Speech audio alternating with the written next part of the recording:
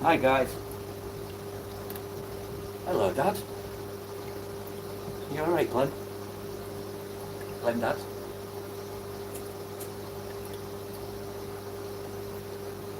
You've been very quiet Glenn. Are you up to no good? I watch. I've got a feeling it's going to be, well, we've got to get past Holland, but I always said it's going to be an England-Spain final. That was my prediction, and I'm going to stick to it.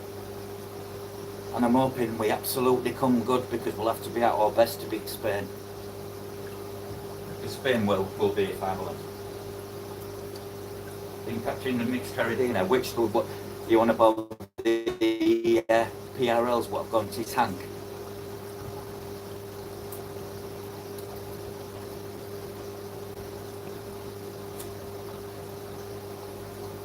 The little buggers, them shrimp. What they do, they climb over the sponge filter, by the way. This bit of sponge you have in that breeder box, they actually climb over it, Glenn, so it makes no difference how small or small you do it. The downside as well to that is the sponge clogs up in the outlet.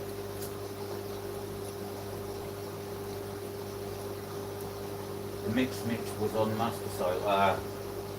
Right, okay. Changing all off master soil.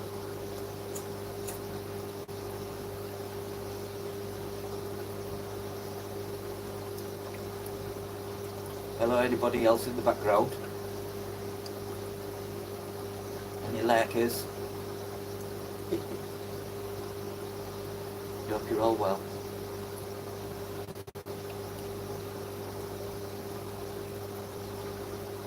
How long?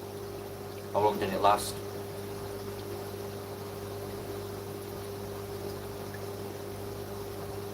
Caused a lot of problems, that. I think we used to big it up.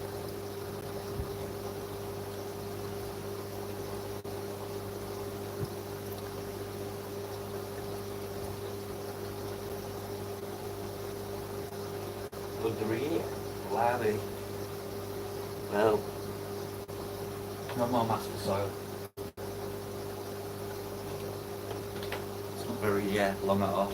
You don't want to be having to reset after a year, not even a year.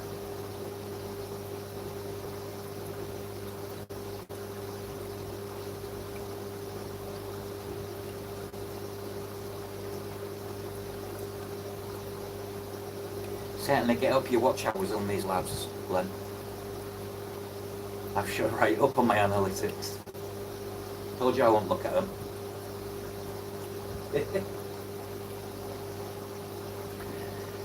Shall I feed them some GB colour granules again?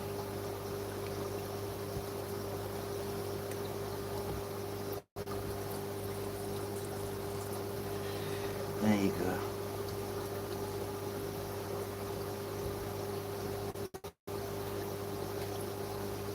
Oh, you did one earlier.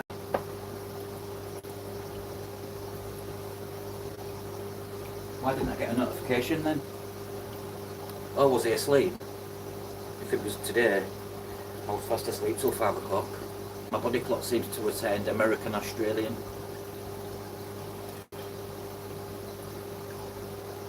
But I just enjoy watching other people's lives, because I like to see how people do things. It's like right now, I've got, that's my hard water, but all nice and full ready. Just mixing it nicely. This is my soft water. That's hard water, but as you can see, it's got RO going into it. And I've got leaves in it. That's my soft water tanks. And then after they're done, I'll empty that, clean it out, and then I'll fill it up with RO and dummy shrimps.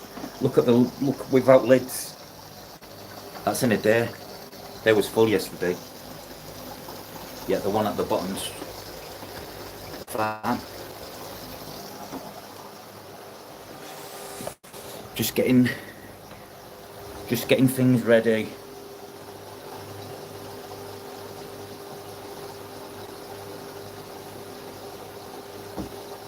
Got put my big fan on. Made a difference, one of them big floor fans. Room's a bit cooler.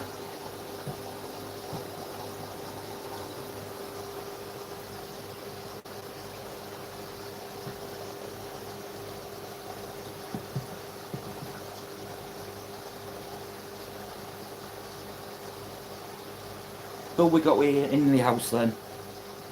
Hello. Hello.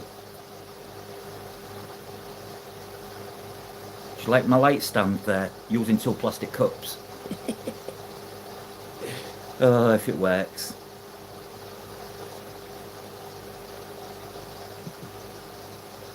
So you up to anything else, Glenn? Any other plans? I've just fed all the fish and rounded up the latest rainbow fish eggs. So I've set a breeder box up because the number of fry I'm getting. I've got yellow forktails, by the way, which will look nice in your tank. Aha, you know what I got coming, do I? You know my memories, Brad. If you told me yesterday, I won't remember. Yeah, trying to secure some frogs. Which species?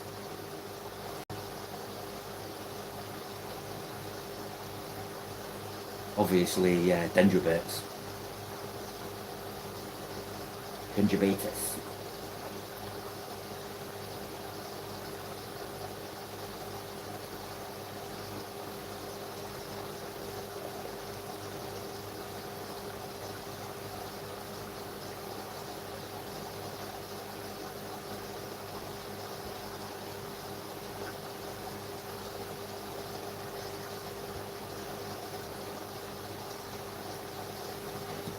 Good day, God. Hope you're okay. Hope you're good, well and healthy. Secret, but bigger than the Santa Isabel's. Oh. Ah. Nice. You've been after them for a while.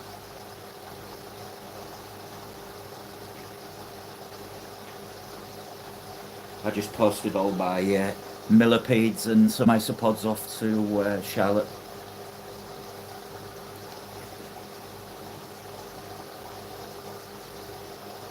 Not before me was after, but close. Ah, okay.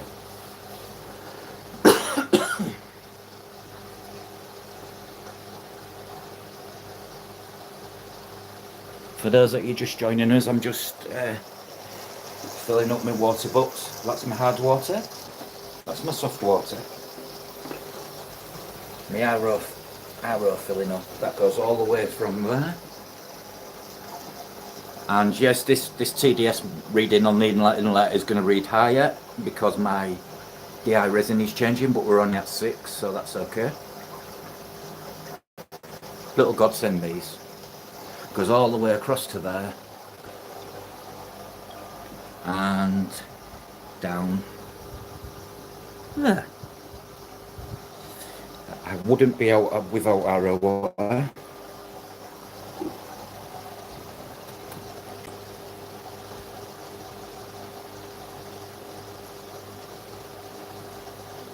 And they're only about 14 miles away. Ah, that's not bad then, is it? On your doorstep, really. 14 miles isn't far. I'm sure your back can manage 14 miles there and back. Well, 28 miles. 28-mile round trip. You'll know it's a long trip. To Americans just stroll in the backyard.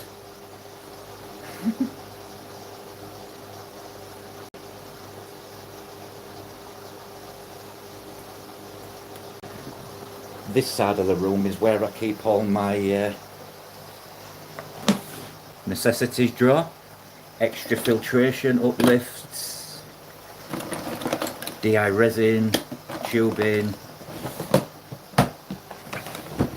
more tubing. I use, for airline, I use 4mm irrigation line. It doesn't slide off unlike silicone, and it doesn't go yellow and horrible. It lasts a lot longer. There's a little tip for you. Just normal 4mm air irrigation. No, water irrigation. Sorry. But I use it for airline. because it's like for 30 metres I paid £6, which I think's bargain. So I'm slowly replacing all the silicone tubing around the room to the black. You just get more life out of it, and I need to replace all the taps because they're clogged up from just general bits what the air system pumps through the and gathers up.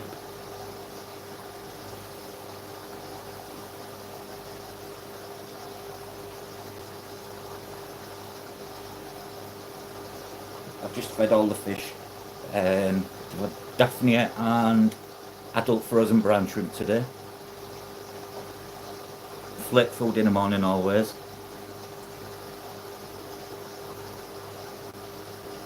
My fish do like good flake food, but it has to be good flake food.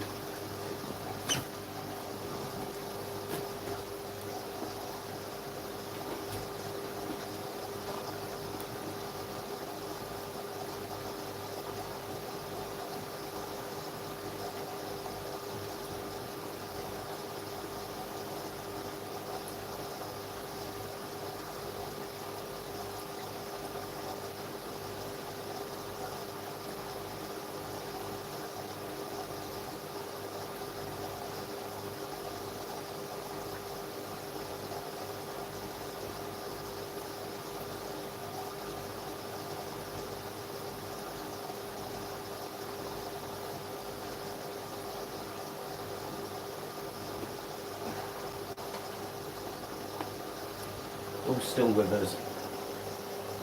I'm interrupting the van, you know. I've just been to get a drink. Let's go on the rainbows. This is slowly becoming my favourite tank.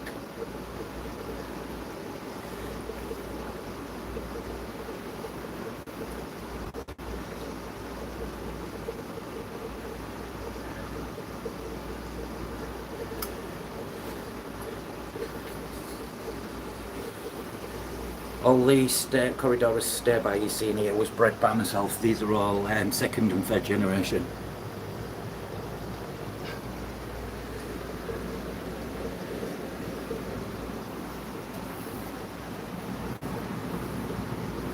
There's my Malleeway Crebensis female. When she's in full bloom, that full belly on the bottom is pure purple. Crebensis Pelvochromis Pulcher Malleeway.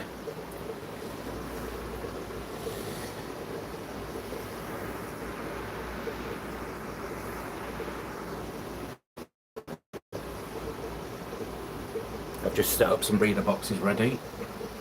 See, I have the same as Craig. They're the best breeder boxes there is then. They're the generic as this one's from Temu. Rather than paying £30, I paid £14, but the more you buy, the cheaper they become. Gotta love Temu.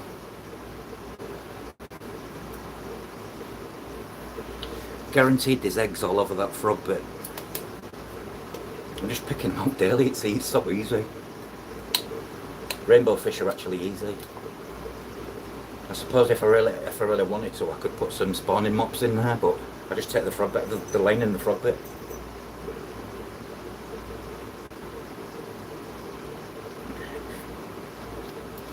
I've got some Amanos in here and some blue velvets somewhere. Blue velvet being Neo Caridina. And the filtration on this tank's a generic brand hop filter, and then just to polish the water and move the water, I have two custom made power heads just to agitate the surface. Sorry, I'm getting interrupted by this little. Say hello to YouTube. Millie. Millie. Millie. Say hello to YouTube. Come on, you little monkey. Come on.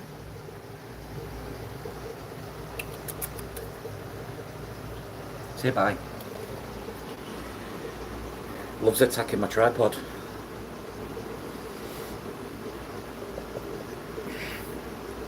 Hello, anybody new joining us? It's not just me, is it? I wish I had this tank in my room though, not on the landing. But this tank that I'm building the tortoise in new enclosure for downstairs, and it's in one of the tanks above. So the tortoise is getting moved downstairs, and this tank's getting turned into another one of these. Most definitely.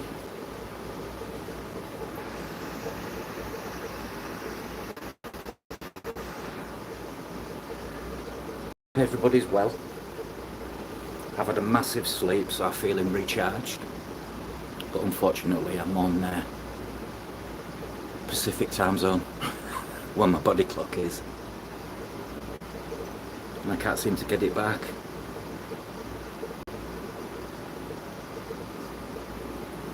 Get off. Wait.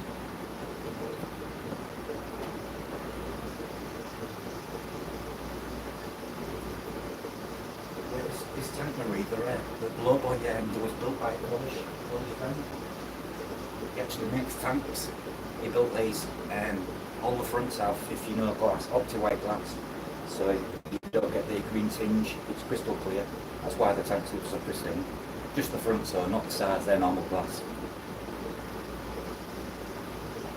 Hello, don't worry about it.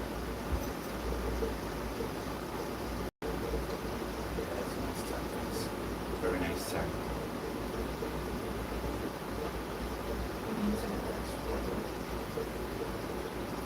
This is all rainbow fish, barring the Corridorus starebite and the African cubensis.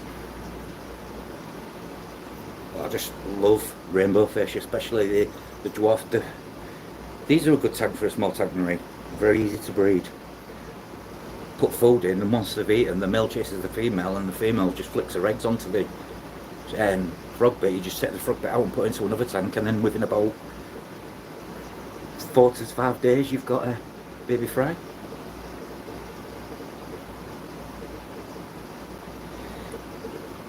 Eduardo.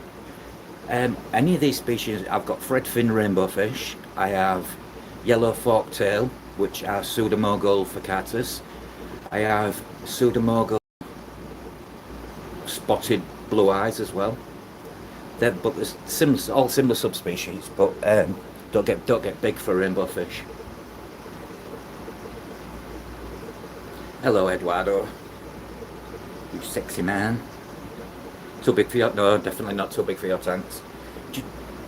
Looking at this tank, right, what would you guess the litre is of this tank is?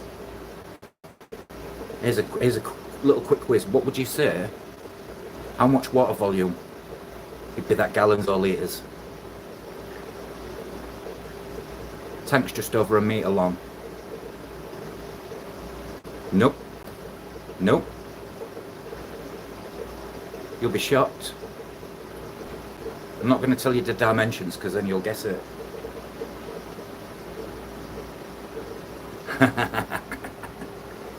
Okay, I'm going to tell you. There's actually only 80 litres in that tank.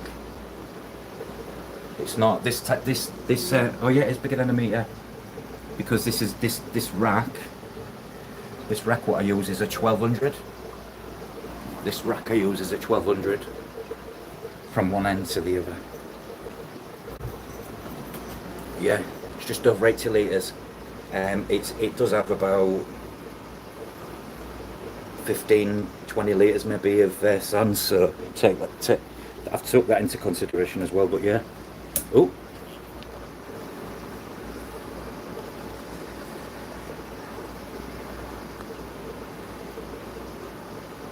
Well, if I want to be thinking, it's 87 litres, 28 centimetres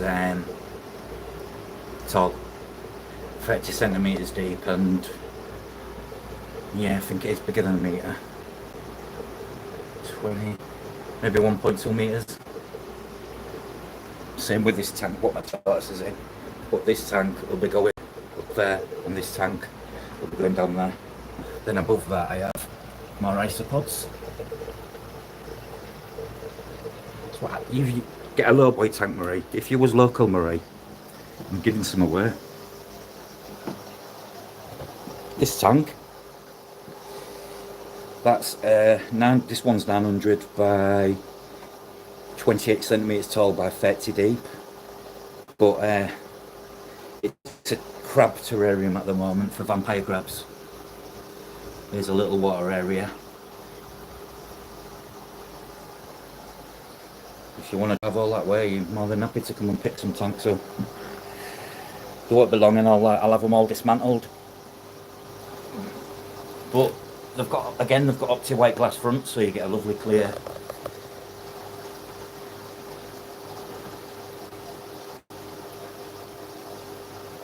No, I'll drive up Rob. So it would be just to assume it is as long as Marie's tongue, man. Correct.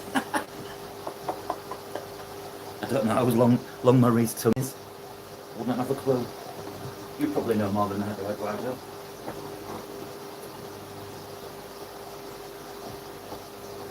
Yeah, the reason I don't want to keep the tanks, Marie, is because I don't want big tanks set up. I need fry. They're too big for fry. But they're amazing tanks to scape. Oh, right, okay.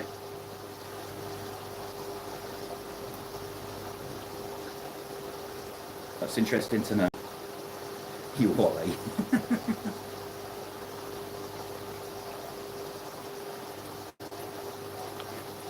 But yeah, Marie, they're very similar to these tanks.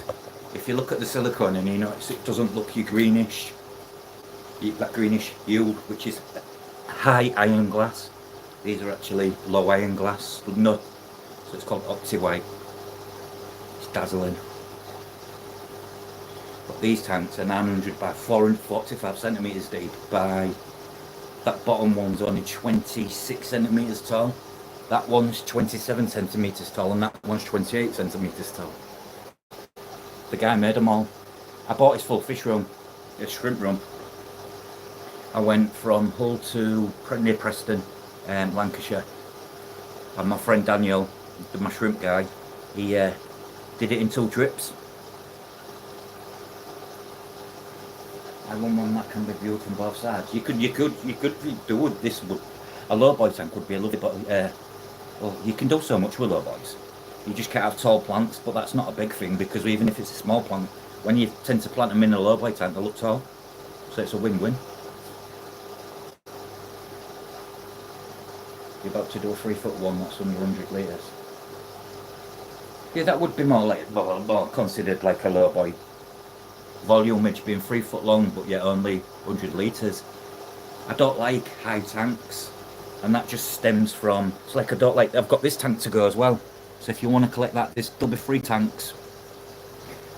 That's 45 cube, that 55 litres. I need it gone. I need the crebensis gone as well. They are in there somewhere. If I can find them. Start doing what Craig does. Get the old thing off the tripod. There's one female. She needs a new home. Yeah. So you get the seamless like ADA tank, ADA nature tanks. Oh, I love a clear seam. I have this one. I've got an acrylic tank made, but it's made with XT German grade. It's actual German grade, and it's like there's the odd bubble, but other than that, there's no seams. This is an acrylic tank. This is 45 by 40 by 30.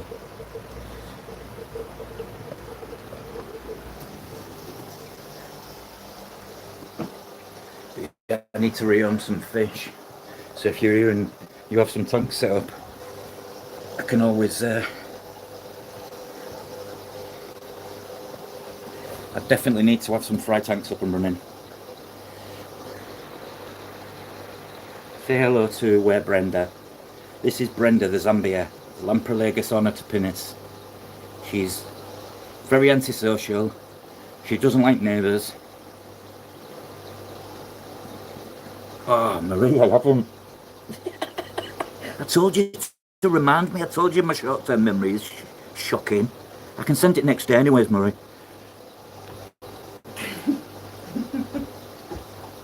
Hi, Brenda. Hello, anyone I'm missing out. I don't mean to, but I have to read the chat off my TV. I'm special. I have my tank on my TV now, on the wall. There's all my shrimp posters. That was once my dream shrimp. No, it isn't a rumour, and you need to get it undone soon. And that's these type of posters help me identify and learn patterns, because that's just red and white ones. All them shrimp are from the same genetics.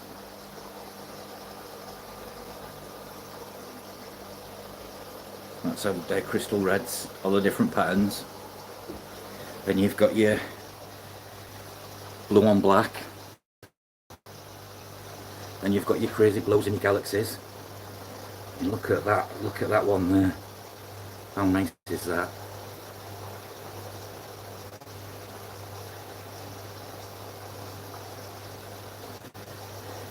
But for me, that's the creme de la creme. That's a deep ocean blue. And then you get all your wild funky types like these. There's all these yet in the hobby to come out in the UK.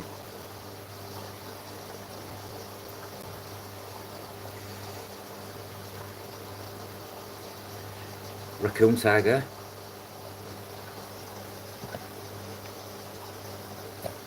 Right, I'm done.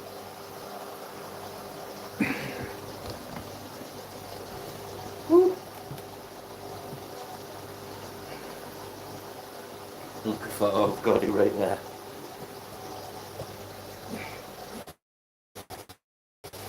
That's better. This here, this is my waste bucket, and what I do, all the tanks it's on wheels.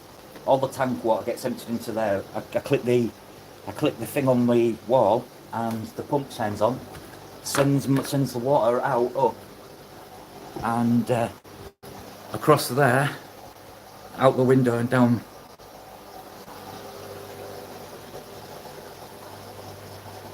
Just makes life easy.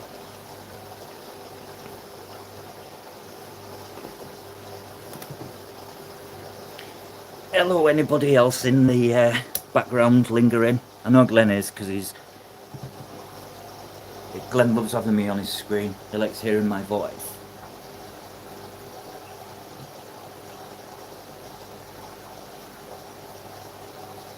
But yeah, that's on wheels. I've nearly filled my buckets of water up. I do 2 water changes a week. I do it in 2 halves, because African shellies tend to need a big water change, especially for breeding.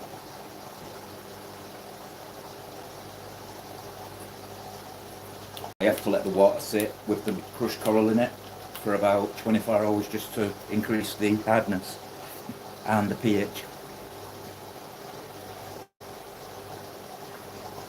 So I'm doing, setting my water up. I say it tomorrow, Glenn, but I might do it tonight. But then I only did day before yesterday. What light have you fitted?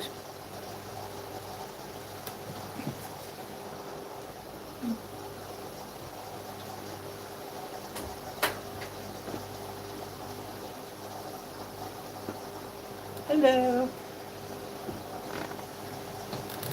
I like this format like Craig does, where the cameras, but I wish I had the space what Craig had. Craig has so much space, I'm so jealous. Oh, the things you could do with all that space.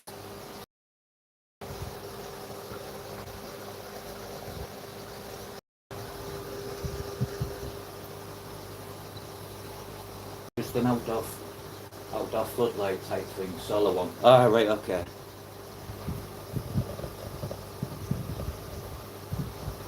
Got you now. He's going to swap the S20 charges, bad boy. No worries, Marie.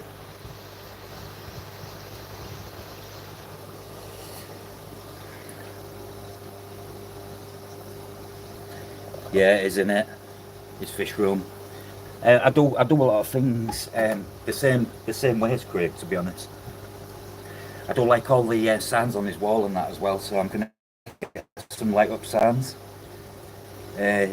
Fish related ones, obviously.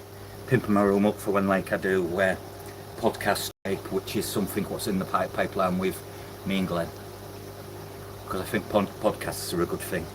Podcast tape. So I'm just setting things up at the moment and trying to find an area where I can sit with a PC and whatnot.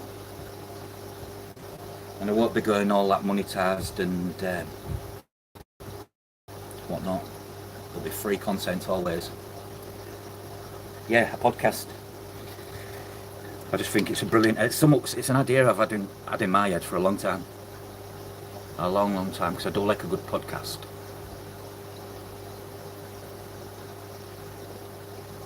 If you love your hobby, that's why I love the hobby. That's why, Eduardo, I enjoy doing water changes. I like making my tanks look pristine. Love it.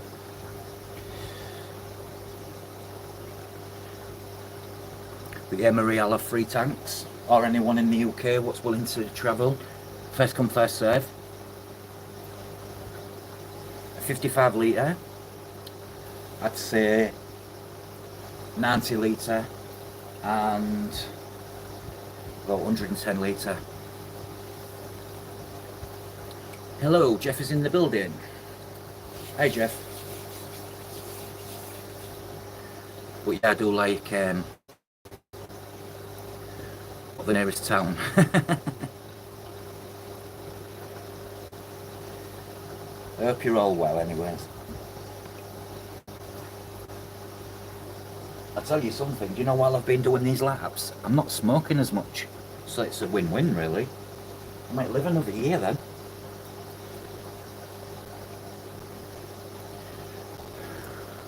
Ah, Hull, yeah, Hull. East Yorkshire, Marie. But if you was for you, Marie, to travel, it's a blooming long way. Ah, God, seen the Only Fools and Horses.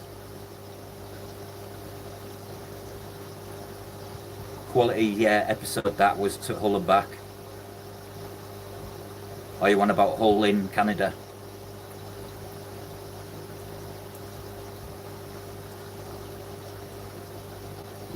How are you going to get the tanks back on the coach? He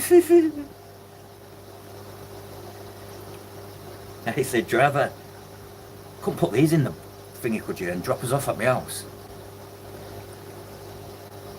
Ah, yes, you got the reference.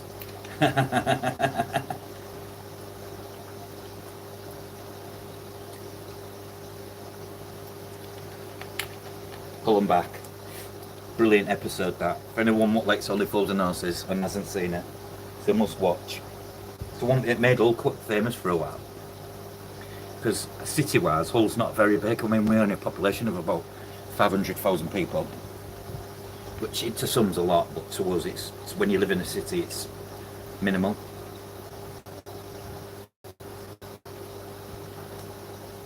I would drive. We had our van one year, and all like camping ones. Oh, could have put it to really good use. But yeah, if you're willing to drive, you can have them. Because Cryptic Glen. Because I've no purpose for them. I could fill them up, but then I'd just be making more work for myself. I need small tanks. Like, I'm only talking 30 litres, so like probably 5-gallon tanks.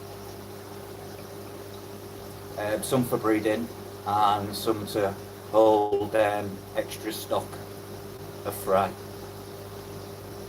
Oh God, you know, we was on about Julie de Crumbs last night. I've been watching them closely.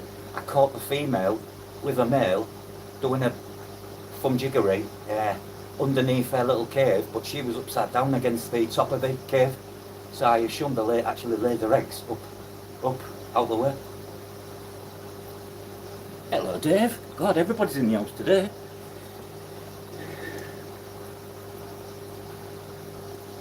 Hope you're well, Dave, mate.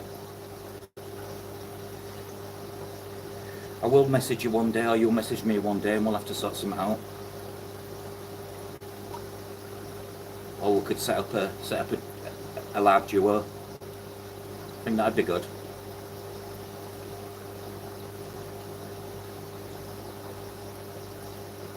Yeah, I never thought to look. God, how bad's that? I'm a bad keeper. Never thought to look. I didn't see the Julie de Crumbs Kipley I do the business. And I've always been, I know for a fact there's females in there and males, just from the size of the body and just the way females look compared to a male, which if you know, you know.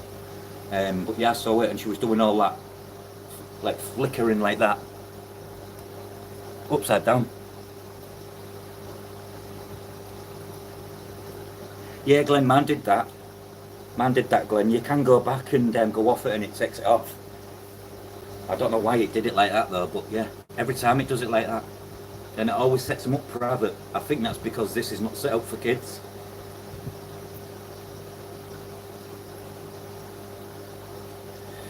Has anyone got any new fish today?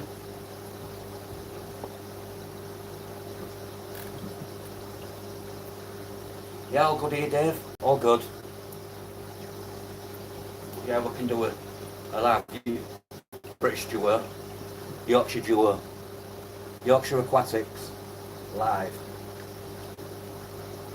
Yeah, I know, Dave, they are. There's yellowtail congos in there as well, and Brachypelmus longer penis is the other tetras. They're all African. These are all African species. It's what I get for going to Wharf Aquatics.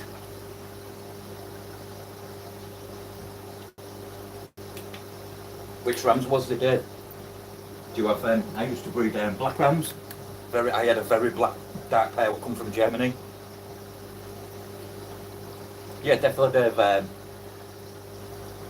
I'll contact your thingy page and we'll work it out.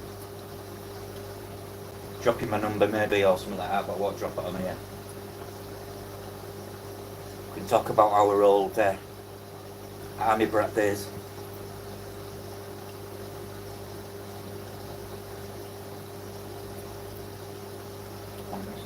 Ran out of time. I meant to pick up killifish. Oh, I saw you thinking regarding the killifish. Is that why you couldn't get to it? So it was closed? That's not good. German blood, I've been looking for some black rams. Trop calves, I got one once, but when they first came I wasn't impressed with how dark it was. But after 6 months they went full black. And it was from Tropco. £20 delivery, but to look for the right fish I don't think that's too bad. And they're sent properly with a actual licensed fish courier.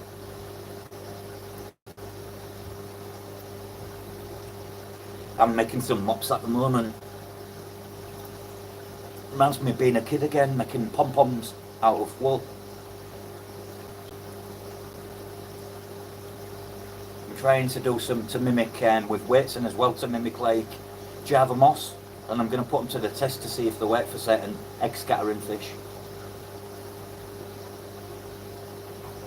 I like killifish. You've got a snow white pleco, Glenn?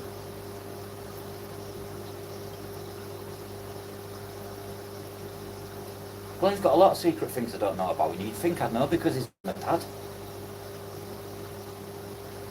And dads tell their sons everything. Cheers, Dad. But yeah, I'm making some mops out of a fan of wool to try and mimic a Java type moss. So, but these will have like a fish safe weight type, probably a rock, and I'll drop them in. Been learning a few little tricks watching Craig and how he does some of the spawning, so I'm going to get on that. I wish he was my dad. I'd get some inheritance then. For those of you that have just recently joined, as I say, I thought I'd go live and do a little bit of, I'm just filling my water. These are actually £20 bins, 150 litres. That's hard water. When that all goes through, you see that little white thing down there? That's a dechlorinator. And it's also my tap water is filtered, triple filtered outside. And then I've got this one filling up with arrow water. Nice, soft, yummy. I always add, everybody knows what these are. Always add them to your water change because it gives it a kick start. Another little tip for you, just something I've learned what's working. Just them little extra details what work. What I like about my RO system, once it's full, once that float's full, that flickers and clicks and it starts going tick, tick, tick, tick, tick, tick. And then I need to shut it off. But it was worth every penny of that. Back to the Congos. I got some black rams from Israel. Oh, nice fish from Israel, God. My fish that was imported for Canada, they did fall too aggressive with each other. I've had it happen to me with normal phase ones. You know, your normal wild type rams. I started with normal. You can get a really. People say they're a placid. They can be, but again, you can get one male. I had a trio, and it turned out it's 2 male, 1 female, and that male destroyed half of the fish. You get some funky from that. Short black ram, mated with a gold ram. Short gold black rams.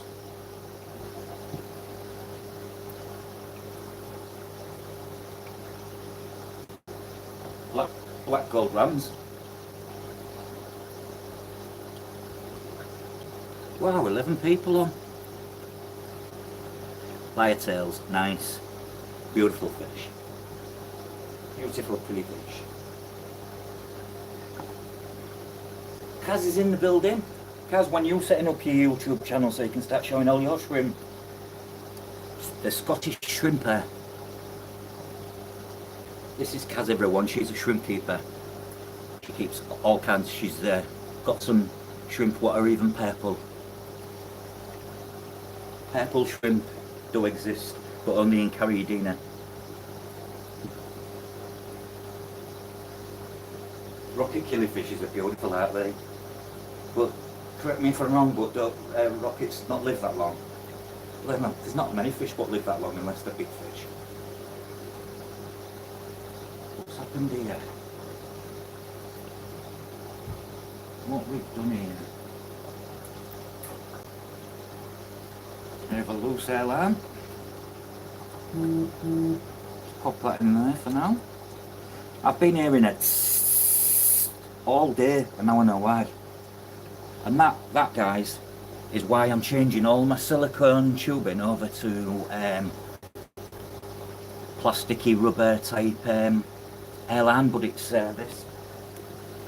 actually water irrigation for the pipe. But it does. This stuff just looks like black tubing. It's flexible and that. But I'm replacing everything with, slowly but surely, rather than do it all at once, I'm just doing a bit each day because I can't overdo myself. Oh, what else you got, Kaz?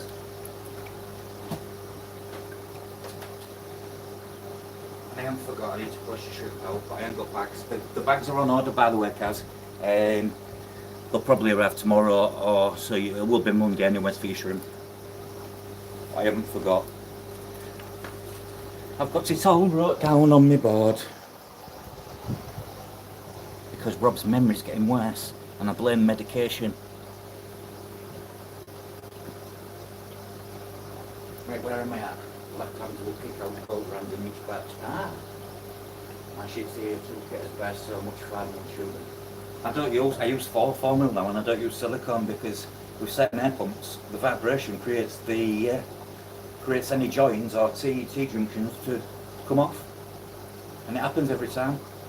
The Yugo Kamashi silicone tubing you get does it with all mine. Oh, you got more purple. She should Marie, because she's got some nice shrimp. She's got shrimp off me.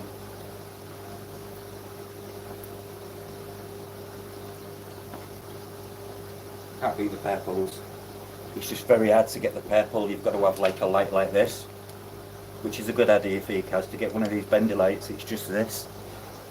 It's just one of these, but it's sunlight, and it has a fan built in it so it don't get overheat. But if you want to get true colours out of fish or shrimp, like look at the blue on that. But if I turn the light off, oh no, it don't dull down.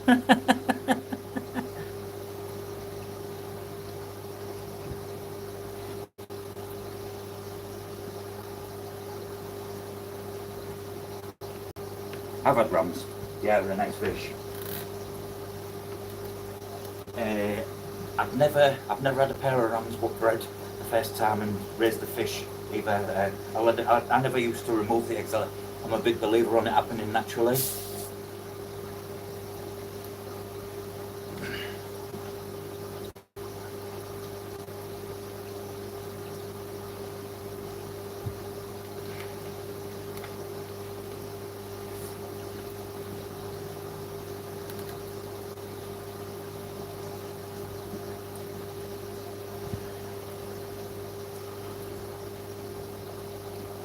Do a little food frenzy. Watch these go. I could feed these all day, every day.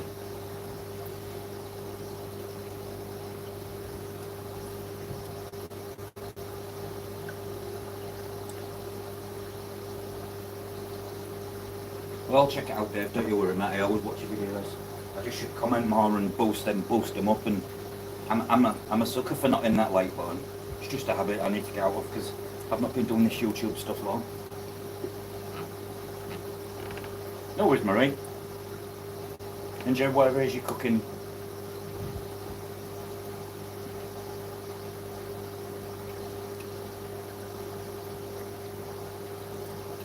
You'll have to send me the picture, Kat. You've got to be right on it to get the purple though, because as much as the purple shrimp, they do look black, but in the red light, they're actually metallic purple.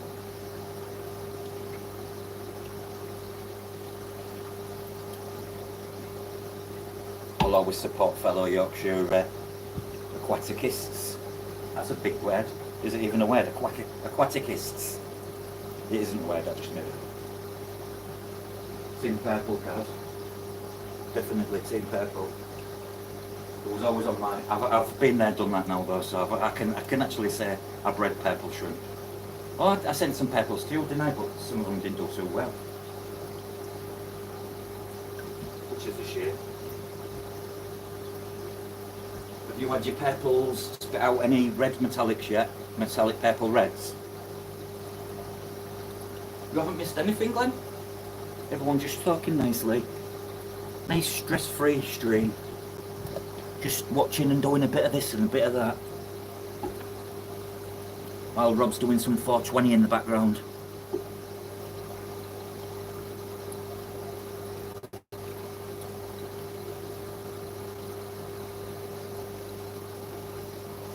Good pork chops. I love a good pork chop. Pork chops and an onion gravy, mashed potatoes, and a Yorkshire pudding. Oh, maybe some veg if I'm feeling veggie. And now I'm hungry.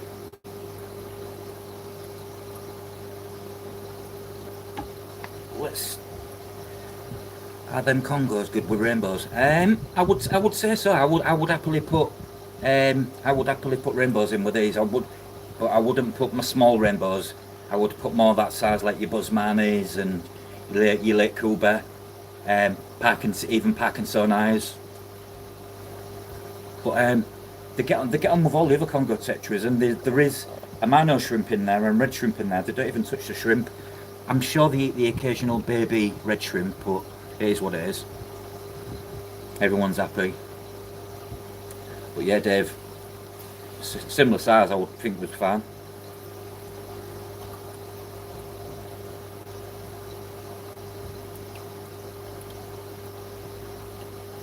But yeah, see, you've got with blue rainbows, they get along great. Nice combination. Look at the colour on that. Can you imagine that with a Bosmani in full bloom?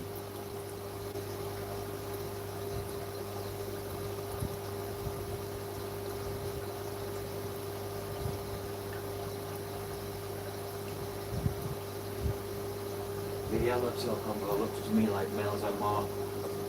Yeah, and there is, that's good you should say that, God, because some have got a lot more yellow into the back than the others. I've only got 6 of them, but there is that difference. And I'm looking at one now, when it, even from above almost, it looks like a yellow tinge, whereas the others don't have it. Oh no, sorry, yeah, that one has it. That's 1, 2. I'm wondering to think if they're males and the ones without it are female. You'd think I'd look, wouldn't you?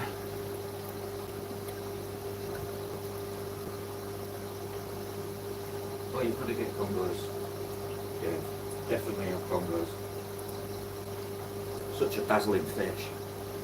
Get over to Wharf, they've got all sorts of African ones. Wharf's probably closer to you than it is me. 2 hours it takes us to get there.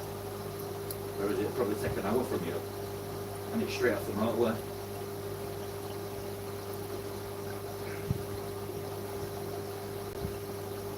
Two males, yeah, 3 females possibly. And they do behave different to the other Congos as well, I should say. So be interesting. I can actually get some more. I want some more of them. But yeah, I never thought to look at the extra, but I've always wondered why there is 2. What I've got actually, if you looked from the fish from above, just in front of their eyes, they look yellow, but the others don't have it. But you can't see it on camera.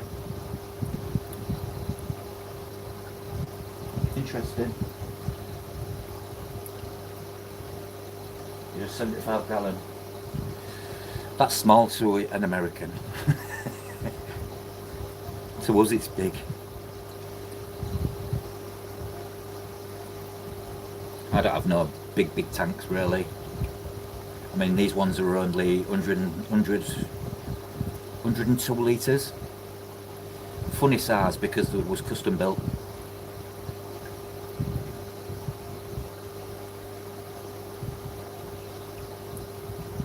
Good diet, I think, and good environment what the fish is in. I think if the fish is truly happy, it'll show its best dress, really. But I'll definitely get some female. But yeah, Congos would go right with your. I personally think so. But I just wanted to keep this all African species tank. It should actually be labelled African tank, but I need to make new labels. My label maker's broke. Dave. How can you not look at them and not like them though? Look. Even them yellowtail ones, look at the colour. They'd almost give like a lavender purple hue.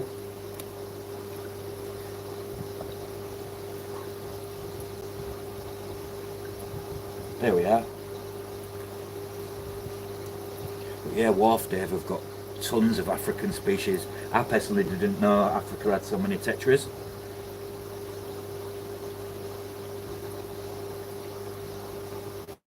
And I'm clued up on fish. I thought I was. But again, all the books you read are so dated this. There's not a lot of books out there up to date. It's all based on old stuff. Yeah, females in there, Eduardo, would get these males fired up. So I will be getting some females, definitely. I can buy from a source to actually ship them rather than go to the shop. But I also want albinos. But then do I mix the albino with the wild type? I don't. Bit debatable, isn't it?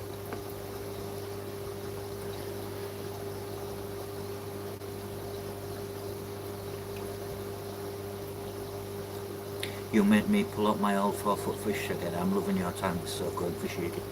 Because you've got to have a nice. You can't do planty nicey with shrimp. You've got to make it like a shrimp tank. But well, you can. But I mean, there is shrimp in here. But this is beside the bed where I sleep. So I watch this in the morning. It's really well. I say in the morning. My mornings now. Here you go, God. That one there. See the yellow in it? Look. The others don't have it. I think you might be right. And the other one shows the same signs as well. It almost looks like it goes across it. There we go. There we are. I think God knows his tetras.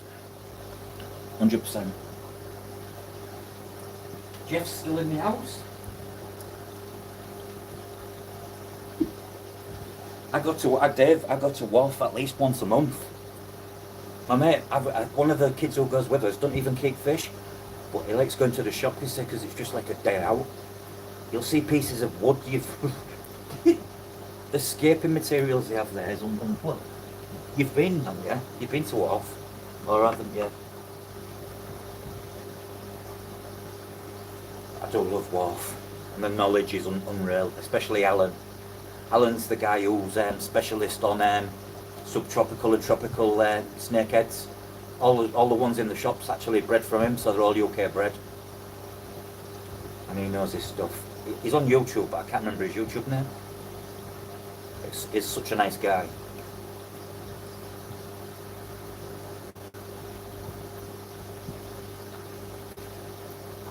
And no matter what section you're in Wharf, there's a guy. If that guy doesn't know, but he's just doing feeds or water changes, he'll say, 1 second, I'll go get so-and-so for you, because he knows the stuff. The guy comes straight away. That to me left a lasting impression. Clem, how many shops do you know what's actually got a dedicated shrimp wall? In the zebra babouti, which I thought was clever, the zebra babouti shrimp, they actually had the zebra ottos in the same tank, so zebra for zebra, and it made them pop. But what a combination, zebra otters with zebra babouti. And you can keep zebra babouti, even though they're caridina, you can keep them in tap water.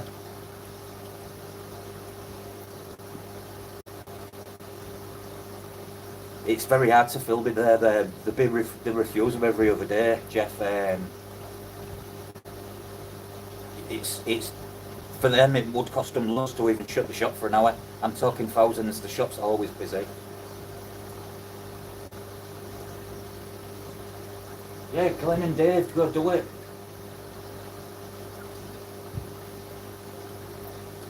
No, Big Fish Lad. Yeah, Big Fish Lad did Wharf, but you've got to accept there'll be people in there, so you can just edit the background noise out and do it. What I would do was film it and talk over it. I'm sure they would then give you the permission. Just show them your YouTube and how many subscribers you've got, because that's what they want to know. But yeah, Wharf are all for promotional things. I always mention Wharf. I mean, I talked to one of the guys at Wharf in private message, and he always say I mentioned your shop. He's always so thankful. No, they don't post from Wharf, guys, and they do dry goods, but not livestock.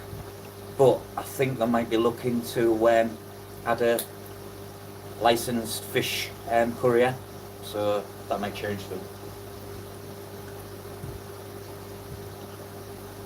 Just when you come down to Woolcars or Hessel, where you're going to see family, go via Derby, just off the motorway, Derby, Nottinghamshire, and then bypass it and then do a trip to Wharf. Yeah, I think that would be the best thing, Glenn. But there's so much to see. You'd need well, you're a tall guy, so you'll be able to see the top tanks, because this tank's 10 foot in this 10 foot in the air with big fish in.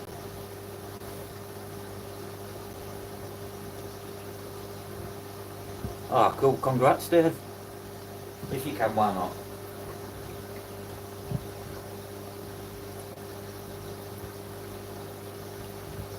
That's good news, that.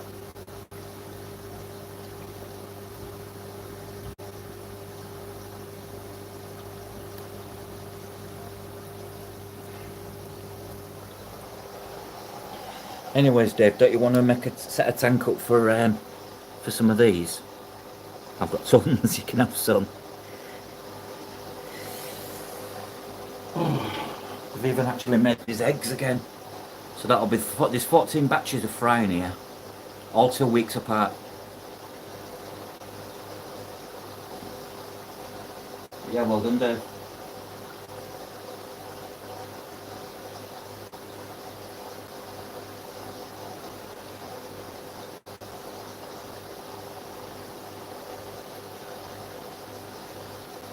Everything's breeding, barring 2 tanks for me. Literally. 2 tanks out of 22. Someone to add another 5 tanks.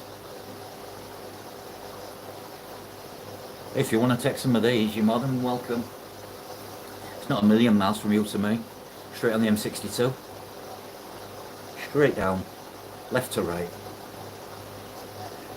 But yeah, you're more than willing to take 20 of these bad boys, but be warned. 20, when they are slow growing. I mean, the first lot in there, what you're seeing are probably 4 months old, so they aren't fast growing. And that's even feeding them on live food.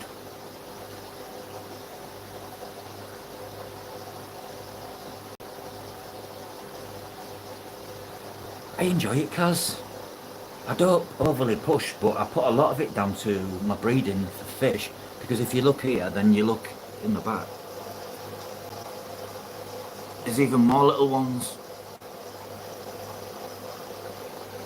And then these tanks down here, that one and that one, the fish was in this tank and these fish bullied them. I put these 2 species into them tanks and they've made their own families. Look.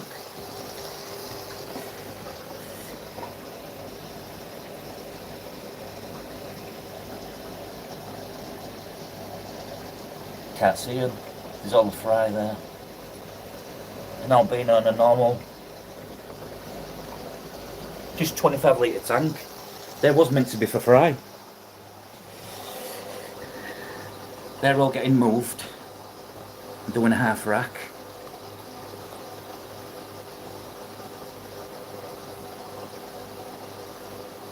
I remember setting that group up, and that's good, that. It took some certainly gained over the last year. I remember us starting it.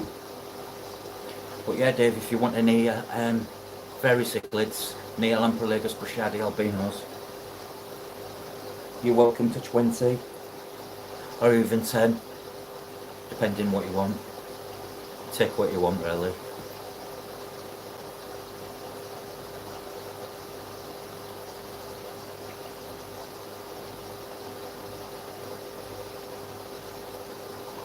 I think at the end of the day, if you're gaining popularity, Dave, I think that it gets noticed and flagged for potential candidates for that reason.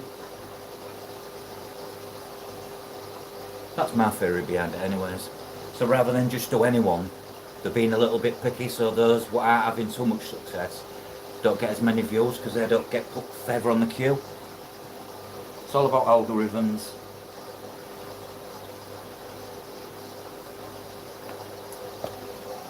Let's go over to a shrimp tank.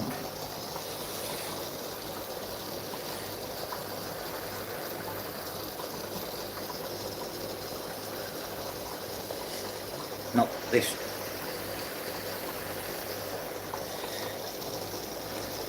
Pop some food in.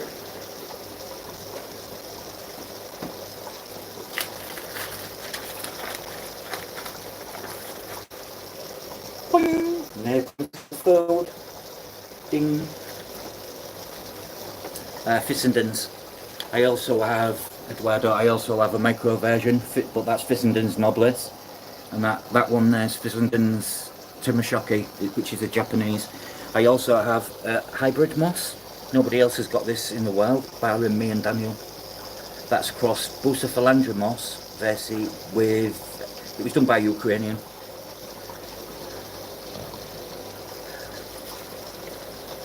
Before the war, then stopped everything.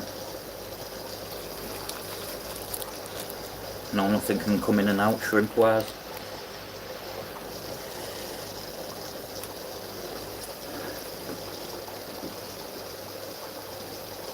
I love some Fissendens.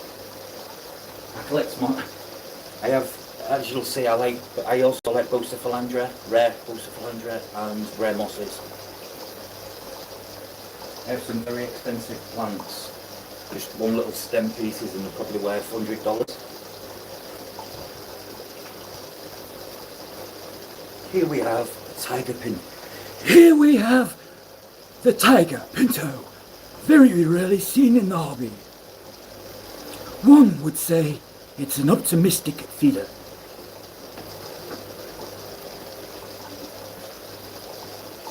So don't you watch out? Yeah, that's what I mean, Glenn. Well, he knows everything, Glenn. Glenn is like an encyclopedia of life.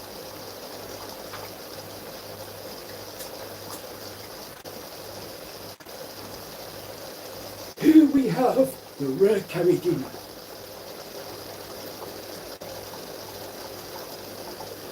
I might be able to do a giveaway, so but Glenn.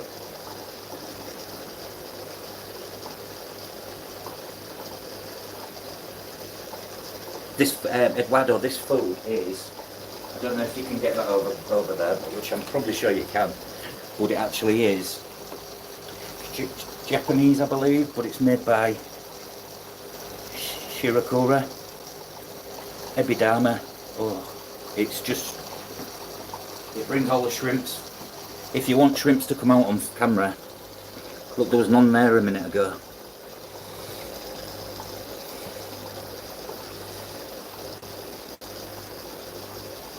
Yeah, congrats on yours as well, Jeff. I forgot to come, I don't think I did. Means you guys are doing well. The camera on this phone is far better than the old phone. But yeah, Eduardo, really good food. It's like shrimp crack. Again, Glenn, why aren't you doing a live thing with you and Dave? And then me and Dave, and then me and you? Let's bring us all together.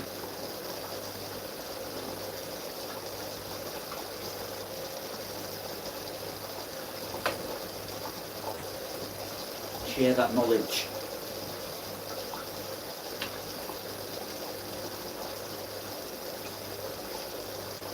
Kudos to you, Glenn. Don't do memberships. Not that I'm greedy. I personally donate enough to charity a month on my bank account, so I'll save my money.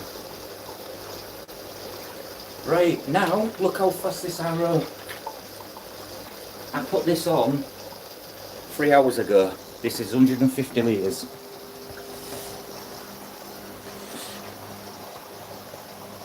And it's done. What you do, you unplug that turns the booster off. Then you turn the stop valve off, and that's it done. Arrow is now off. Back to the shrimp.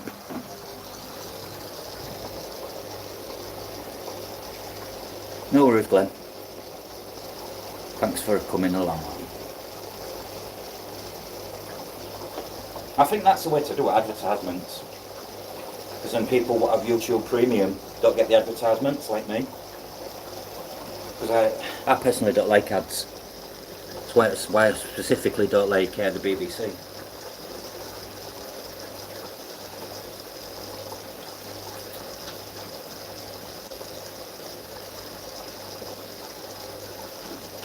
This is my mixed tank. Does the picture look alright to you guys? What's the quality like? Can you guys easily make out the colours of the shrimp?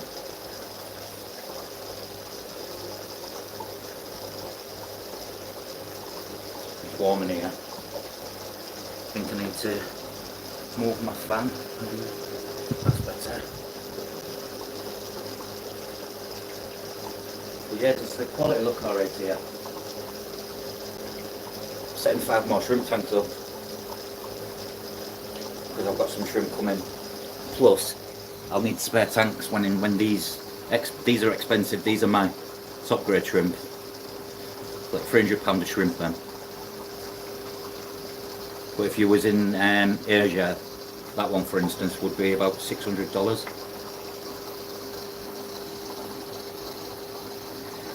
We're all guilty of it, Kaz. I've done it myself. And then I fitted stopcocks to everything.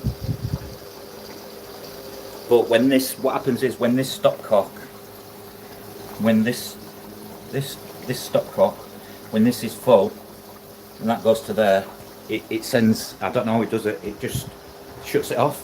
And then what it does, my arrow system back flushes, So it cleans itself out after every use. It's a great system.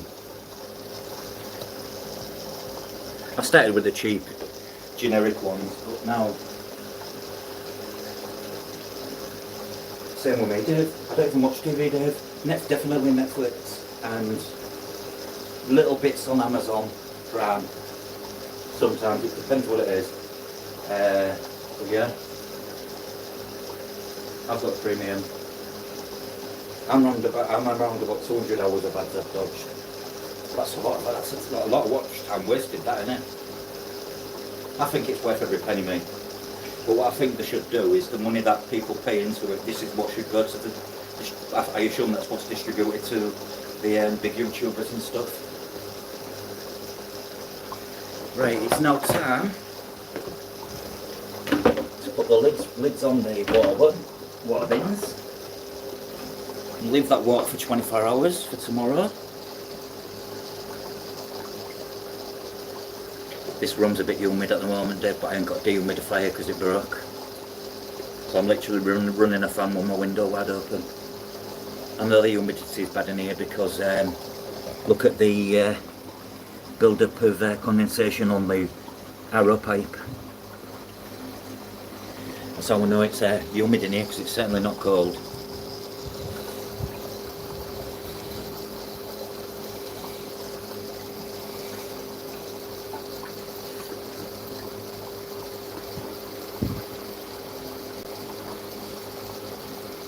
Man's kind of an auto water change. All they have to do is turn 10 valves on tanks to empty and fill. I wish you didn't even have to do that and I could just say water change. Alexa, water change. That'd be awesome.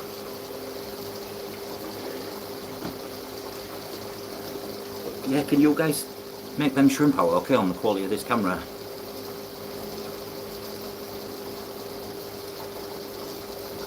Yeah, you won't cut, yeah. That's what I mean, that's how you know it's very humid.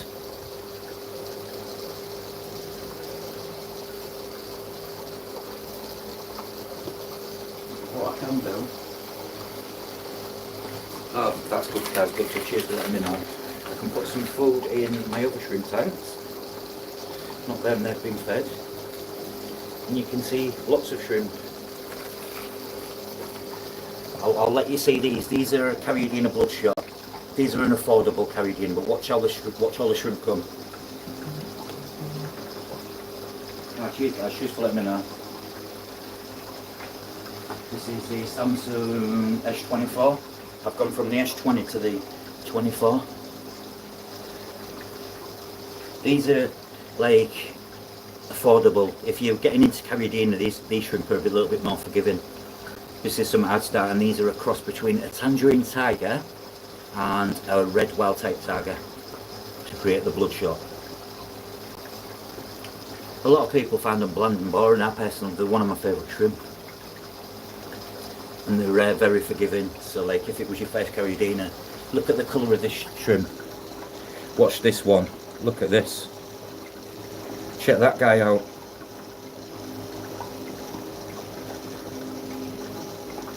Check that guy out, it's a female. You can tell it's a female because it's got the bended belly underneath. If you make out it's not straight, males are straight, females are round. Look at that, it's like a rusty red and blue. Orange eye. I don't know. Might be a new shrimp. Almost looks purple. I won't even know what to call it. I mean, I have a chart here. There is this one. When I found it. Not that one. Where is it? Where are we at?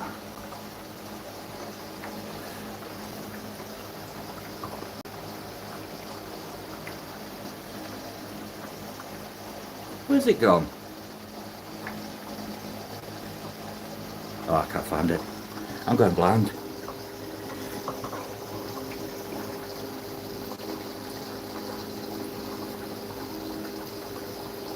No, it's a mud shrimp, that.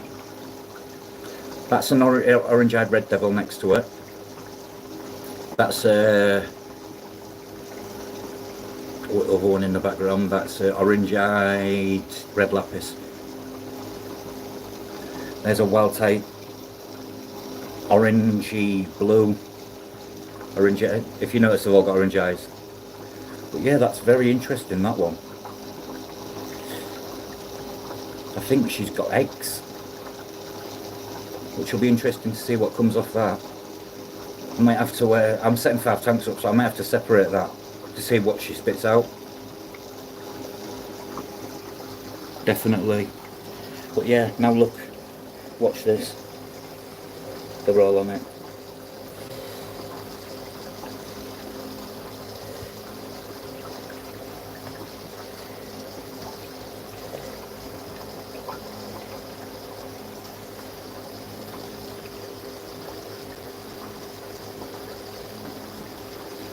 I might do, Kaz. I might do. There's Keith in the building. Sorry if I've missed anyone.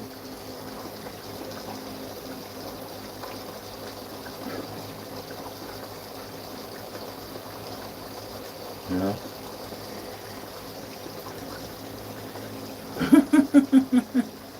I'm gonna say it, it's not Keith.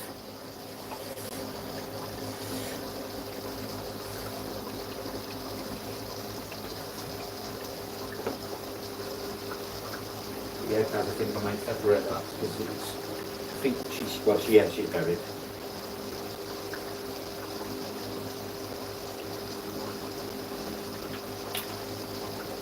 It's sidelining all your names, you know. Now we've got Kaz, Shane, David, if he's been told off, Eduardo. The basic Eduardo, these are basic shrimp. Basic carry, a good starting carriadina. The breed an awful lot as well. An awful lot. I mean, you can see some with few eggs.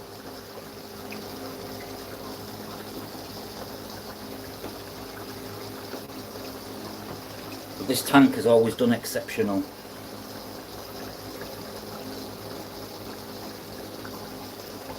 But from next week I'll be able to show all my tanks on the floor because I have tanks literally on the bottom shelves. Not a good idea. Not if I want to stream, because bending over and even doing maintenance on them's a pain in the backside.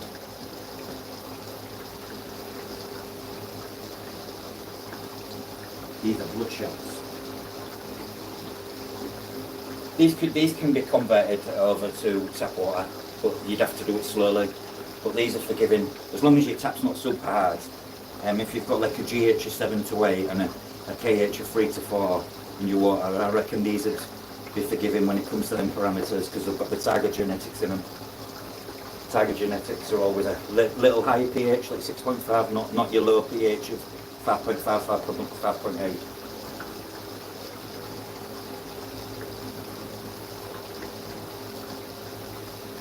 $100% no, Shane. It'd be an expensive meal. Definitely not. Angels are cichlids. Cichlids and shrimp do not mix. Do you know what, guys? I've said that red shrimp. There's actually 2. Watch this. Look. Look at that. What the hell? It's got, that one's got like a tiger skates. Look at that. I think that's a female as well. I think a blue tiger. Look, I had blue orange-eyed tiger in here, bred with the red devil, and I think this is the outcome. Because these are second generation. This is why I like carriadina, Dave. You can do rusty rods. Well, that's what I was trying to find, Shane. There is the rusty red. But these aren't like that. This one's full rusty red and one's got like that. One's like that. You can see the tiger at the bottom. Tiger stripes. Where's this one? You can't. I mean, there's a tiger there. Yeah, did you know orange-eyed shrimp are bland?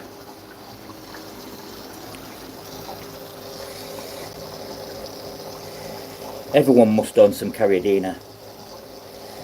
They're not really a challenge, but the outcome, what they give mixing I'm separating them, Kaz. Yeah, well, let's call it Rusty Rob's. Rusty Rob's Reds.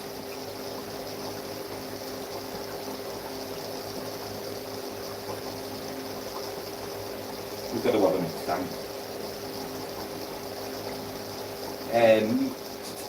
Mixed shrimp tend to be cheaper. A lot of people tend to call them cold.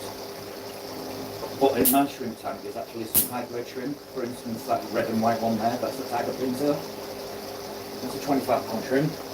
Not that I'd sell it for £25. That one there.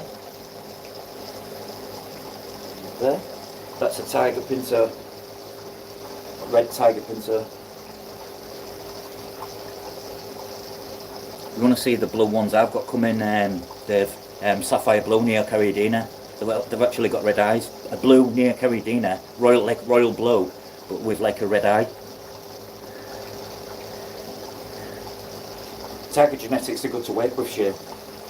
You can do a lot with tigers. A lot.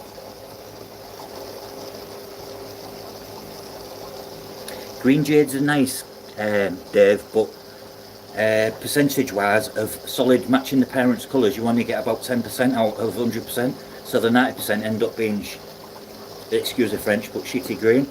And it's not even green, it's more like a brown. Green jades is not a recommendation, especially if you have to cull all the time. But that said, you can sell the culls cheap. But why should you pay all that money for green jades and have to sell them for cheap? It's what I tried myself, and I'm quite a selective breeder. I'm always in the shrimp tanks taking shrimp out what don't make it to put shrimp in here. But green jades made me have to work hard.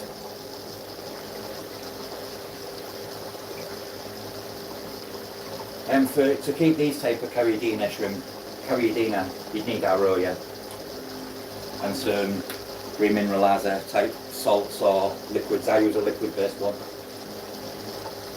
which gets me the GH of 5, KH of 0, because the active soil buffers the KH out of the water anyways.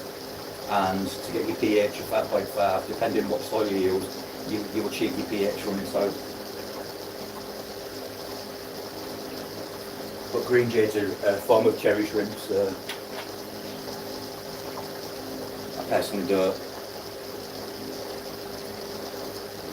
Although I do know a guy who's got some lovely ones, who's on Facebook. I can put you on to him. He posts, but he does it well.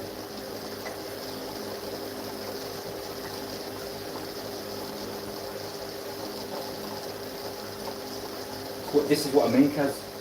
You pay for a green shrimp and then what turns up is a brown looking shrimp. And then you get rubbish greens from greens. All you need Caridina do well with tapwash here. A lot of your wild type tiger Caridina, that's wild type Caridina, not like fancy tigers. Tangerine tigers you can, raccoon tigers you can keep in tap water. Orange eye blue tigers you can keep in tap water, but that tap water would only technically have to be about GH of 8, KH of 4 and a pH of about 6.5.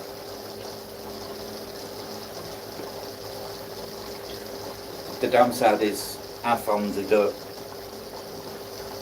me personally, that my tigers always bred better and as I keep all my Caridina. pH is 6 to 6.5.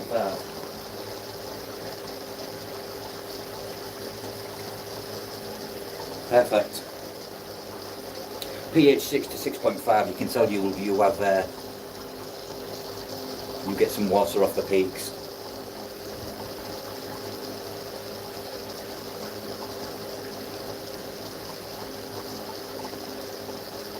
Oh no, that was Shane, sorry.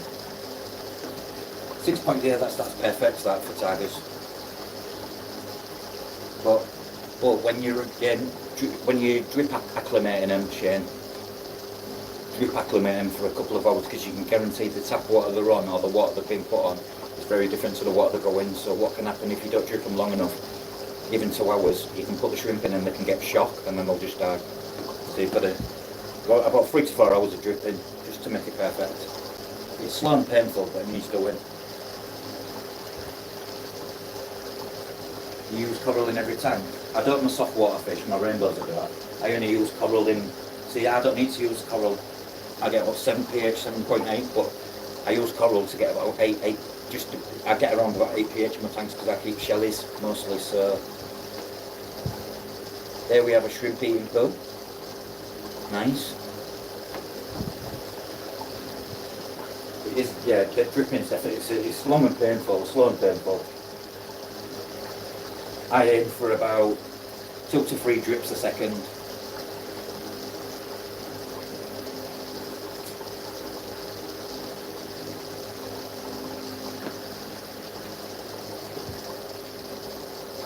Right, Elfish, what's your name so I remember it from now on? Because I don't want to keep calling you Elfish. Sounds rude. Let's call you by your name. Not your Sunday name, just your name. Well, Master Aquatics is obviously Eduardo. David. Hello, David. So that's a Dave and a David we have in the house. Is that orange, yellow? Yellow, that big one. Yeah, that's these ones. They're a cross between a crystal black and a tangerine tiger. That's a female. As you can see, she's got eggs. That's a hybrid, basically.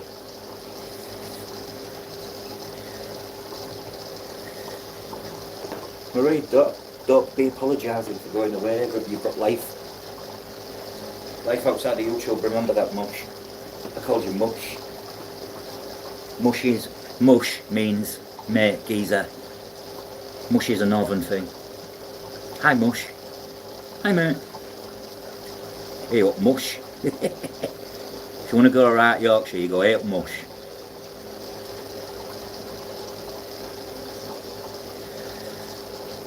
Welcome, everyone. But yeah, those of you that just joined us again, look at these.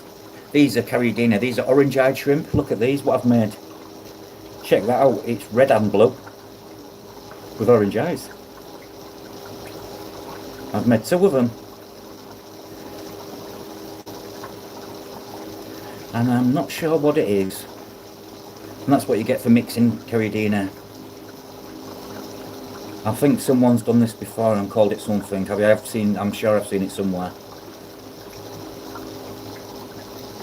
Yeah, it's interesting. This is why, look at that one. It's like a tigery type. Then you've got these. That one came from Kaz on chat. Orange-eyed. She has these available for anyone wanting Caridina. The orange-eyed Calcia. And we have a buried one, Kaz, from you.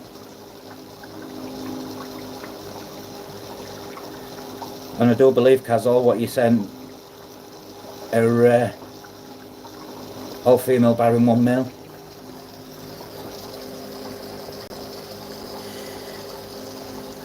But if you start with Caridina, definitely something like this. Exactly, you're right.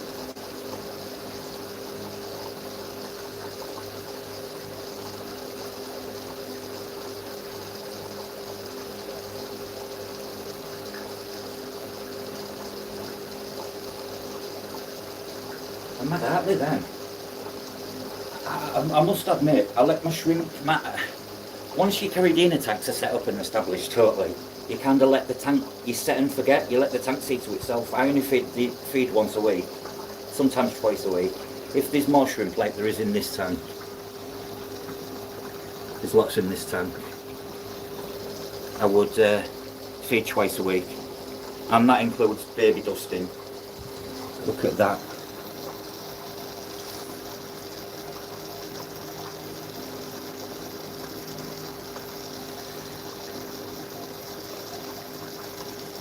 That's a £300 shrimp, guys. I didn't pay that for it because I have friends in high places. That's a boa, Caridina boa. And there's a blue Caridina. A male. No, female, sorry. Oh, you have some high class shrimp, David. I'm going to get you, Dave, sorry. I'm going to get you to sort out a visit to my mate's shrimp farm in Manchester, because Manchester's not that far. He's got 84 tanks of Carriadina, and some of them are like, wow. And his tanks are absolutely chock full. He does all sorts of cherry shrimp as well. He even has green jades, and he has Bloody Marys, royal blue velvets. Kaz buys from him, knows him. Kaz on the chat buys from him. All my shrimp I've got now came through him. So the blue and white, it's nice, isn't it? The blue on the white, isn't it? Once it's freshly malted, look at that. Sorry for the shaky hands, guys. He has some nice shrimp, and all these came from Daniel in Manchester, Prestwich. I wish Daniel was on chat, but Daniel's Polish. His English is, it's okay. I mean, I understand him now, but I've been friends with Daniel now for about 5 years. But he's a top guy. Yeah, they're expensive shrimp then, David. I got 6. For the 6 of them I paid £300. It should have been a lot more. So I'm talking about 2,000 English. I get special deals. For the simple fact, I help him if he can't understand something. I need it translating into basic English so he knows he understands me totally now. He sends me a lot of screenshot messages and I'm like, yeah, they mean this, bro. And he's like, oh, thank you, I get another sale. He looks after you. They're my best. These, Dave, are almost, there's another one. Almost competition grade. People actually do, there is competitions. You can win a lot of money. I mean, I think it's about €2,000 if you come first in set, and they do all the different categories of shrimp as well. And that one's an orange base, although it doesn't look orange. Where you can see cream, that's actually, to my eyes, it's actually peachy orange. And that's a boa as well. So they're blue, and that's orange, a black based orange boa. That's a blue metallic boa. And that's a blue metallic. Where they gone? That one's not as nice as that one. And then there's one at the back there. But these ones, I can't get over this. Look at them. That red there has bred with a blue one like that and produced them clearly. That one's like a red blue and that one's like a burgundy purple. Solid. Because you see the tiger stripes in this one, look. The other one's solid colour. Interesting. And that, my friends, is Carriadina.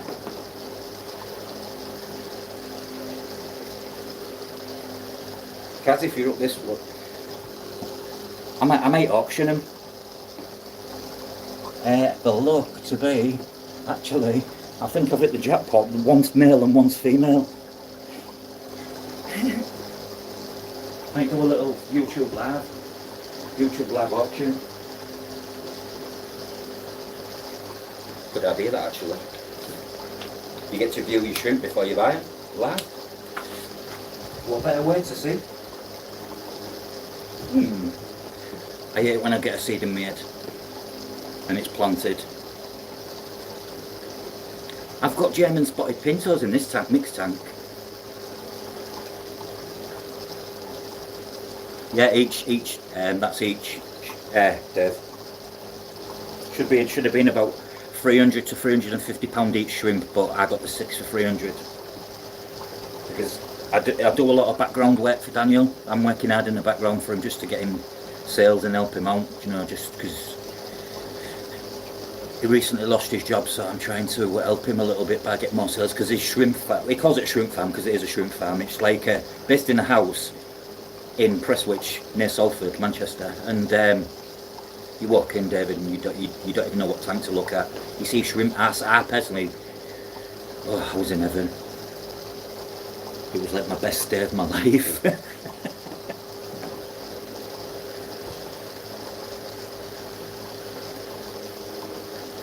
Yeah, I might auction them.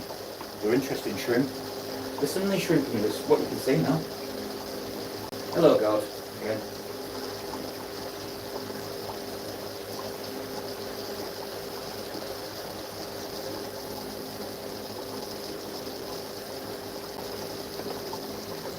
Drip. I will bring cash, show me the products. I'm always loaded with cash when I go there. But Daniel helps me out a lot in the, like I say, I help him out a lot, so it's a case of I've built up a really good friendship. You scratch my back, I'll scratch yours.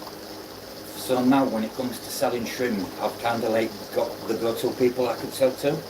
Kaz being one of them. Kaz has bought shrimp off me. Kaz on the chat, she's bought shrimp off me. Glenn's bought shrimp off me.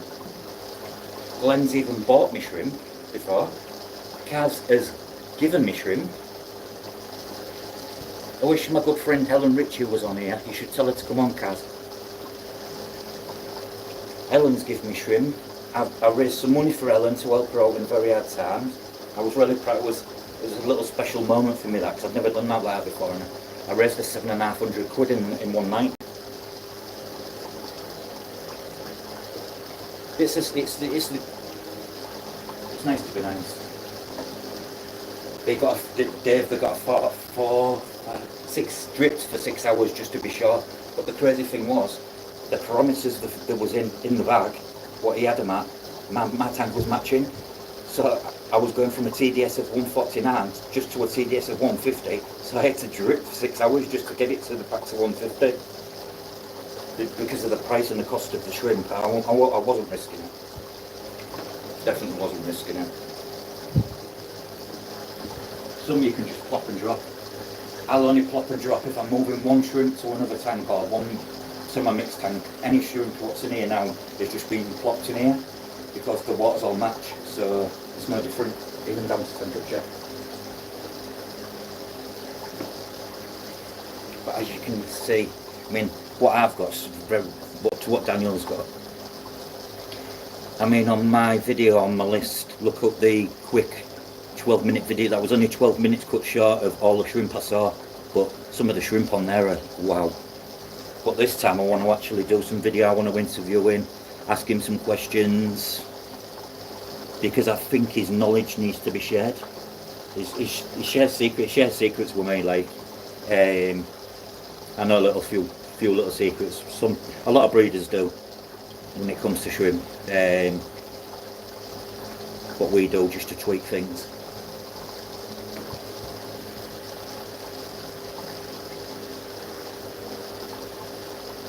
Oh yeah, I've given you shrimp, I know. We're the good ones, Kaz. I consider you as a friend. I consider Glenn as my friend and my dad. I consider Daniel as my friend. I consider Ellen Ritchie as my friend. The ones that I've always stuck around, what have always helped me out, so I've helped them out. I just think it's nice to be nice, you know? There's enough crap what goes on in this world and in the hobbies. Because not every apple is a nice apple. But we move on, don't we?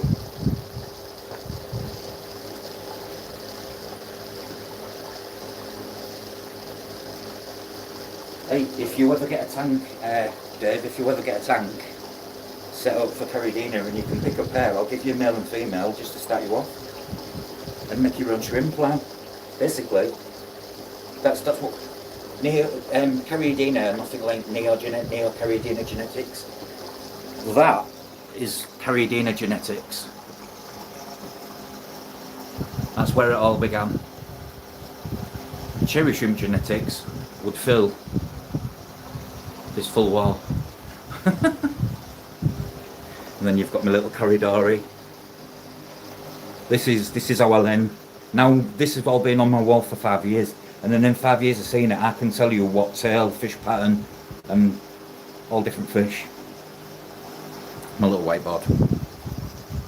I even have a real beetle. It's not live.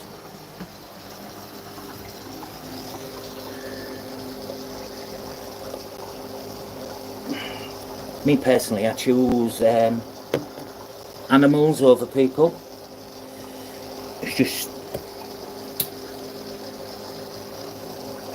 Animals don't answer you back, do they?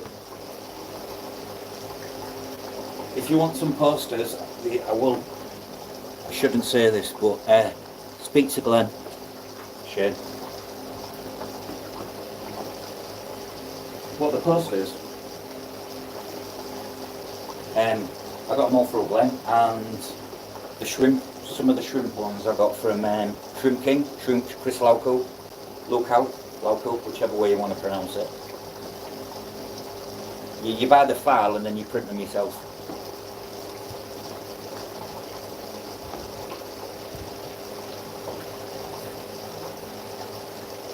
Otherwise you will never get a shrimp poster. Oh, did you poster from Glenn? Do you know the good thing about the posters? I don't really look and read at them, but I did. But since I have been doing it religiously, I can't know all the shrimp off by heart. Kind of like, I'm one of them, if I see, I visually learn over writing it down or reading it.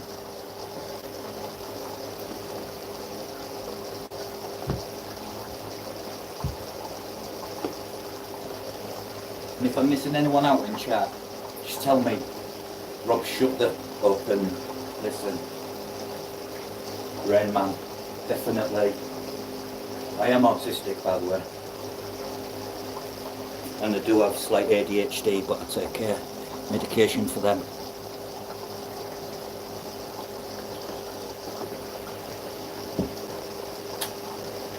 Because I can flip from one conversation, as you found out, to another in a heartbeat. I can turn one conversation into 10. That's the ADHD in me. Sorry guys, I'm just getting some juice. Because I've been going that long, the charge had gone. I didn't think 10 people would stick around. Do you know when I do these, I only ever expect to get 1 or 2 people, and I'm cool with that. Because I'll still talk. When you get like even 10, it's and the old chat, it makes things so much better. Because we all learn off each other, literally.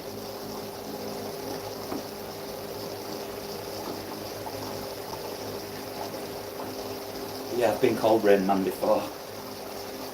I'm always the go-to guy that get, if we do any pub, we'll go out for a family get-together and there's a quiz or something going on, they're like, you're on my team, Rob.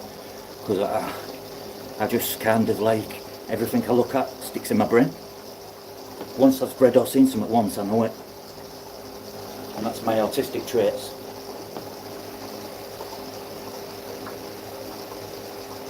Same combos.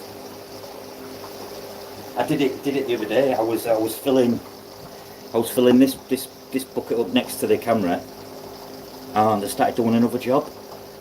Well, the other job I was doing was to fill up my no, I don't know where it's gone. My squirty bottle for my terrariums to spray them on my tortoise, and not only did I flood that, but I overfilled the bin and all the carpet, so I had to get my wet and dry over, and I spent an hour trying, and unfortunately a little bit went through the ceiling, but the wife hasn't seen, so keep it secret. The white paint wet's now yellow, like you can see where the joist is. But I'm going to go over it when she's out.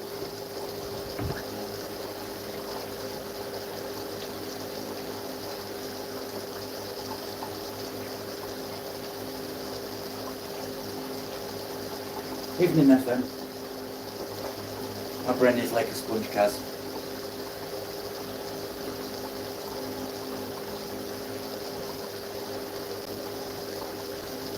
The UK element.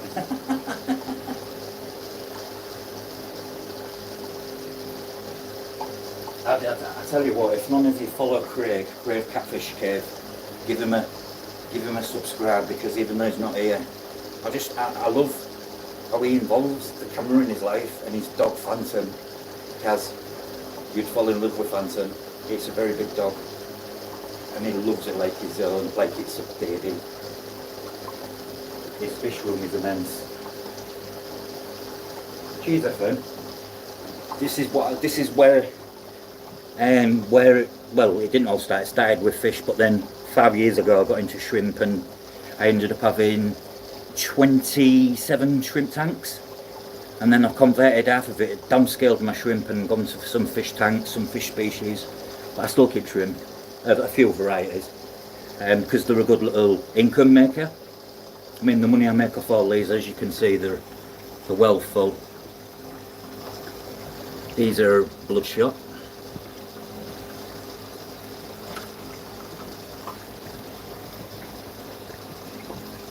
Collar floaties.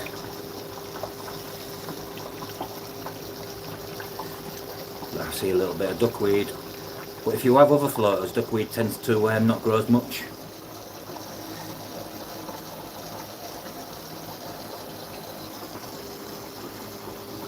None of you will have seen that moss before. I'll give 10 English pounds to anyone that can tell me what moss that is. You will not get it. Actually, Kaz might.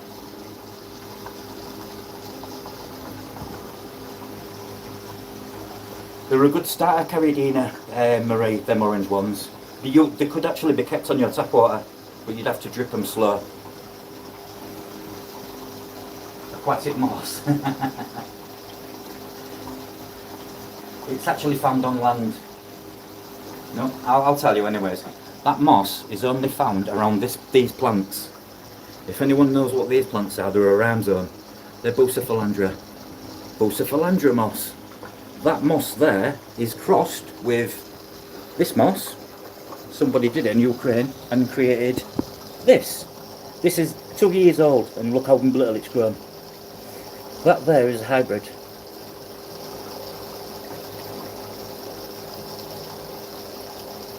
Daft little piece like that, and I won't even know what it's worth.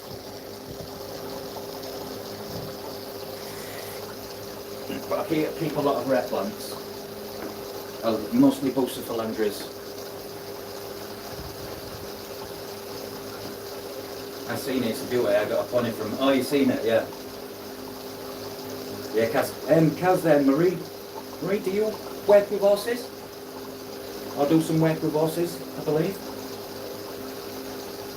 Isn't it mad how we all in the hobby, the aquatic hobby, all have a lot of similar traits when it comes to other hobbies and things we enjoy. Animals being one of them.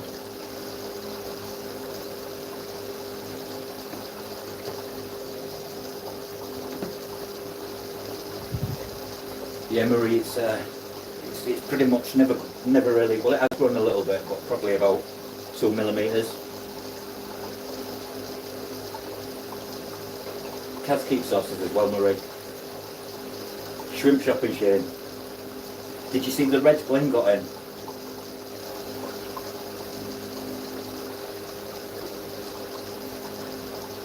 My friend Daniel put a post on the Facebook shrimp group for near Caridina, what he's selling. He's got Bloody Marys, green jades, blue velvets, and yellow golden backs.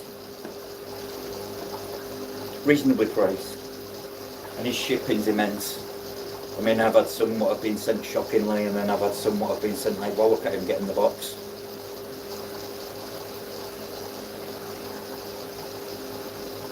One of my fair shrimp was snowballs.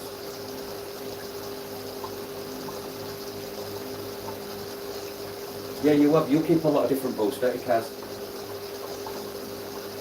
That's what I'm trying to turn my room into, Dave, like a jungle. I've started adding live plants. I have pothos growing outside, I have pothos growing inside. I've got pothos in every tank. I just want it to grow everywhere in my room. Literally, so when I wake up, I'm like in Peru. Spent 3 months in the jungle. I do lost some wet. All that sweat. The humidity is immense in the jungle. But I was looking at some actual fish. You can do a trip from the UK to Peru. It's around £3,000. You get so much percentage off your shipping back for the fish you've caught, and you get excursions, and you pay for your boat and your flight and your transition flight from. I think you fly to Bogota and then you go somewhere in Peru. love to do something like that, but I don't think I could handle the jungle. When it comes to heat, I absolutely melt. I'm your typical white British man. When it's sunny, I'm like, oh, it's too hot. It's only 26 degrees. Yeah, he's on Facebook. The UK Shrimp Fanatics Glenn's group on Facebook. Daniel Christoph Szymanek. You'll see his post. He's Polish, but his English is okay. If you have any problems and you need to speak to him, let me know and I'll get him to message you. That's exactly where it is too, Perugia. Don't know where we are, but all the way, but it's near £3 grand. Yeah, you get a percentage off your shipping to ship your fish, and your fish get quarantined for up to a month in a fish farm. So they'll all be dewormed and whatnot and parasitic treated.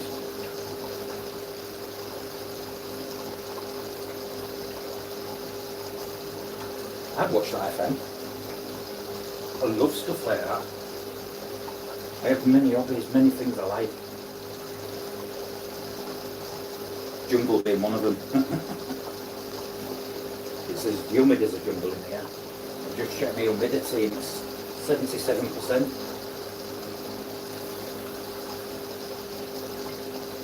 Brown-headed flag monkey. Nice, man. Once in a lifetime things like that.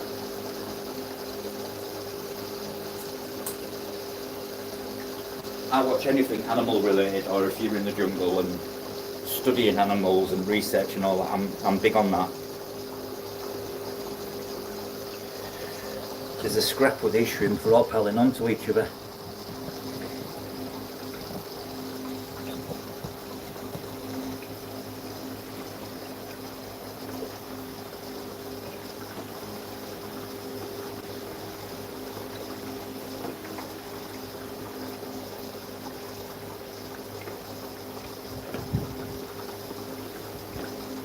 For those of you that want to see an expensive shrimp, there you go.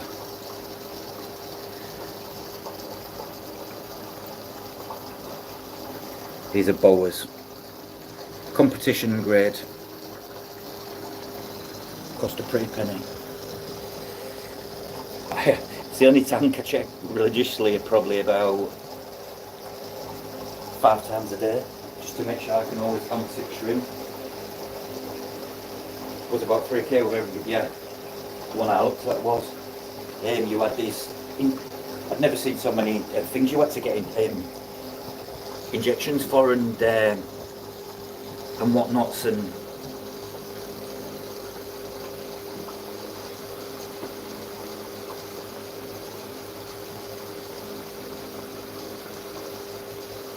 years ago, FM 20 years ago, I bet you was a handsome man, wasn't you?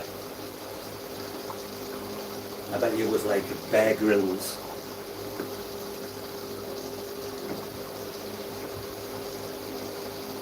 They're the best shrimp, they are insane. Yeah, they're a competition, Dave. There will be, my plan is to make some even nicer ones from them parents.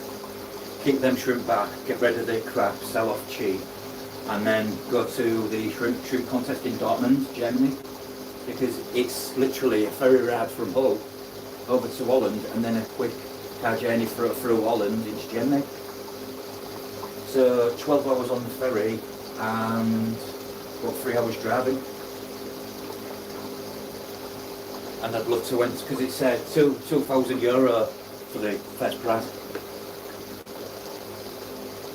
And Germany being Germany, it's not just a shrimp competition, it's a whole aquatic, it's like aquashella.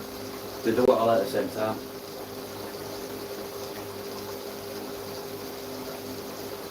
How's your house? What's for like a 5?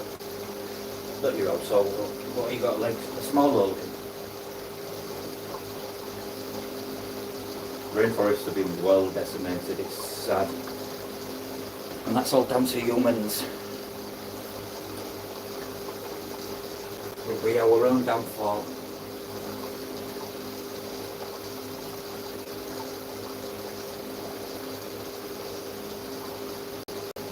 Now you can get the ferry from Hull to Rotterdam. You go from Rotterdam to Dortmund.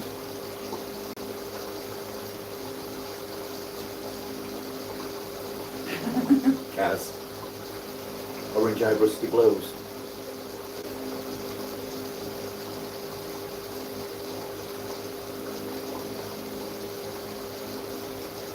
Just make sure your parameters are on point and drip them slowly. And you should be alright. Because what size tank is it, Shane? Try not to go too small. You want to be looking around about 40, 55 litre-ish. The smaller the tank, the harder to keep the parameters. And then your shrimp tell you that. Because shrimp tell you a lot about our tanks. If you don't see shrimp activity, always check your tank out. And try not to put your hands in the tank at all. Orange eyed rusty blues though, Shane. I don't think they're cheap. It's like a top grade of blue tiger, orange eyed blue tiger. The wild's being destroyed, not just the rainforest. Trying to rectify it, aren't we, but don't know always where. Thissendens.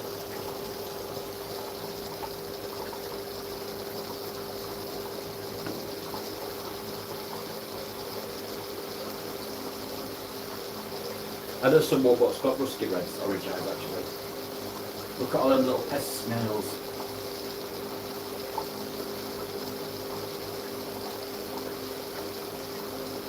Oh, it's wait till the damage is already done to the world. It's only going one way. What fix things we've already broken. Again, I like talking about stuff like that. It's another thing I'm big into. Nature and the world and the earth. It's important, really.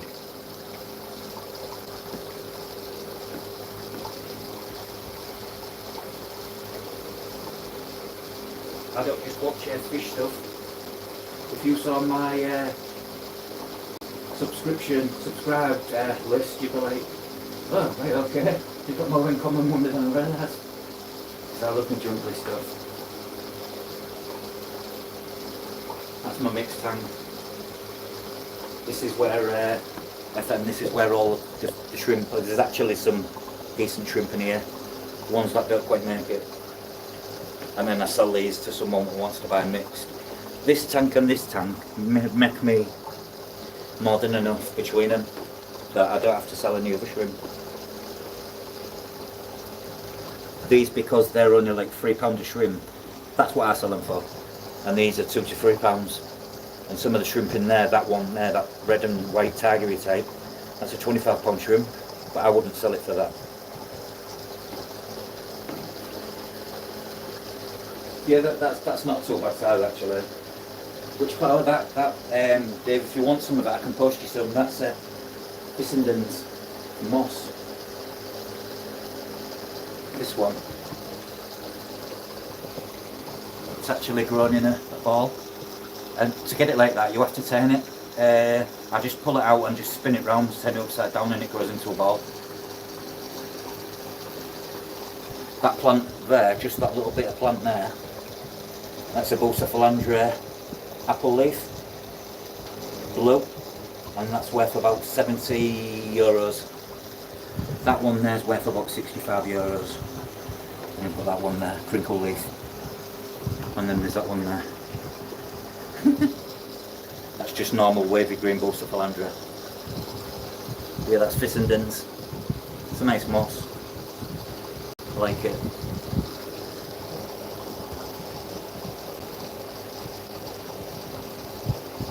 I sent Marie some. Yeah, no worries, Shane. I could pass you on to Daniel anyways. If you're stuck with trying to understand what it says, just let me know and I'll... Yeah, I do post them, yeah. All properly as well. All polystyrene boxed up. I don't use heat packs because heat packs for shrimp are dangerous. Carried in a shrimp can tolerate low temperatures, but they cannot tolerate high temperatures.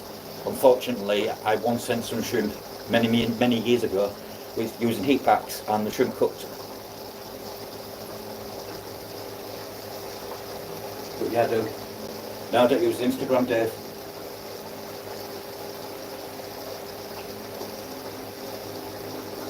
I should do really. Everyone's on Instagram, aren't they? I only really use Facebook and YouTube and WhatsApp. But yeah, FMR. I ship shrimp all the time. So there's a few people in the house if Glenn's not here. Kaz, I've shipped shrimp to Kaz. I've got some to ship on Monday to Kaz.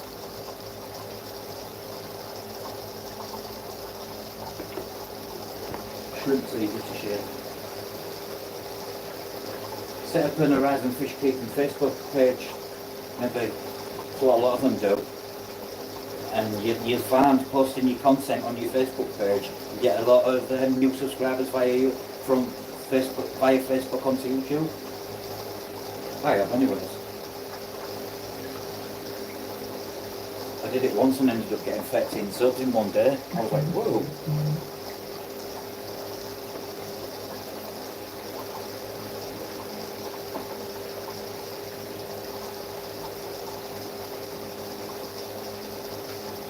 We've all made that mistake, but I did the same with the canary.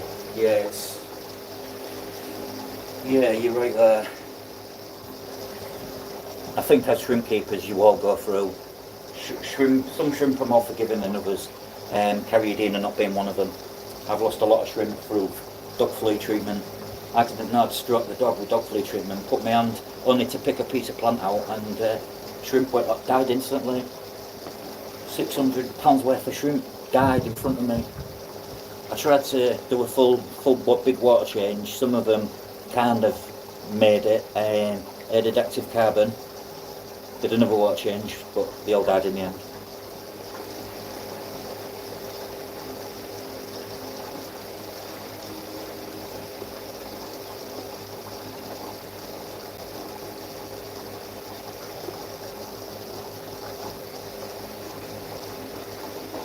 Quite a common mistake really. Like the other night when I accidentally killed 15 plecos and all my Pandagara. I was treating the tank with hydrogen peroxide because it had blackbeard algae. Because H2O, hydrogen peroxide, actually kills blackbeard algae, it turns it pink and then it dies off and just vanishes. I got the dosage wrong. I managed to save 9 snow white plecos and all my rainbow fish. On my Crubensis. When you're set up and ready, if you want to ask any questions, well, FM, you'll find me on Facebook. My name's Rob Brook, BROOK. My logo is Mr. Fishpert anyway, so I thought that so people can find me easier. But yeah, I'm always willing to talk shrimp. If anybody wants to know anything, that's the best part about the hobby for me. I get more sense of achievement, making sure someone's done it right, and not coming back in 2 months' time saying, "Oh, my fish, all my shrimp are dead." But it's quite common.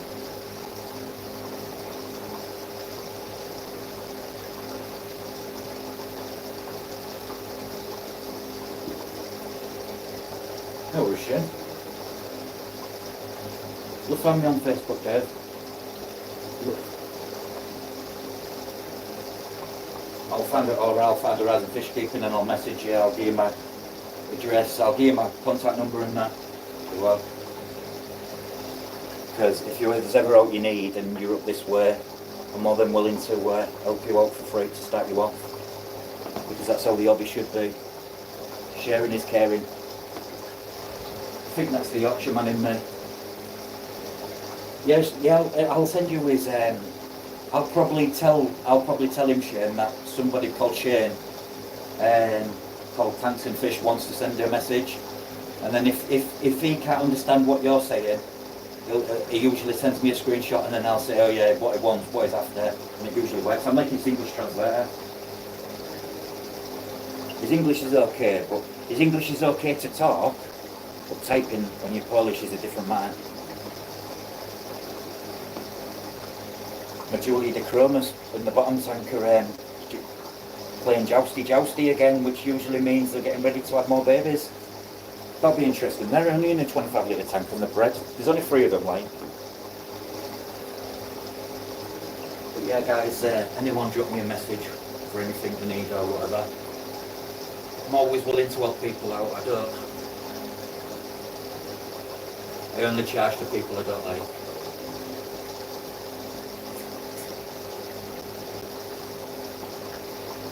I used to do free prize giveaways. I give away a lot of stuff. I once did a £200 fish food bundle, and we had a group on the app called Band.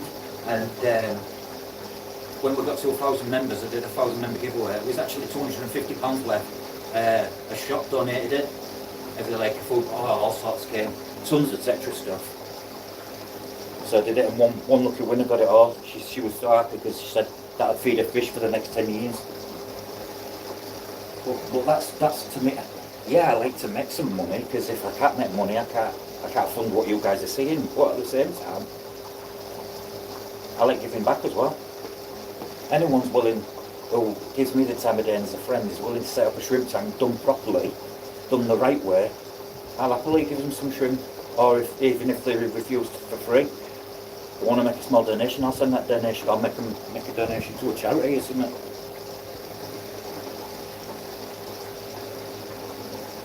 Because that, I get the most pleasure and sense of achievement. I mean, I don't go out much, if at all. So, giving back that kind of way is and was my go-to, just to make me feel better.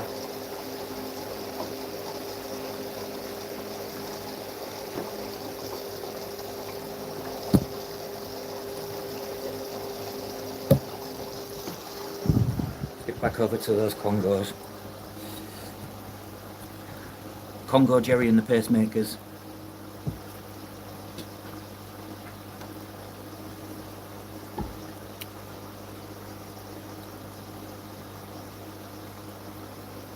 Even fish, if someone wants fish and they've got a tank set up correctly, I think they're doing it right. Because if I'm one of them, if I think someone's doing something wrong, I'll tell you. I don't do it to be horrible or nasty, I'm just a very honest guy. I think that, again, Dave, you're probably the same. I think that's the Yorkshire in us. We're honest folk. A spade's a spade, if we say it as it is. But I don't like to bash anyone, I like to help people. I know you do, Kaz. I know you do. But like I was just saying, Kaz, do you get a nice sense of feeling? I mean, I've sold shrimp to someone, and it was actually shipped to Saudi Arabia. And the way he did it, he declared him in his luggage. It was a guy what was loaded. I got that sale through Daniel, who was talking about earlier. Daniel's got loads of contacts.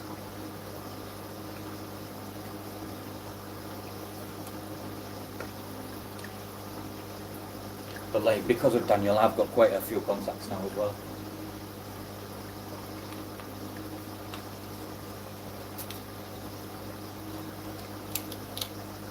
Becoming the same with fish. You get talking to someone at wharf and you become friends with 10 people. Just some random guy, and I was speaking fish to him for about 2 hours whilst buying fish. We've been friends now for 4 years.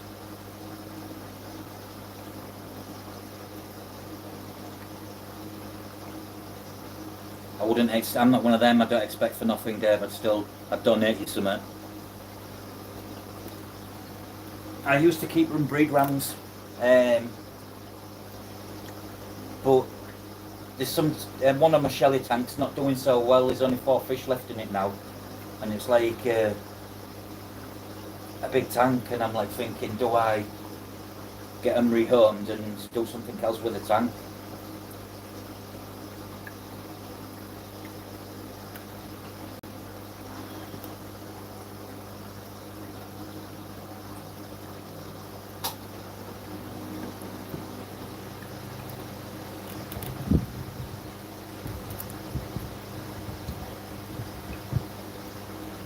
You guys want some food? Let's give them a... These are meant to be for bottom dwelling fish, but as you'll see, sometimes it doesn't make its way to the bottom.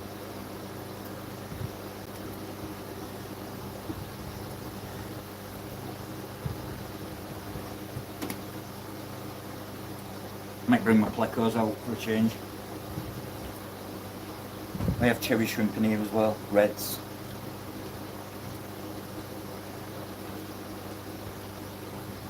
These foods, this food what I've just dropped in here, they dissolve real slow, but they give off loads of little bits. Once they start giving off bits, all the fish are like, oh, I'll have some of that.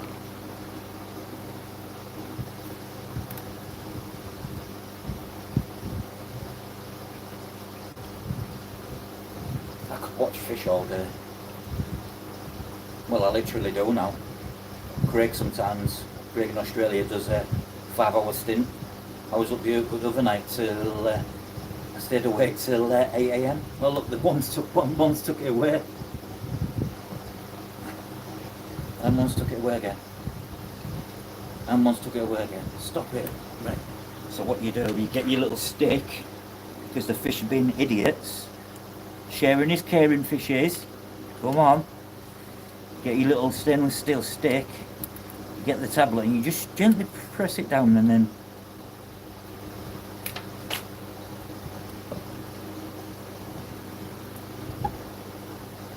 good food, these guys, by the way. This is Tetra Tabby Min. Meant to be for bottom dwellers, but it's a high protein meal with shrimp. So it does. Snails love it, plecos love it. Even my shell dwellers love it. Let's go to my shell dwellers. Let's go to my babies. No, that's still not enough.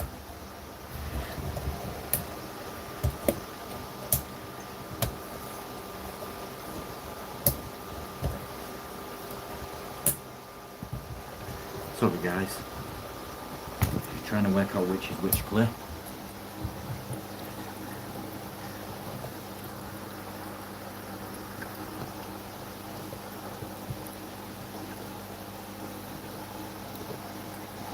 We're actually breeding in that cave they've made under there. I saw the female actually, me and God was having a conversation of how do they, I've never seen them, how they make eggs and stuff, but they've actually laid the eggs on the ceiling underneath, like round here. Good to watch. I get great satisfaction in helping sea and tank shoot help thrive. That's how it should be though, isn't it? What it's all about, guys. If someone shares their ways with me, I'll share my ways with them. And now people, I mean, I took a lot from how Daniel, when I was at Daniel's shrimp farm last year, I was watching how he was doing everything, be that fill water up, empty water, his waste, what he does, how he catches shrimp. I watched everything, and I took it all on board, and things have improved. And these are, Dave, these are Julie de Chromis transcripts, aka the masked Julie. Julia de Chromis, also known as Julie's.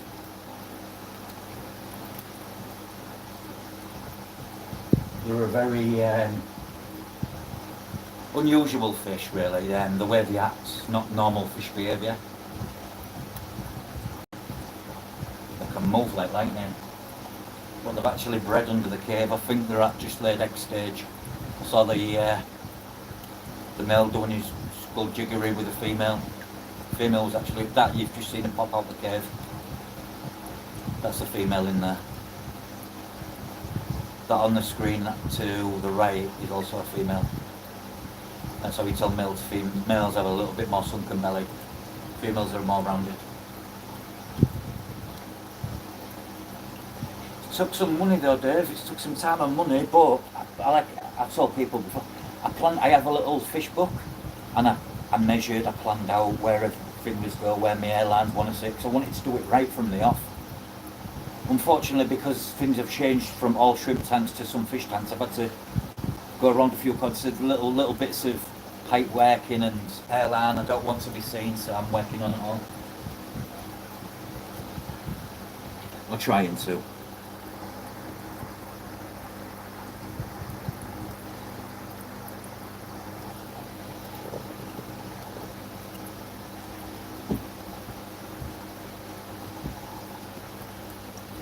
Musty Ozzy from Daniel, yeah.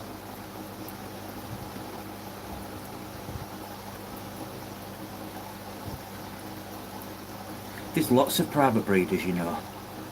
Or as I call them, Dave, I call them backdoor breeders. They're the best ones because they've not read the script from a book, they've done things their way, and all my tanks, firing two tanks, have got fry or babies or eggs. And that's only learning from how other people do it. A little bit of reading, not much, because reading's not a strong point.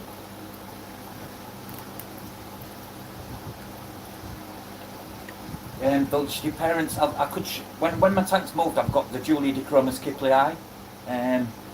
I'll show you in a minute. They're the same shaped body, but they're a different pattern. And the mother stays with the babies until they're juveniles.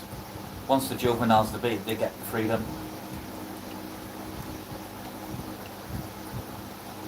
Oh, there's loads of secret fish. There is. Mick Fish, he's been doing a lot lately. He's been doing a lot down south because, well, it makes sense. He's based down south. Mixed fish.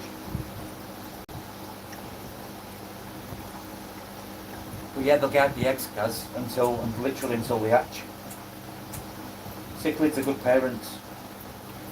If you're setting a tank up, Kaz, get a multi-tank of shell dwellers. No plants, just all rock.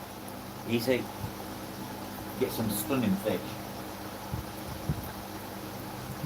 These are quite common, believe it or not, they're transcripts. The Julia Dichromis transcripts.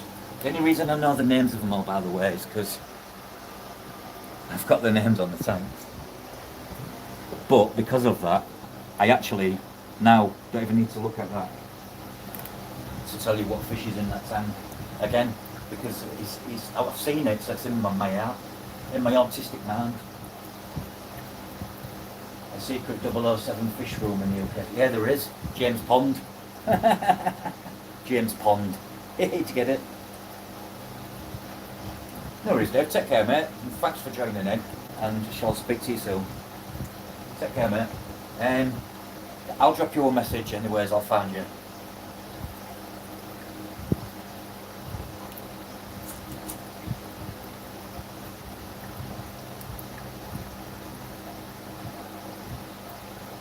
Cheers, Dave. Take care, mate. I was thinking Marie's secret pond, man. Not sure if Marie's still here, to be honest. I think she'd finished cooking, actually. Yeah, thanks for dropping by, mate. Always nice.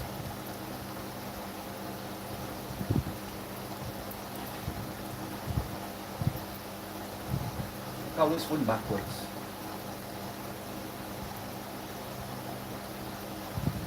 Flower-on cichlids are funny fish, especially if you train them. But these shells, you can have a shell like a shell dwelling tank. You can fill them full of shells like this. And if you look closely, I'll see if I can see if my camera will help me. Oh, it's fun getting the tripod to do that. There's actually. These are gold, ocellatus gold, and the babies are actually in a shell.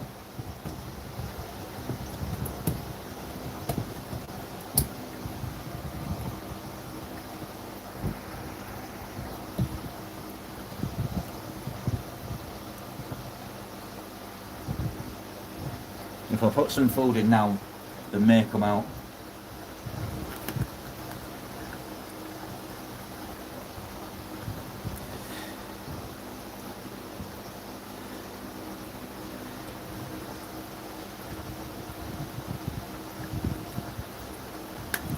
Like little piranhas these. This fish here has actually bit me 3 times and it hurts. Got teeth on the bottom. But yeah, take care, Dave.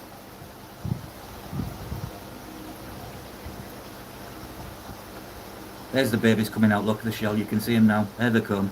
Oh, they've died back in. Very shy. Very, very shy fish.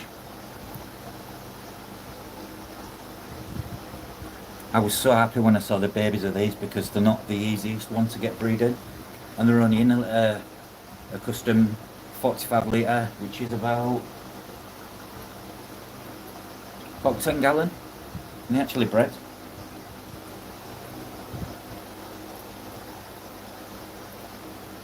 Yeah, sand definitely, because the sand sifters, as you can see, Kaz, they've made all this. They even moved the shells, Kaz, and they like to bury a shell and make a little entrance. The female lives in that shell there. That one. Yeah, I've seen them swap houses actually. Like I say, they're shell dwellers are such comical fish.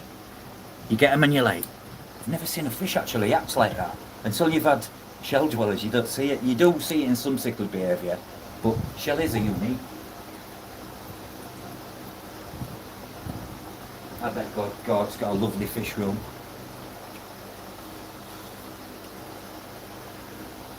There's a baby. They'll stay in them eggs now for the next 6 months. Them eggs, them shells. The rest cargo shells. Flower-ons do buy it. You either hit or miss with a flower-on. You get a good one or you get a pure evil one. These are being greedy. Look, they're all at the top waiting for food.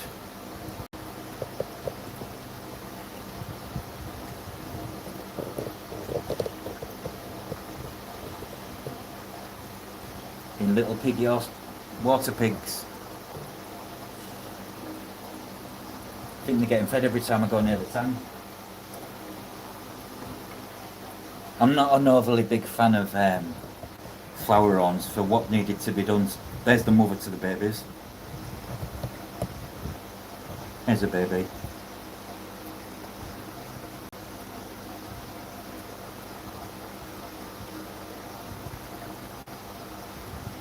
The eggs are so small.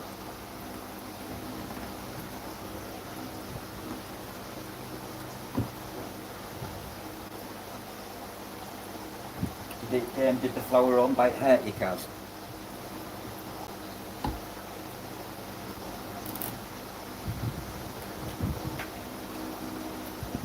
The bite from these little blighters hurts. Really hurts. I was like, what from that?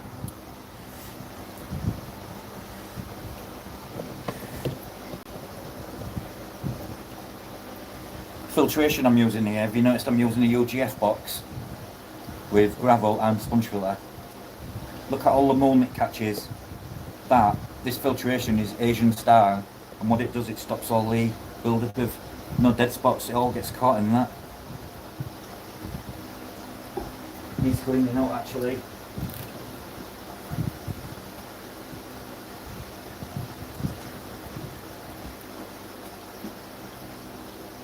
But these are the Lamprologus. Why these are not called Neolamprologus when they're identical to the other Neolamprologus, I don't know, but reissued them the name of Lamprologus ocellatus gold. You get Lamprologus ocellatus blue as well.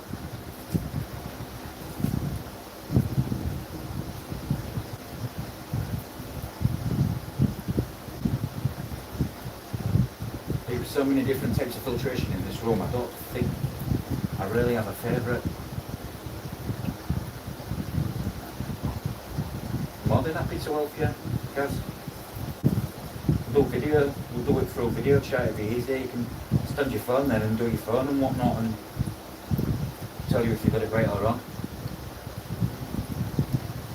The rock, if you want to do shellies though, the rock you want to buy is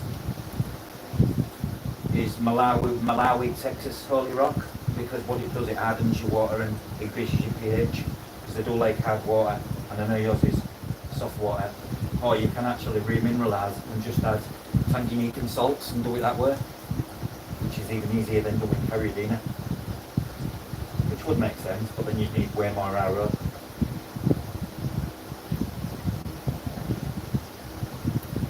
Someone said to me the other day, but I don't drive, why don't you set up a little maintenance business? I said, because there's not, even for living in the city, there's not enough clientele, not enough big fish keepers. I'm sure there is, but some of them just want to stay private and not want to share, which I understand. If you're private and that's your way, then that's your choice. I bet there's some, it's a shame because I bet there's some stunning fish rooms out there.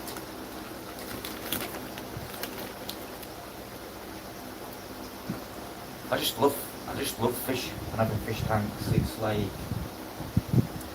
better than any antidepressant available on the market.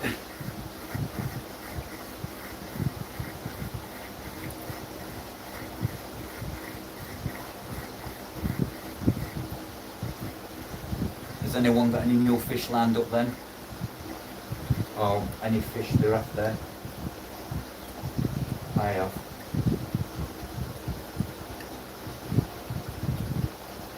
Watching Greg's labs made me want cherry barbs for a start. Yeah, your tap water is pretty good, but what I mean is it hard water? Because shelled welly cichlids love a pH of like 8.2, which you can achieve by adding crushed coral into your filter anyways. It's as easy as that. Wet to treat.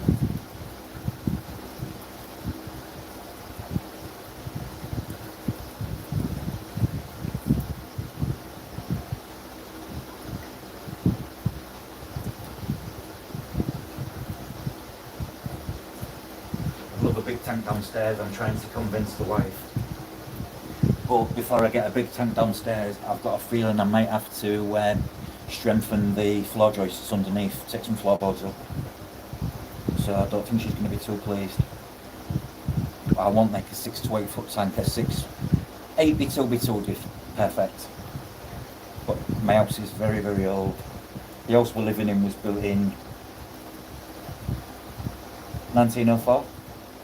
So it's certainly not straight. I have to pack tanks to make them level. I've done on all my racks. You'll see that underneath here, down there. This board's just there so it actually increases. So it lifted this side up because it was nearly an inch on level, 1 whole inch.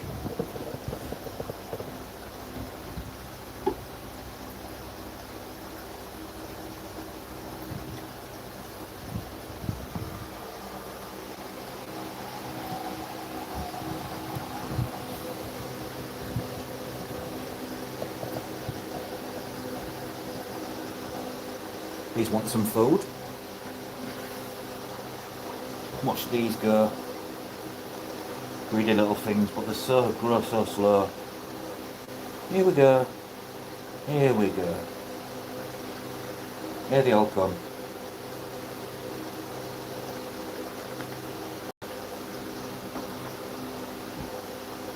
But yeah, because if you set in a shelly, you can I know I'm not supposed to, but I can send you some of these fish. Just to get you started. What you've got in line, I will check. What you've got in line, I will check my tap water tomorrow. I've got plenty of crushed coral, so that's good. That's all you need. I mean, soft water, you can send soft water hard and hard water soft. There's no different process to do it, it's just a different case of you doing different parameters. Fish tanks are actually easier in a way.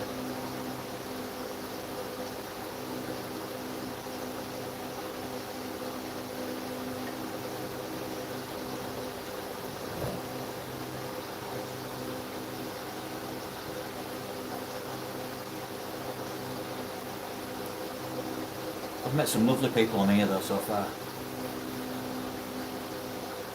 Some proper salt of the earth, down to earth people with a bit twist of banter.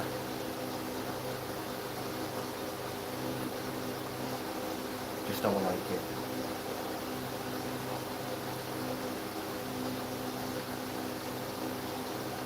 Yeah, because you're more than welcome to have some of these to start your tank up.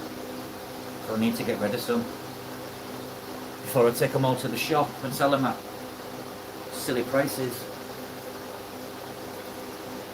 I've actually got a few different species, so you could actually start with these and build the tank up to have like a mixed tank, but you need a lot of rock just so you've got plenty of like a visual barrier, as long as you've got like rock built up like this, just so there's lots of places and they've got like a visual break, and then you tend to not get fighting fish.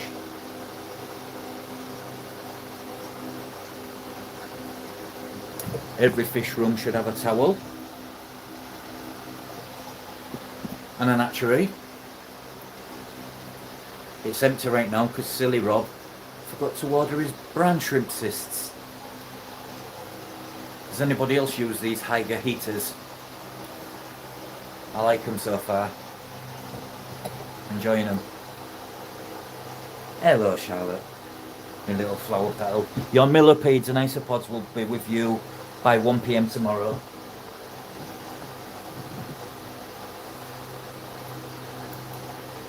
I have 7 towels. I rotate them so I don't tend to get that way. It's like I've just put 2 in the wash, but I wash them just on a boil wash with no powder or anything.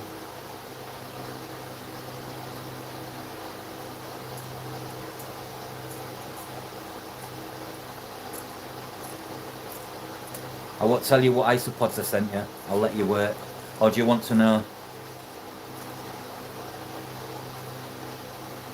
Would you like to know what isopods I sent you? Because if you're like me, you can't wait.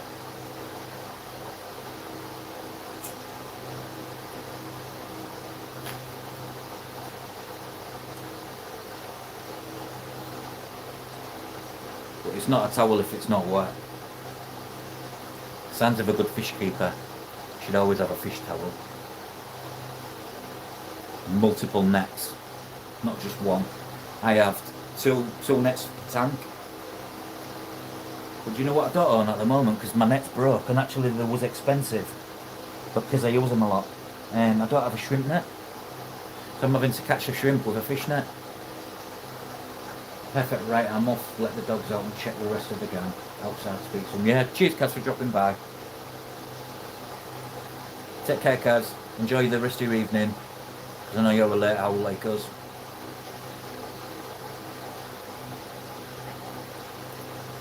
For those of you who don't know Kaz, she's what our class is a top shrimp keeper. She's got all what I used to have. So you want to know, dear? Right, you ready, Charlotte? I sent you some Porcellio boliviari.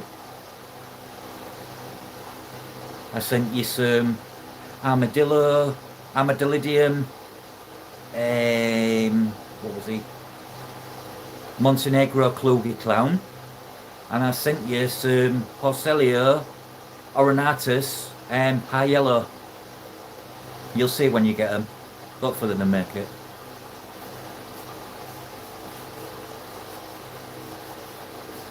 Nets though, if you're using regular nets, there's very few nets what can last the test of time. I'm using some cheap generic blue ones off Amazon at the moment. £2 a net, so I brought 20. At £2 a net you can't never not buy, so I bought in bulk. I do that with a lot of things. Boliviari, you can get the lemonade, man, I've got a little yellow tinge to them. I plan on sending you more of the other ones as well. But what I'm going to do your shrimp I'm going to do in a poly box, but I'm going to put the poly box in a box, pack it like I did this so I can fill the box basically for you. Makes more sense when it's costing £12 to ship.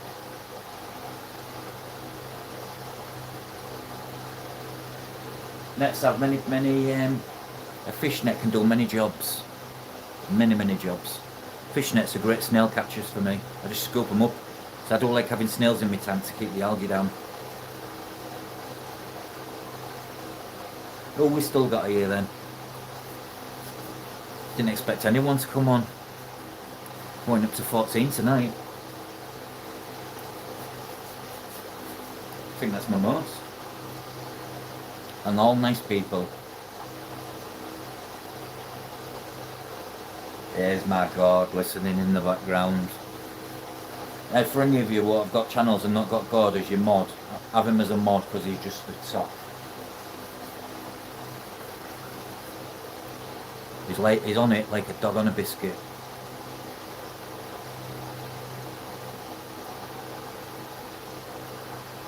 That's what you've got to do. You've got to make the most. When it comes to postage, you've got to pack it without trying to not make it so heavy though. I mean, I used them packing peanut things. Your first YouTube video I'd like to see would be on your ferrets. And then I would like to see your mourning geckos. And then I'd like to see your crested geckos. And then your tortoise. Thank you.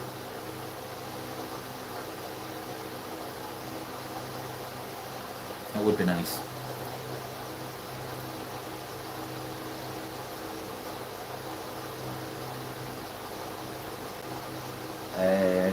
Just trying to think, you've got all sorts really though, haven't you? Isopod videos, bug videos, millipede videos would be a good idea. They're very popular, especially short videos, what, like 45 to 60 seconds long. They'd do well. You need to get your viewing time and subscribers up before they let you like go live and open up more corridors. You don't need to introduce it. Well, you do obviously if you want to let people know the pets' names and what they are and that. But introduction's not always needed. You could get a little microphone in. Why not? Reptile podcast. Reptile podcast. Tell you. Yeah, you was so far. I'm working on a guard.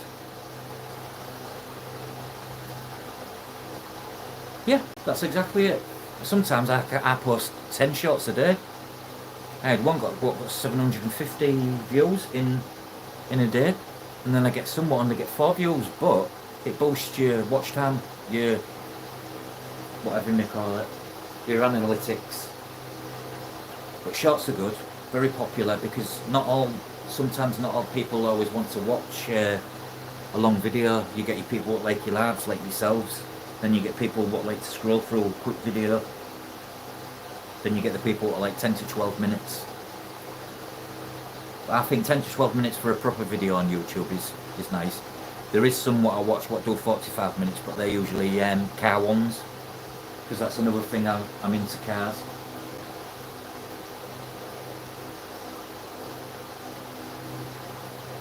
No, you don't need to do long videos. They all come in the future when you build up your. Because I'll be honest, this right now, even though I'm not on camera, it's actually building my confidence up. I'm feeling like I can freely be myself more, which I'm not the stuttering because I tend to do sometimes.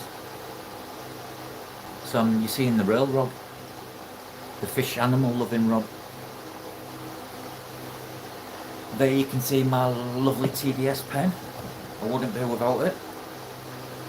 £60, but the best £60 I've spent, apart from my RO unit.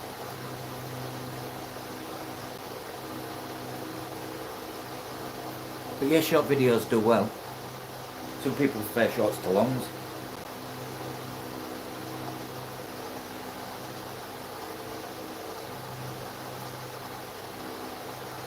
Don't follow my lead, it'll lead you into a dark path. Just be yourself. Just show, do you know what? And one thing I would say, show your passion for your animals, which comes across in the quality and how they're kept anyways. That's all you need to do is be yourself. So that's all anybody asks really. That's why I like Craig and his lads, because they're real. And I love to see how people do things. I learn from watching. That's why I like these lives. I mean, I know I'm doing a lot lately, but the other day I was watching Craig for 5 hours just asking all sorts. And there's always people from different countries, so there's someone always about. God, me and you were cut from the same cloth. Salt of the F people, Charlotte, salt of the F people. That's what I'll say. Take animals over people. I'm all for animals. I do like people, it's just I'm very picky when it comes to being a people person. But if that person will give me the time of their time of day and make conversation with me without it being forced, I'll be friends for life with them. And if they talk animals or fish or anything exotic, again, got me as a friend for life.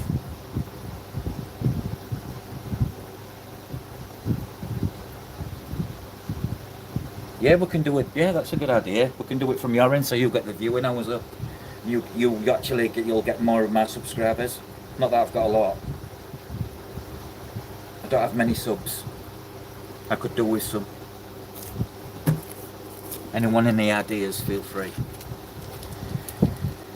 Or what would people like to see? Me personally, I like to see real life like this. But I also enjoy fully edited, as long as it's not looking scripted videos. Like there's a lot of American stuff that I watch, and some of them have gone that way, and now I don't even watch it because it's just gone off the objective. Either way, mush. Mush. For those of you watching what don't know what mush means, it means mate, friend, geezer. What, geezer? But what, I'm curious here, what do people actually like to see and watch?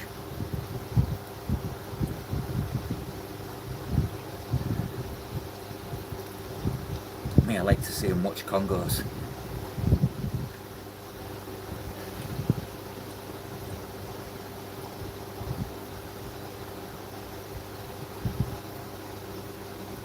How can you not have African tetras if you haven't?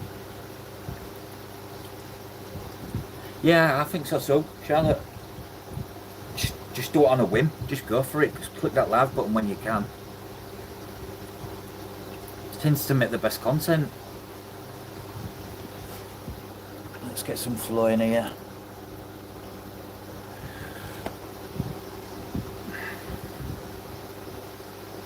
Congos love a bit of flow.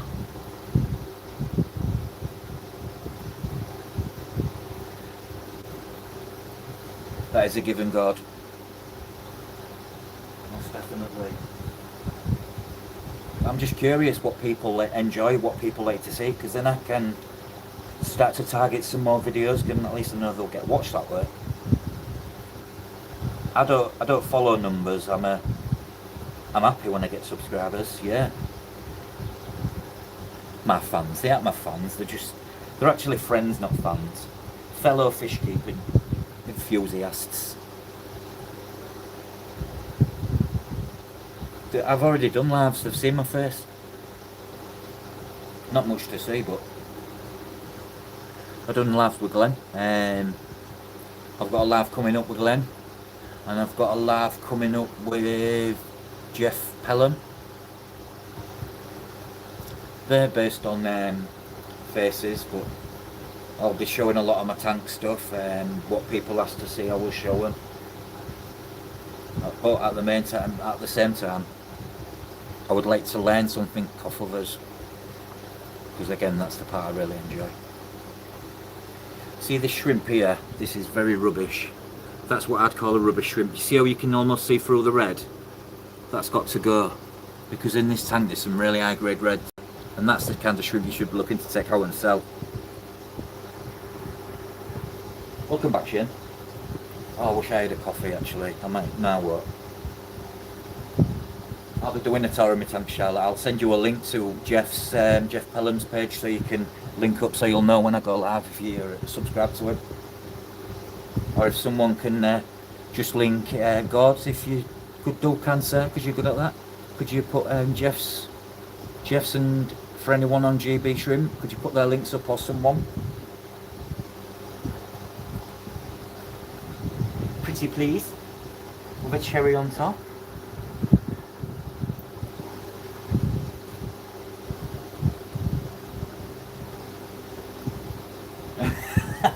Just don't wear a white t-shirt, Charlotte.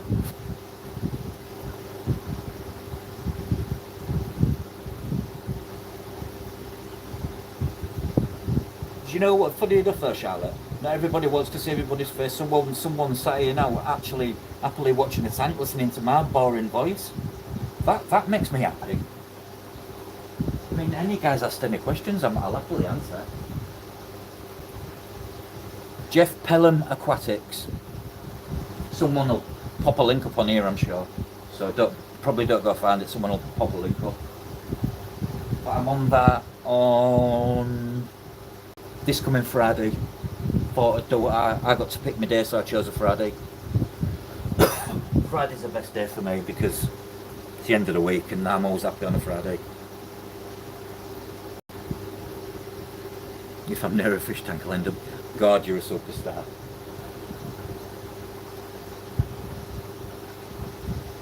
I've got Glenn's to do part 2 of keeping carriadina for beginners as well. Part 1 was long enough. Part 2 is even longer.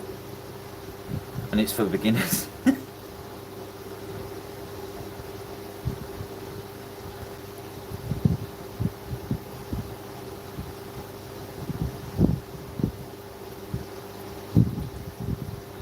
You'll see my ugly mug.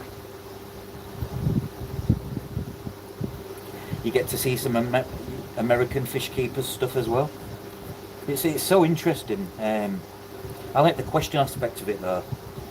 People firing questions and stuff. And I'll be honest, if I don't know an answer to the question, I will tell you it's not my channel of expertise. I'm not overly big on plants, but I'm having huge success, as you can see, with plants of lately.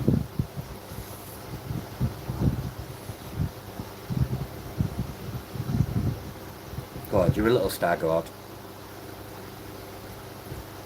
Since day one you have been.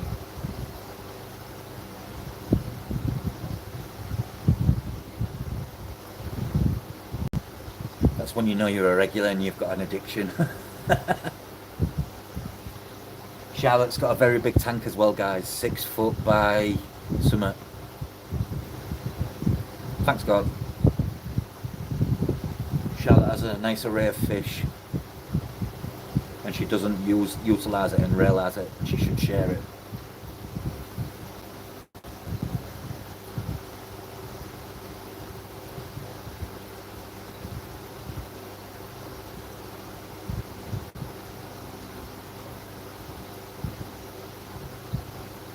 Nah, you're up on your stuff. You know more than what you actually. You need to take a little bit more.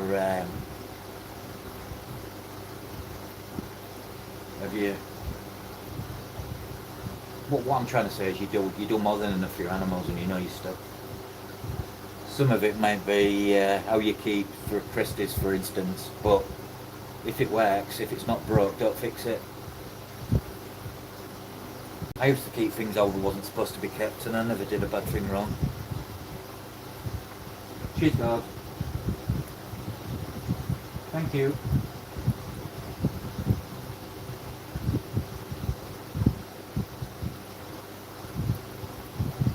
Check out that mug. It's not much to look at, my face. I need to have a shave. I've let my grey beard grow a little bit more. I'll show you in fact. Here, let's get on camera now. Excuse the mess. I'm just going to flip it for 1 second. Go out like that.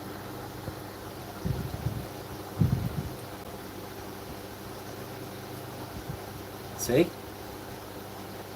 Rocking the GB merch.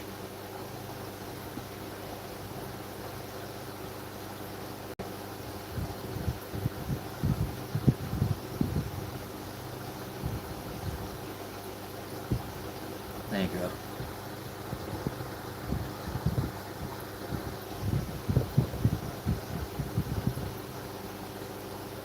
Look real fat. It's true, the camera adds pounds to you. Here, fat boy, come here.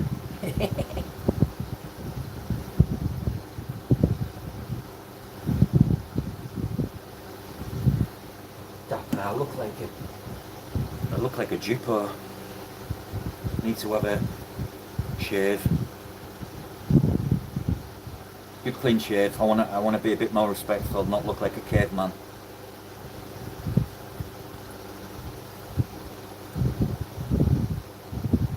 Very self-conscious on I would never have done that last year. Never. Not showing my face anyways. Even if people take pictures, I'm like, do you want in? I'm like, yeah, nah.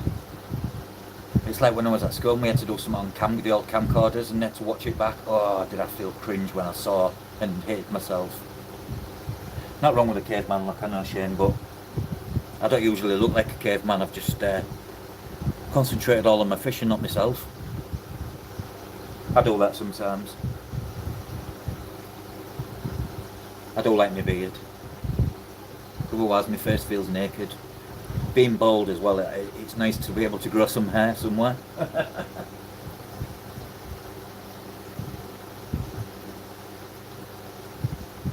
I look like a bald Viking.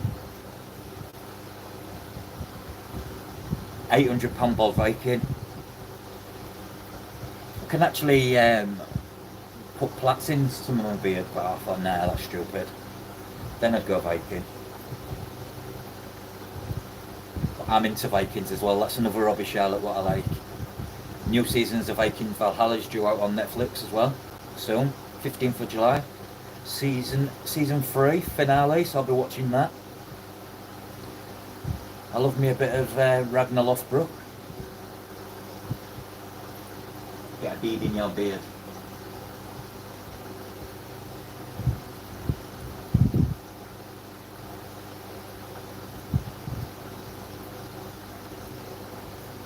You know this this plant here, Liliopsis Neo-Zealander. I really thought it wasn't going to take, but actually I started with a little bit, but I've got a piece there. It's a lovely plant if you want a bottom. I got them through Glen. They come on like a square mat, about 6 inches by 4 inches, and you can actually cut them up, and you just go like that into the sand, and they're just buried. But as a feature or a bottom, you can actually cut them up and spread them in clumps, and they all stay together rather than floating to the top. They stay down. Just don't get fish what like to dig holes and rip all the plants up at the back. That was my pair of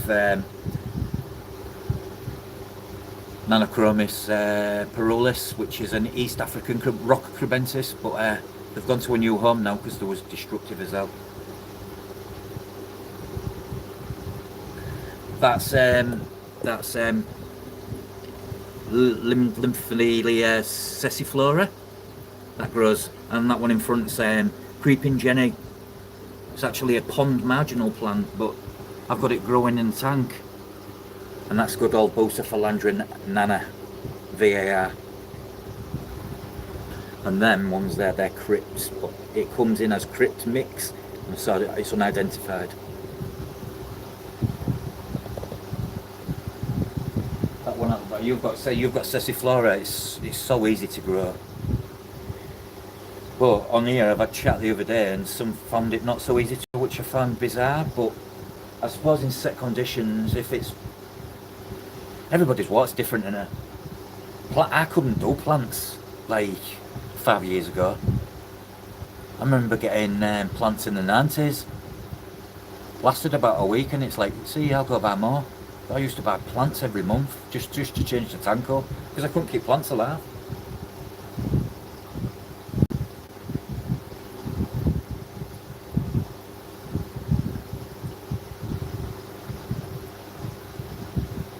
Tips for getting your tank glass clearer: newspaper and a little bit of lemon or a little bit of vinegar, and then just thingy front, and then scrumple up a bit more paper and then dry it off. Takes off all the, do you know, like them drips you can see, but then once you wipe it you don't see, but if you look on a different angle, yeah, you can still see it. It'll remove all that. Just don't get it in the tank, just do the outside. I personally use this. It wasn't cheap, it's just a piece of cloth. This is a python cloth, and as mucky as it looks, it takes anything with one swipe. Marks, fingerprints, grease stains. All my tanks get that. But then I keep on top of that's a job I religiously do, because I'm a big believer, if you want the best out of your tank, your front should be clean. I'm not so fussy about the sides of the tank or the back of the tank, because every tank should have algae.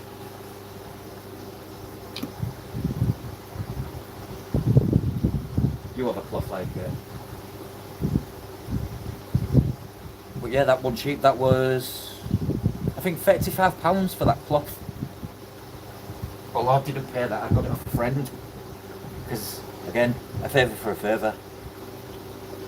Oh, inside the glass, I use a a good strong magnetic cleaner.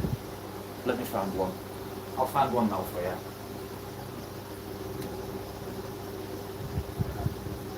A good strong magnetic cleaner, what I first do is I tend to go over with this.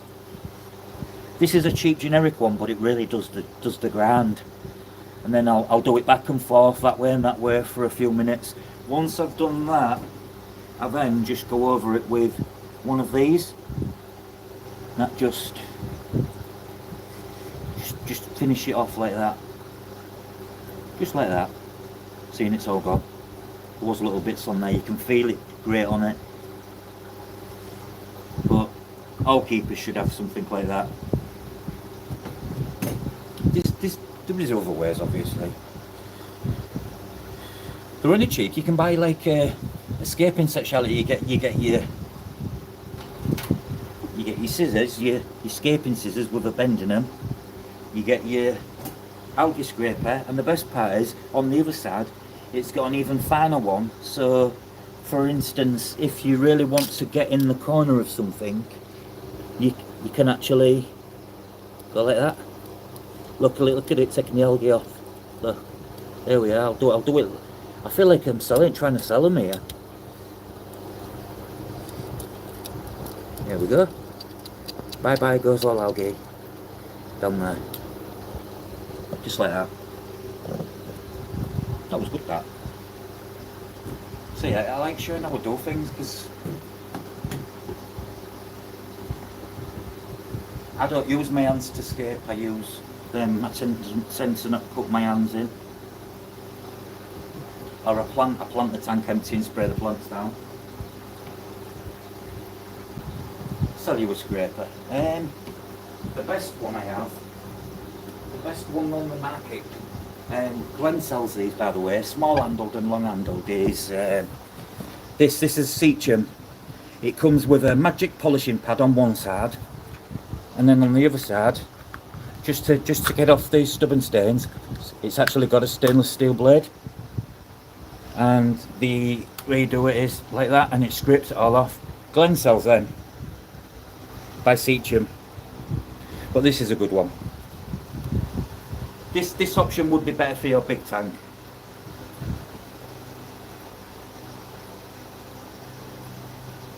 Visual lens the best.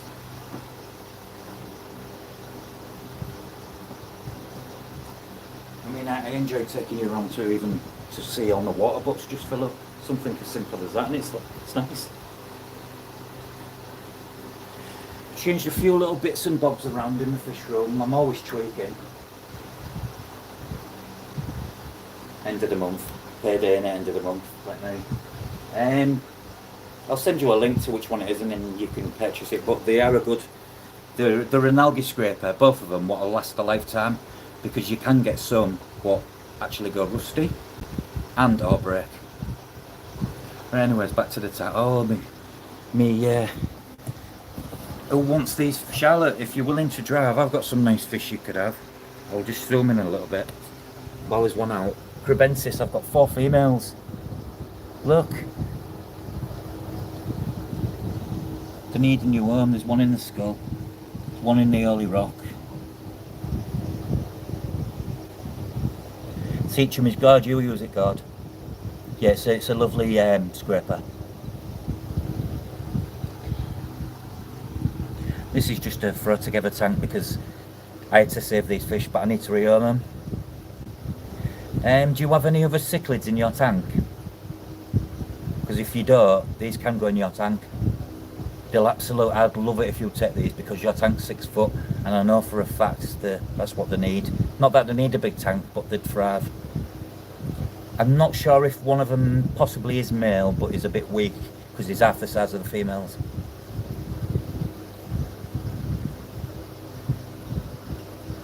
No, my ghost passed. Ghost? Well, if you're up this way willing to travel, I'll send you home fully kitted out, like, for a bit of also. I've got everything in this room. I like doing things like that for people because it feels like I'm helping. Where are you, Wallfish? Oh, it's because I've got the algae scrape, the magnet. Put that to that side, and Oh, black ghost knife won't bother them. But no, these are going your tank lovely. When they're fully coloured up, oh my god. You got pinks and purples and blues and...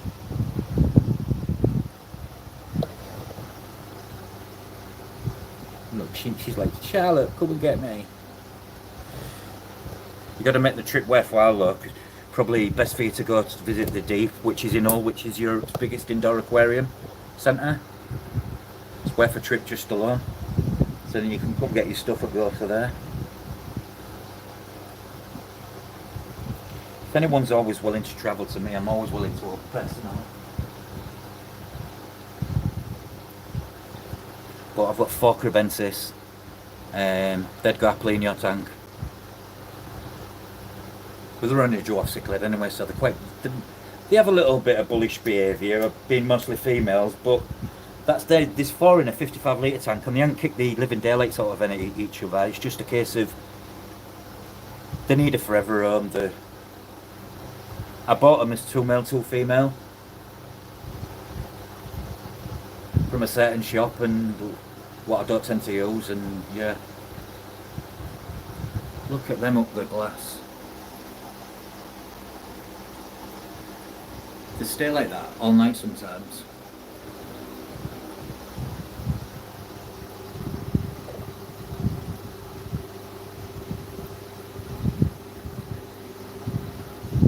Is it just you I'm talking to, Charlotte, here?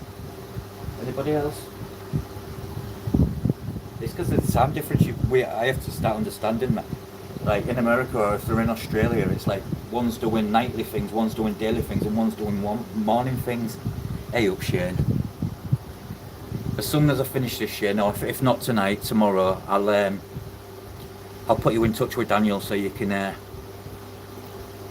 if you need any help talking to him, just ask, and I'll sort it all out for you. But he ships shrimp perfectly. All my shrimp come from him. Kazu was in the chat. All their shrimp come from him. But for you to travel up north alone, it's worth a day. It's worth a day out in his fish farm. He calls it a fish farm because it's nearly 90 tanks, and it's like heaven, absolute heaven. Shrimp and plant shopping. Something I'm usually do you know what laughs stop me doing? Spending, which is good, because I've been spending a lot lately. I've got a spending habit. Well, I think I have, but it's always on stuff I need. Always fish related or bug related. I've just put all my breeding boxes back in some tanks today to start. I'm gonna introduce my pleco caves, get some plecos. So I've got like 400 snow white plecos by Christmas. That's the mission, because a shop wants to buy 100 off me. It's only £3 a pot, but it's yeah, it's a big lump sum and one quick way of shifting some fish. If you're getting plants, Shane, look at some crypts. These are crypts here. These ones, really good plants, really forgiving, and once they've transitioned, lovely plants. I've even got like a smaller species there, so you could actually put something like that at the front, have them in the middle, and then you get your taller stuff at the back. And I just find it gives a tank depth, and when it comes to scaping a tank, I think I wouldn't say it's hard to scape a tank, but I won't say it's easy. But I tend to find I slope my tanks. It's like with my substrate. I have less at the front, more at the back, because I found it that angle gives the tank depth. It's worth the 3 hours, Shane. We did a meet last year. 22 people come together. Someone came from Northern Ireland. I let them stay at my house. Obviously, so they didn't have to book an hotel, and I travelled from Hull to Manchester on train, and then we got a lift home.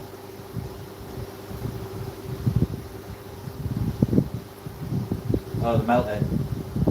Yeah, that's just transitioning, because 99% of plants you get are immersed grown. So the thing that only really sees water is the root system.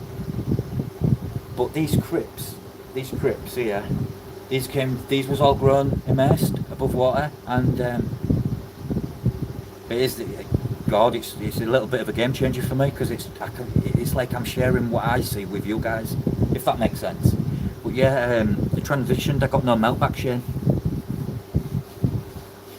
You put 4 tabs in.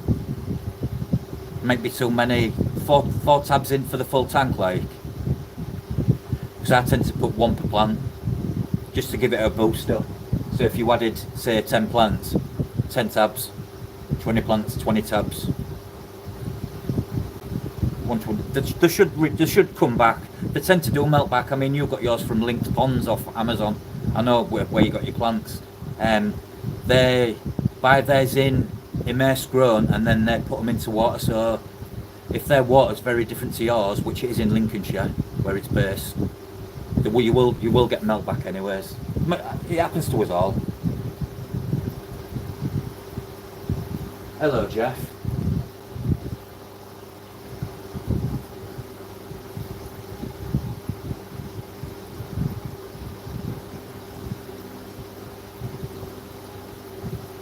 I like how you all say hello to each other as well. Another thing, all this YouTube stuff I'm learning. It's so late to the party. It's like sharing all my animals. But yeah, God, this camera really bringing out the. I wonder how many people after seeing this go and buy Congo tetras. But God, I believe you're right with the yellow from earlier. The more yellow on the yellow Congo tetra yellowtails, I think that's defining the sex, because there's 2 with it and the other 4 are just plain Jane yellowtail. Hello, Jose. Right, is it Jose or Jose?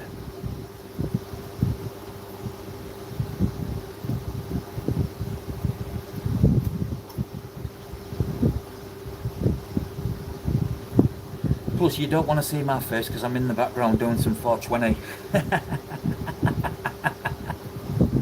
If I was in America or in a place like that, I could happily do it, but not here in little old England, where our government sucks balls. Country run by monkeys. Oh, you too, Charlotte. I watch a stream, a fish keeper who he was smoking it live earlier. I'm like, you can do that in Australia now.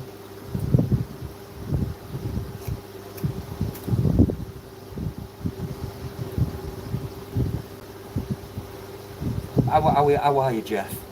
Been up to anything good?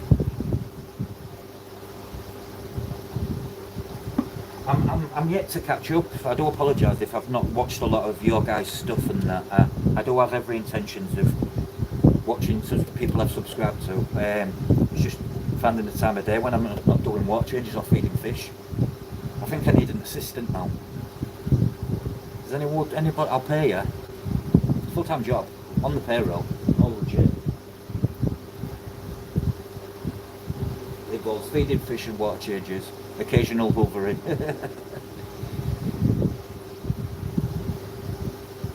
Cheers, God. Too much.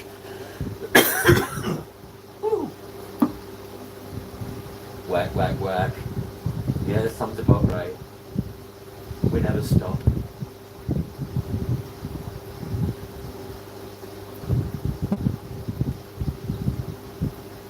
Yeah, Joy, no. Sure, I'll do it now. Anyone who I haven't already, if they want to... oh, hang on, I'm just working out how we'll do it. Stop it.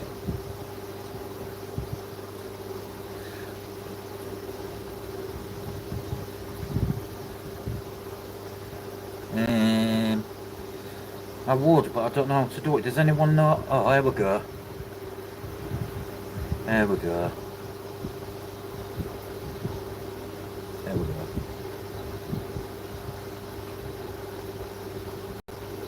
There we go, done. And done you, Jeff K.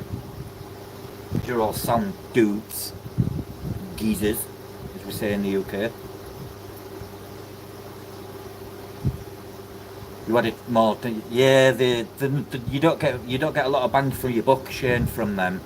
I was gonna warn you. As soon as you said where you'd gone from, I was like, But I don't like slating places. But personally, I don't use that. for the simple fact they use pesticides for what kills shrimp, as I found out with some Amazon swords many years ago. No worries, Jose. I could say it either way, couldn't I?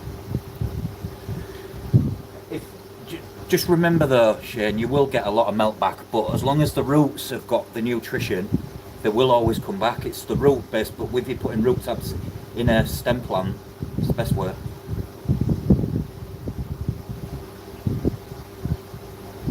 It's good to test what pH.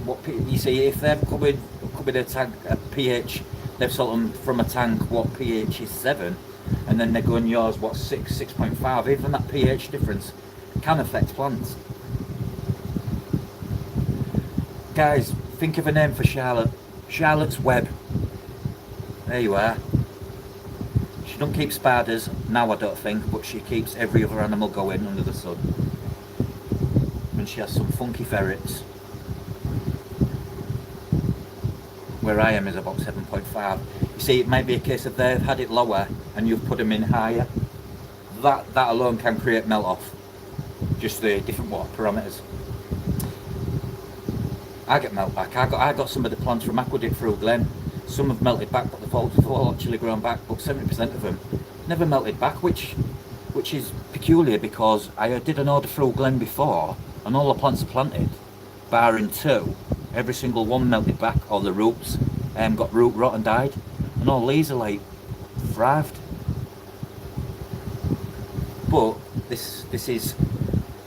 I make the water for this out of our own tap water mixed with a little bit of black water extract. So I keep a steady pH. Oh, there's a little baby rabbit there. Look how cute these are. I'm just going to take this baby. Look, see, that's why rabbits are good. It's eating dead leaf. Look at that tiny baby rabbit snail. Right there. That's just been born. It's just been born. Charlotte's Creature House. Charlotte's Creature Cabin. Good to know, we'll keep an eye on them on a 12-hour light. I would personally go 9 hours maximum. So much light can also cause something for the plants to melt off as well. I tend to go anywhere from 6 to 9 hours, dependent on the plant. If you tend to go 12 hours, you create blackbeard algae on the melt off. You tend to the rotten part of the plant starts to grow in blackbeard algae, and then you'll be like on a mission to get rid of blackbeard algae. Shane, I'm like you. I'm newish to plants. I mean, talking to Glenn, I've been talking to Glenn every day for a few years now, and we always talk plants, and so just generally talking it to other people. It's surprising what you pick up. Right, guys, let's get back to the chat. Crested geckos, red-footed tortoise, morning geckos, bumblebee dart frog. Oh, I forgot you keep dart frogs. You've got millipedes, isopods, beetles, managed jumping spiders, sometimes African dormice, a hamster, and ferrets. The polecat's dog, cat shrimp, fish lover, over 100 houseplants. Oh yeah, she likes houseplants. Many people love houseplants. That's your other hobby. I've just revived this one. The cat decided to turn it downstairs, turn it into a litter tray. So Charlotte, you'll know exactly what plant that is because I don't. On this, by the way, guys, is this RO 25 litre tub. This this is purely for top offs on, like you see the loss of evaporation on that tank. I turn the taps on and fill them up. Each one's individually done to fill up.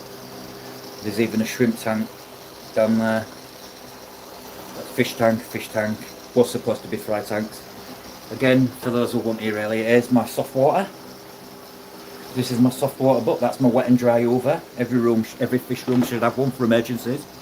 And then this is my hard water, and this has crushed coral in the bottom.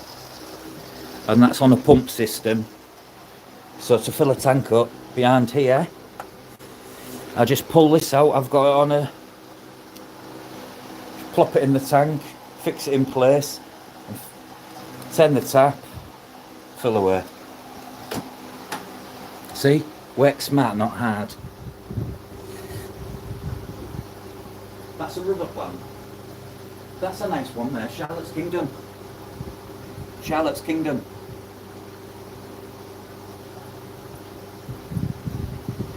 Shall I tell you exactly how to make the content? Be yourself. That's all the people ask. Don't look like you're reading it off a script, because some people tend to scroll on by. I can't tell you what to do because I'm new to here. I'm really late to the show. But what I like is all the different time zones. It means someone's always around. And you know what, well at Charlotte, where we have the body clock of Australia and USA. If I was in America, I'd probably sleep on a night properly. It's not a bad idea actually. Charlotte's Queendom. I like the other one you said. Where is it? Let me go through here. Also, I like the one you said, Charlotte's Kingdom. It sounds quite fitting to every animal, because every animal lives in its own kingdom. What you should do is write them all down, Charlotte, and then pick one out of a hat. I don't even know where Mr. Fishpert came from. I was under Shrimp Fanatic, but I thought people want to see fish too, and I thought I've got fish, I'll show them.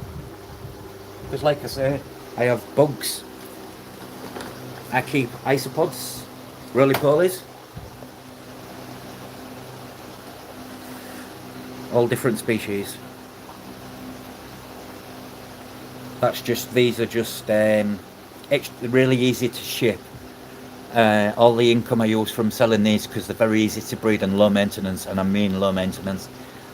What I sold some of these, I paid for this tank, it paid for these fish, and it paid for them fish. So it's nice to keep those little extra bits. Just where's the tortoise? That's on the landing. Need to turn this light off now. Getting glare.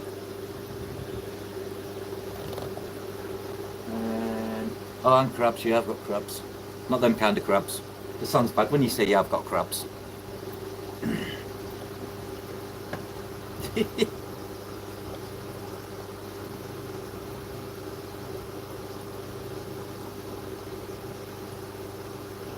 I do apologise if I do miss anybody out who's talking and I've ignored them. It's not on purpose, it's totally by accident. Sometimes several people message at once and it goes straight on by. And if you have to get the chat, you have to press every time to get back up. So what I've done, just to try and keep the best, I've actually got my TV. I've got my TV on the chat. Oh look, it's me watching me. Whoa, that looks weird. Whoa, it's doing it again and again. That's cool, that.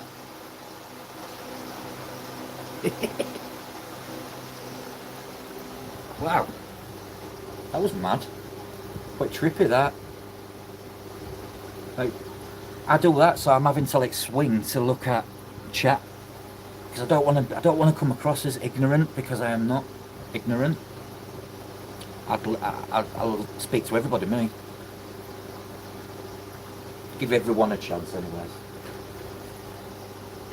I always get the feels about a person if I'm not quite sure, but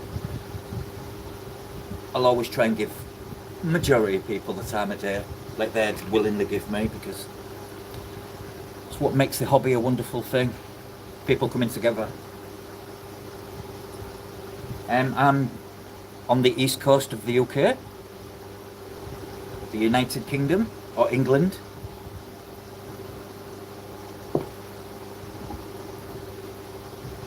One of my bucket list places to visit is New York City, and you live there.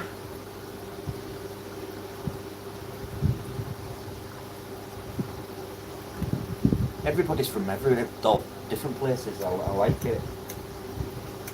And that's what I think makes lives good, because there's someone around always. So if you're up and you've got nothing to do, you can pop on a live and chat to fellow aquarists, fish keepers alike. We all have more, even regardless of age differences, nothing in the hobby. Young or old, young or been in it for years, we're all the same. When someone comes to me and say, oh, I've got 40 years in the game, yeah, cool, good for you. Please share some of that then. Don't tell me how I don't want to know. Ontario, Canada. Gets cold there. You get a lot of snow all the time, God. Or winter time when it really lets loose. You get some bad weather, because some of the things I've seen online with snow in Canada would make when we get snow look stupid. The UK gets even up 6 inches of snow and everything goes on shutdown.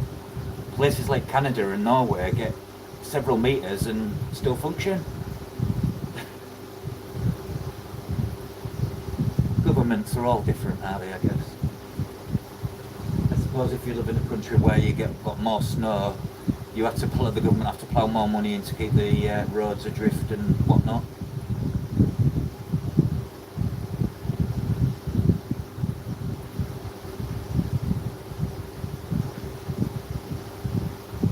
Crossing over time to take it up a road trip. I bet that's such a road trip, you know.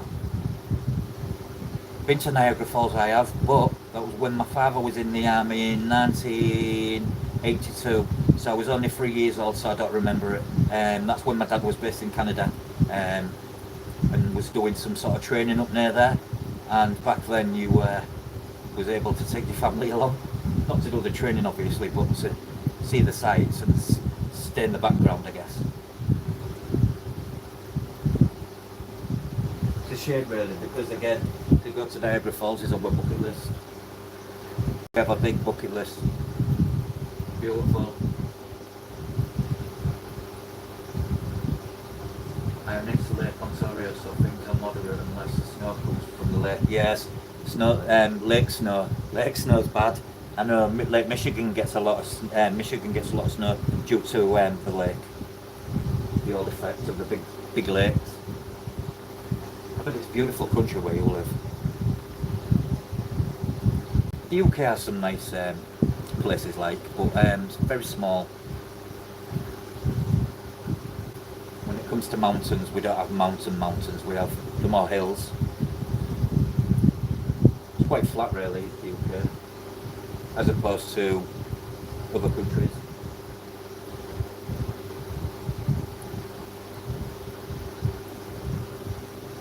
Jose, I totally agree with you there, and that's what I'm enjoying about it. That's exactly what I'm enjoying about it. The connection, the connecting with people. Someone might take a little tip off how I do something.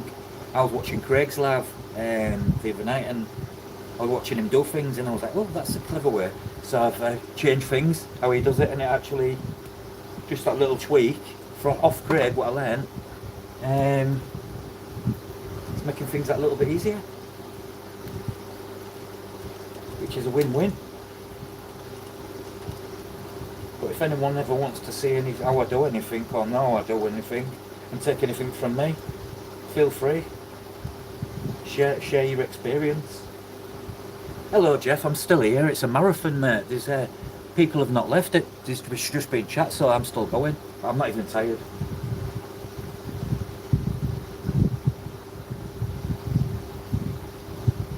Very communal in here.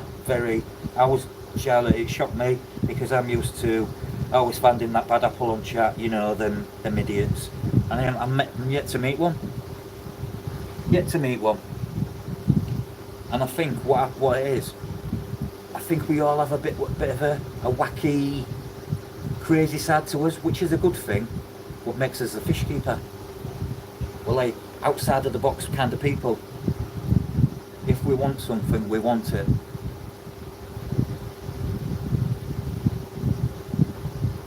I mean, I'll happily go. I've gone without food just so I can purchase fish.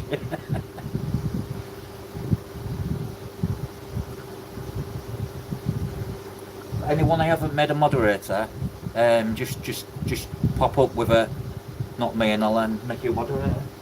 Because again, share your channels. Feel free. What it's here for.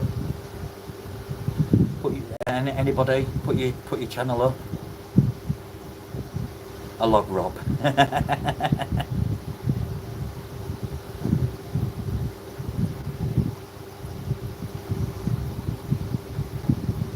Yeah, the things I've already learnt in them.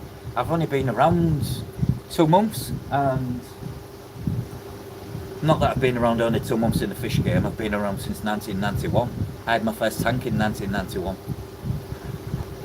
Well, a goldfish tank bowl, actually, you know, as you do. But let's not go there. Yeah, my passions for aquatics stems from my mum and dad and my sister. She was dating a guy called Carl at the time in 1991, and he owned one of Hull's biggest fish stores.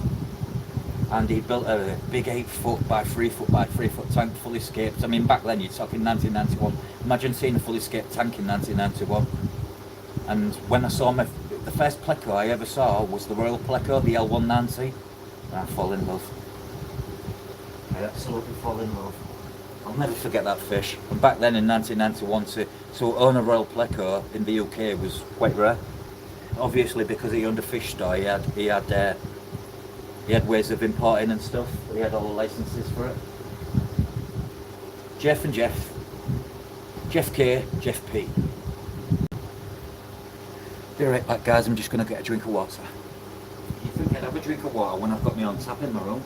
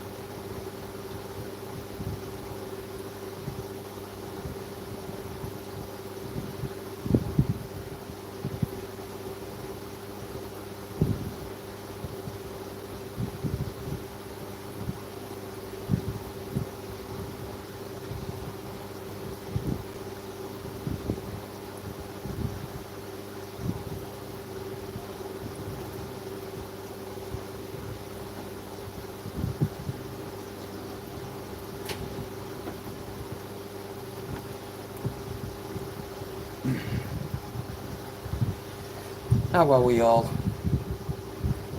There you are, share your page is the word. All of you, get sharing, get some new subscribers. 2 birds, 1 stone. Jeff.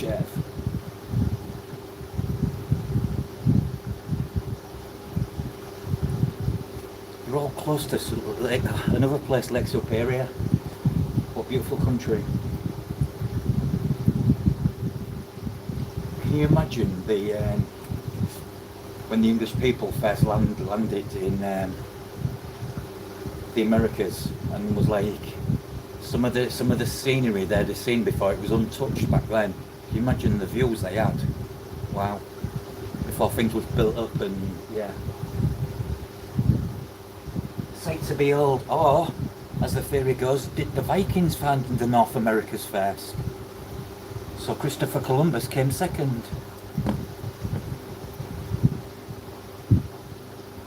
Wow, Jeff, right bang in the middle. So no matter north, south, east or west you go, you've got access to a big lake. That's kind of cool. Jeff is more... yeah, that makes sense. Ontario is kind of down, yeah.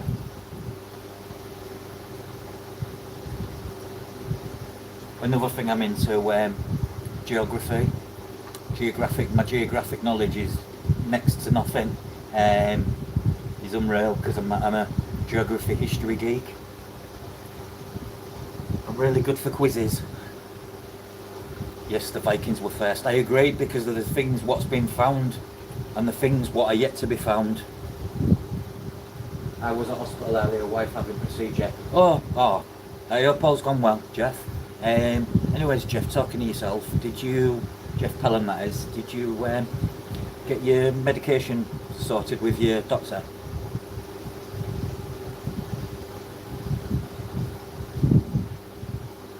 I agree, God, the Vikings.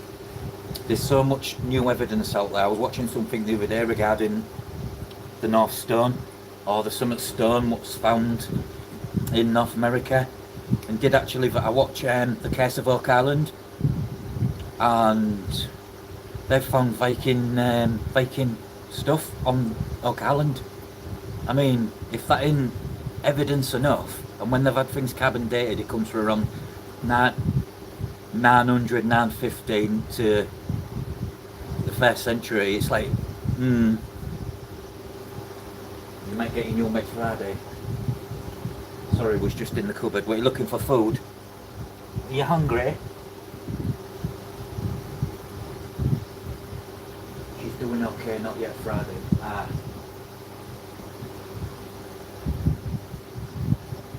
Hopefully you get Friday in there, work wonders.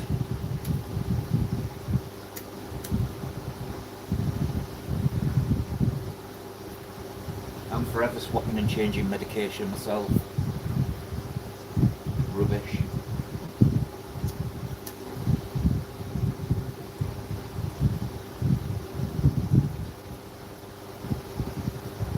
Do you know what all connects us really? What language is connecting us all? Not English. The aquatics. That's why we're all the same. Getting your new paints out. Oh, Charlotte likes to make stuff. Charlotte's made me a few bits. One being an ashtray with fish on. Yeah, speedy recovery, Jeff. Right.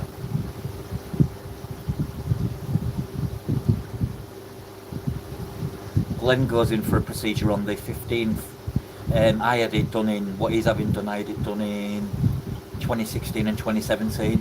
Similar to an epidural, but it's a nerve block, and they go into the canal of the nerve and inject some sort of stuff what's meant to block the pain signal side of it. It didn't work for me. It worked short term for me for about 3 months, and after it wore off. But here you're supposed to have it every 3 months. I had it once in 2 years, because the NHS is that, because we don't pay for it, it's that backlogged with inpatients and outpatients. It takes forever to be seen. Resting is the best medicine there is.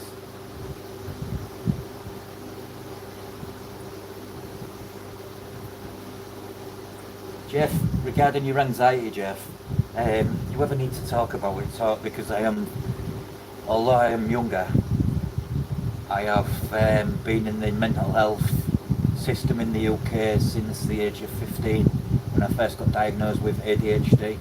I wasn't diagnosed till 34 being autistic, so I always felt different. So if you ever need to reach out and talk, my inbox is always open, man.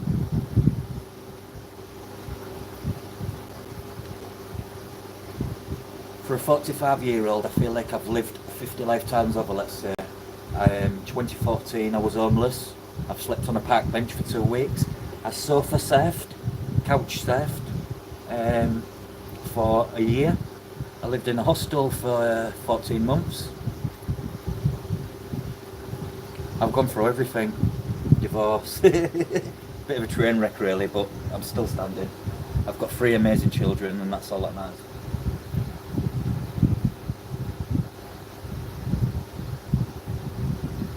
Yeah, it's not an uncommon thing, Charlotte, where if they don't get the nerve in the right place, then you end up with some sort of damage. It's good to talk, Jeff.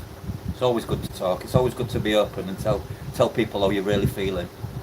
I'm a big believer. I mean, so look at me. I look like a Viking. I look like a mean man covered in ink. But I've got a big heart.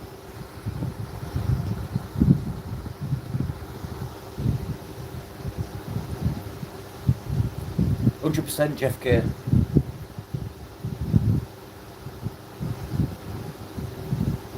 Most of all, guys, always remember this. it's okay to not be okay. So don't alienate yourself when you're feeling at your worst, because it's the worst thing you can do. Share how you feel with others, because you'd be surprised how many people are feeling the same way. And when you have that connection with another person, that person becomes like an extra shoulder, and that's always a good thing.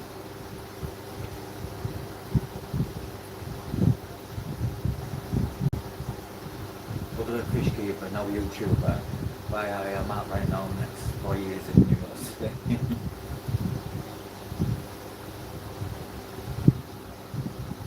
I don't have a big heart yet. Well, actually, yeah, I do. That's the lie. I do have a big heart. Sometimes I care more about others and I concentrate on others, and I forget about myself, and that's something you should never do to yourself. But at the same time, you should always reach out to someone. I mean, when I went through my problems, I went through school, I went through college. I always felt different, always. I can't explain why. I just did. Obviously, it turned out I was being autistic, Asperger's as it was known when I was diagnosed, and ADHD. And I had nobody, so I kind of bottled it up from the age of 14, when it really started being noticeable in my head, to the age of 20, let's say. And it was the worst thing I ever did, but then there was nobody back then. If I went home and said to my dad, being that my dad was from the army, so my dad was very regimental and very old school, shall I say. Yeah, I couldn't really go to my dad and talk like father-son, so I didn't have that get out of jail card. It was only my mum would ever listen, but my mum went through, my mum's been through several nervous breakdowns in her life, and that's just things happen.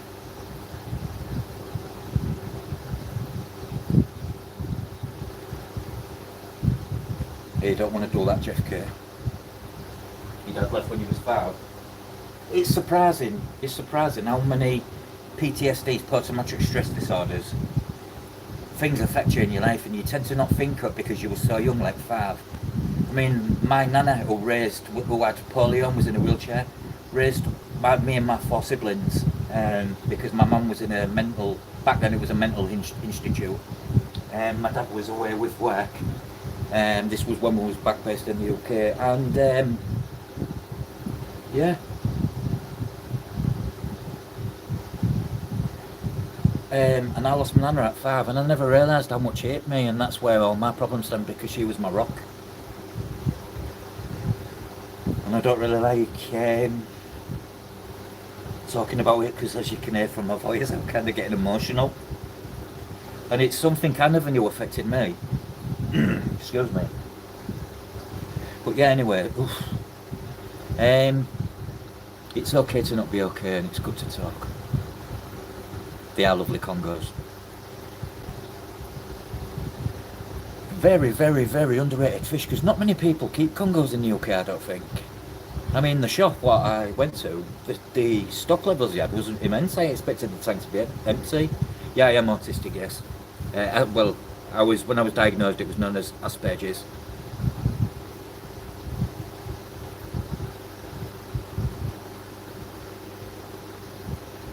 It's always good to talk. Like I say, my inbox is always open. I'm 45 years young, but I've lived 100 lives. I think that's why I'm bald. Stress. It's why I'm grey. Not because I'm old. But now's my time to shine and share my passion with you guys and meet new people. I'm absolutely loving it. I wish I'd have started this a year ago, because things would have been much better. Yeah, I've got a bit of a body clock problem, being up at night late, but I'll sleep when I'm dead.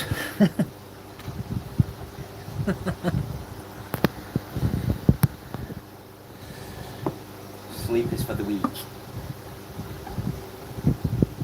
Multi-function. Yeah. I have a 8-year-old who's autistic. I have a daughter who is autistic, and my son has Tourette's. Non-verbal Tourette's, it's tics. Just got to grab it when you can, Jeff. Yeah, exactly. That's a good question. That very normal. What really is normal? don't think anybody is normal. And I don't like normal people. I like someone what's outside of normality. A bit twisty, a bit way, a bit woe. I think that's because I'm quite a 10 subjects, one person, one question. I can make one question come 10 questions, and I think that's the ADHD in me. I sleep when I'm dead, so. Yeah, Jeff, just grab sleep when you can. If you're feeling sleepy, mate, get some sleep. We'll always be around.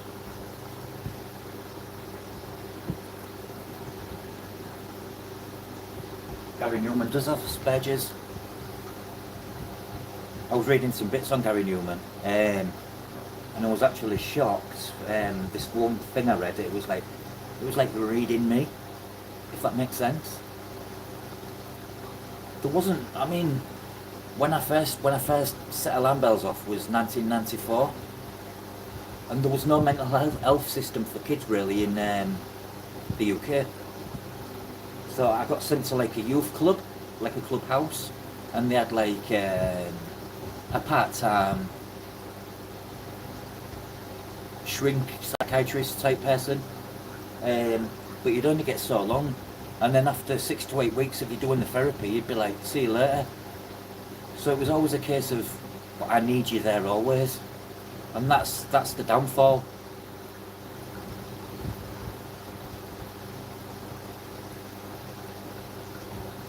I don't get up easy, Jeff K, because I take 16 different medications on a night, and some of them, absolutely, I don't realise how much they knock me out until I'm waking up. I can get up to go to the toilet and I'm like, I'm out of it. I'm one of them, I sleep when I can, mate.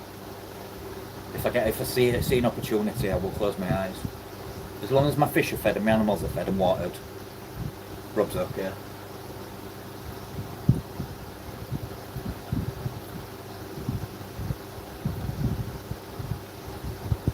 100% let her go play in the mud and the sand. Don't send her to a school where it's all for gifted children, because they end up gaining special powers and then they become Marvel or DC characters.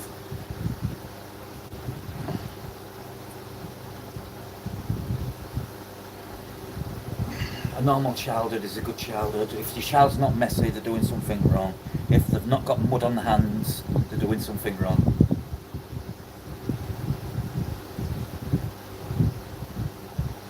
Hello anyone new what's joining me and us.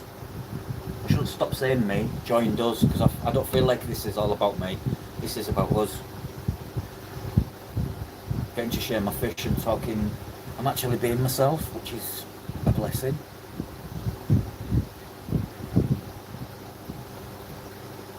Trying to be someone you're not's not good, but when you can really truly be yourself.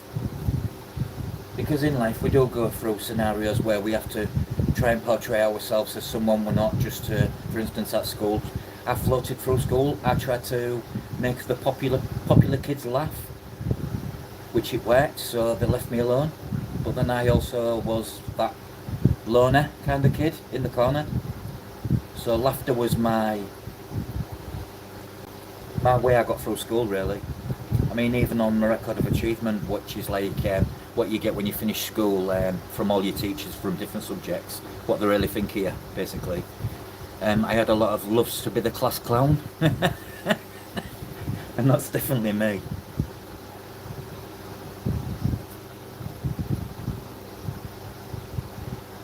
Department of Defence wanted me in a thing to see. Oh no.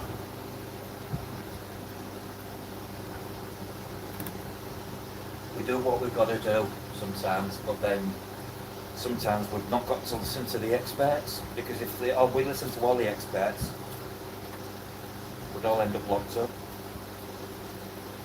Of course you made the right choice.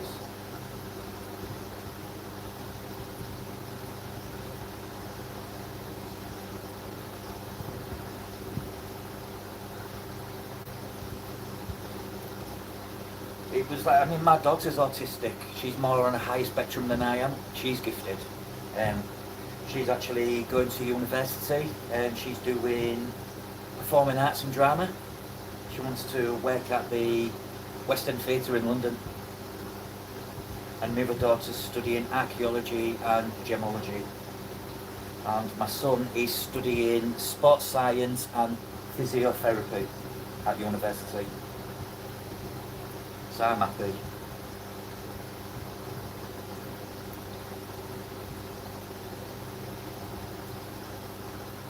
Shows I've done a good job.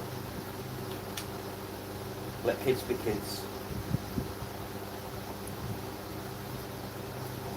A dirty kid is a happy kid. Me as a kid, I used to love playing in the dirt with them green toy soldiers. Everybody, you must have even had them in America, I'm not surely.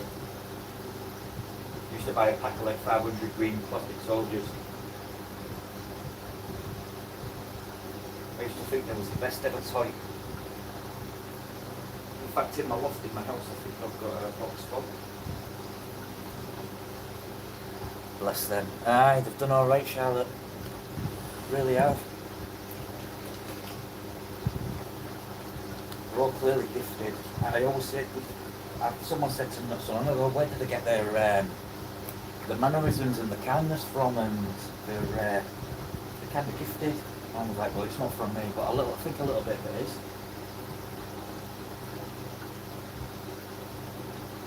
But my ex-wife, my ex-wife is a very clever person, let's say. I think a lot of it comes from them.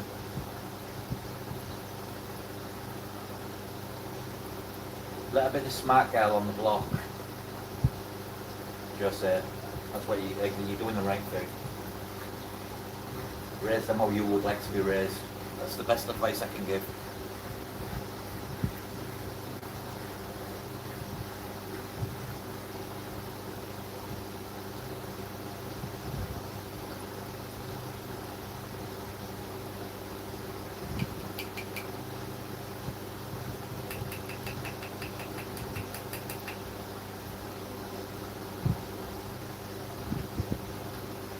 Yeah, it is too much competition. Can you imagine that? I mean, there is circumstances where you would really need to let a child or your child go into a system when it's high capacity, high function, and doors are falling off because they're getting punched through because it's. But at the same time, they've still got to try and enjoy to live an independent life and be human. If you cut us, we all bleed the same. Charlotte, did you hear that, Charlotte? It helps, Charlotte. It keeps me ways that I don't want. It keeps them at bay.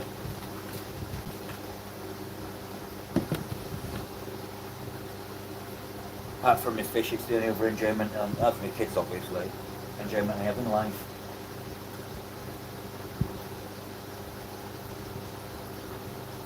Oh my god, I've been nearly going for 4 hours. Oops. Oh well, it's all video time, innit? Sounded so English then, innit? Isn't it?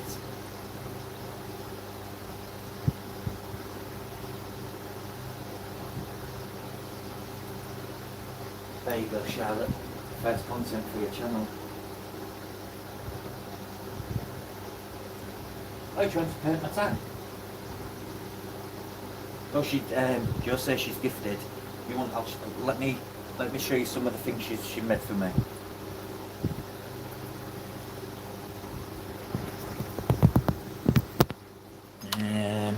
This being one of them. She asked me what my favourite colour was, and I didn't even know what she meant. And she did me this. It's a real beetle. And then she made my logo on here, on Mr. Fishpert.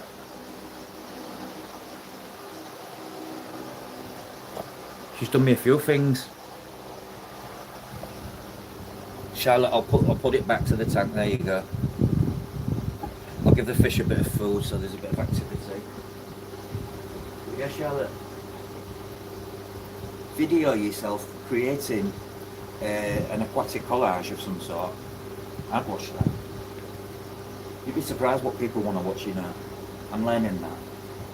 But yeah, I hope we're all still happy and content, and as of earlier, guys, it's okay to talk, and if anyone needs to talk and reach out, I'm easy reachable.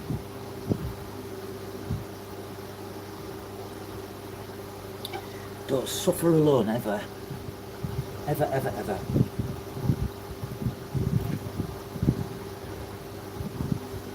Throw out that branch and let people grab it and help you.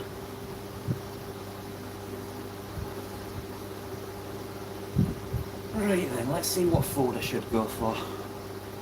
As you can see, my choices of food are... Oh, excuse that was the zapper. Mr. Crab up there. Baku Island crab. I'm a proud one of the 7 Charlotte. No, thanks Jeff. But yeah, these are all a lot of the... This is my favourite food. So versatile. Pleco food, I only trust and use. It's wood based, so it's actually natural.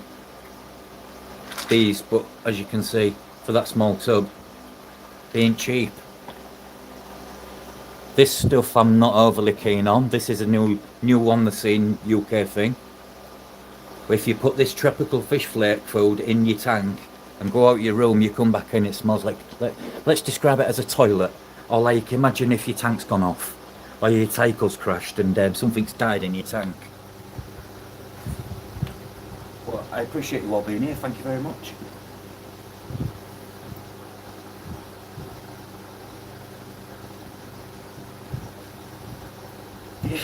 There's probably been American presidents what have been autistic and didn't even realise it. We are special people, really, in a good way obviously. Look at them all, just mid-drift. Let's get back to the Congos. But yeah, it's been nice talking outside the box of like of non-aquatic related stuff, because life's too short.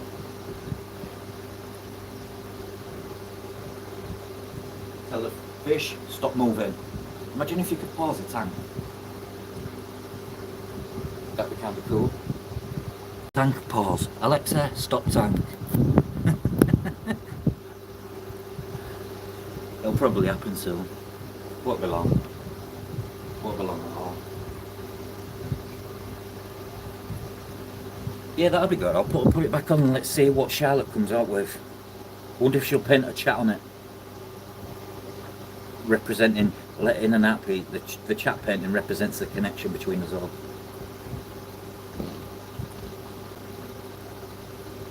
But this tank is doing great now. At the beginning it had 1 or 2 problems. I mean, the stem plants haven't grown too well, but I'm not overly bothered because the sessiflora, as you can see in each corner, is starting to fill out, so that's what I was looking for. That bushy look, but still plenty of like swim space at the front for the like corridors really, which there's one right there.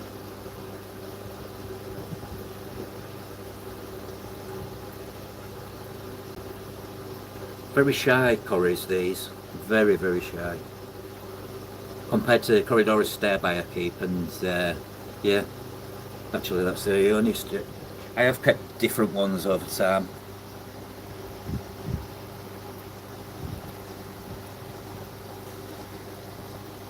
But yeah, big respect to you all, much I respect.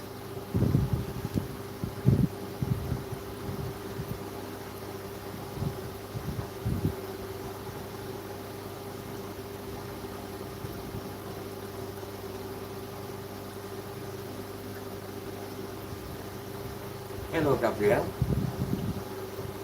Hello. How are you?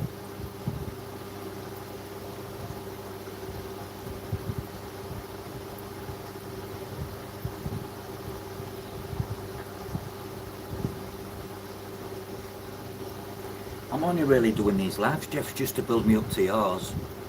just to gain myself, because I was really nervous, let's say. So I think it's been good, and I thoroughly enjoyed the interaction. The just not just me talking to you guys, the actual interaction you're all having between each other. So nice to see.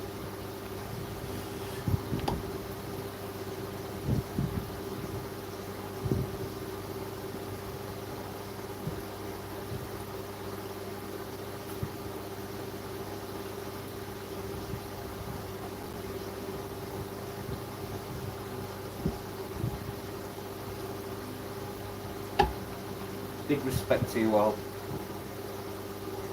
Oh, I think I need a chair in here, not just a bed to sit on. I need a nice supported comfy chair. I was thinking about a little podcast corner, doing a podcast corner in my room, but having a tank behind me.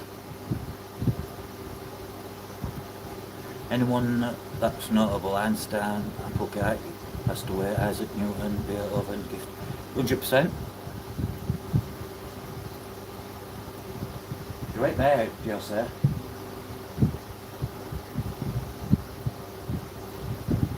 I watched something on Albert Einstein called Gifted not so long ago on, I think it was Amazon Prime. It was a really good watch. He loved to dabble about with the women, didn't he? He was certainly gifted in the bedroom.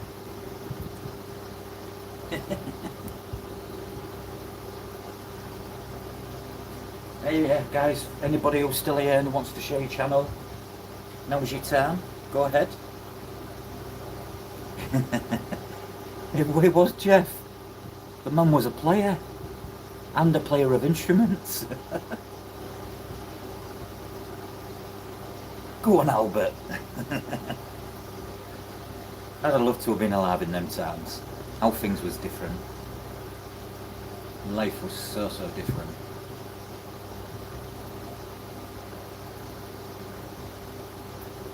Oh yeah, I was going to put some food in here. So busy smoking in the background. Choice of food, guys. What shall I go for?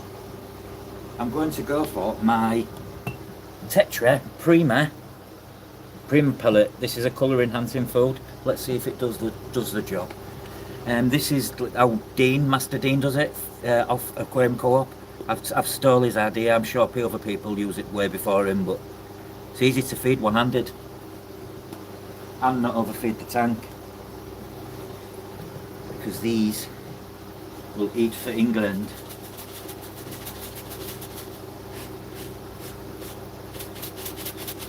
Shake, shake, shake, shake, shake, shake.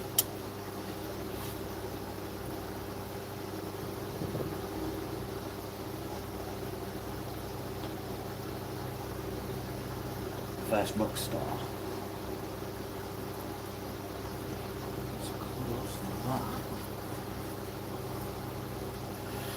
Oh, when you leave your window open too wide and you've got lights in your room, every kind of moth on the planet comes in.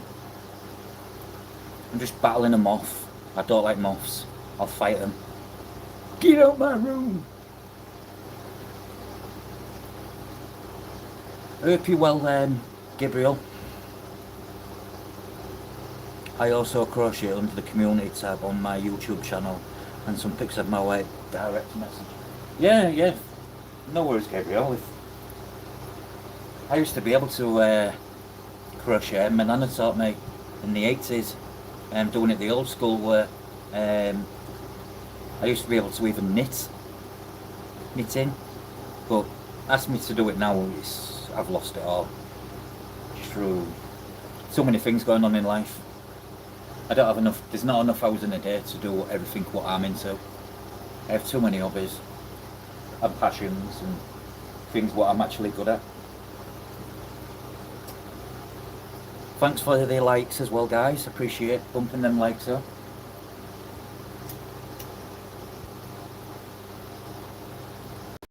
Also, if there's any content any of you would like to see in the near future, any ideas, fire them across. Because I'd be interested to see what people would like to see and stuff. It's just kind of like a survey. Because then I can produce I can use my time rather than waste it, I guess. Utilising time.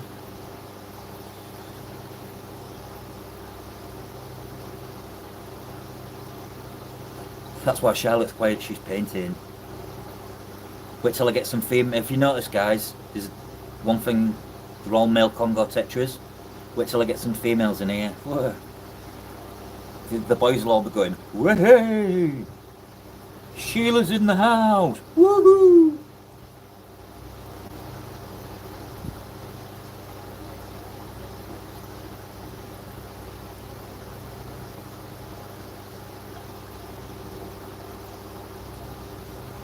Oh, but I'm 100% gonna breed them, Jeff. Oh, well, I say I'm gonna breed them. I'm going to try. I've been doing a bit of reading. I already knew quite a bit, but done a little bit of how others do things. I've got everything in place really. I have access to our RO water to mimic a big water change, cooler rainy season to promote spawning, and I'm going to make some mops to mimic Java moss. So rather than a floating mop, I'm going to have mops where they can scatter into and remove and see how it goes. Cheers, Jeff Kane. I do them off a whim because I'm starting to enjoy it. I'm interacting more because I am a loner because of just, I'm not a people person. Not in real life. At least I enjoy.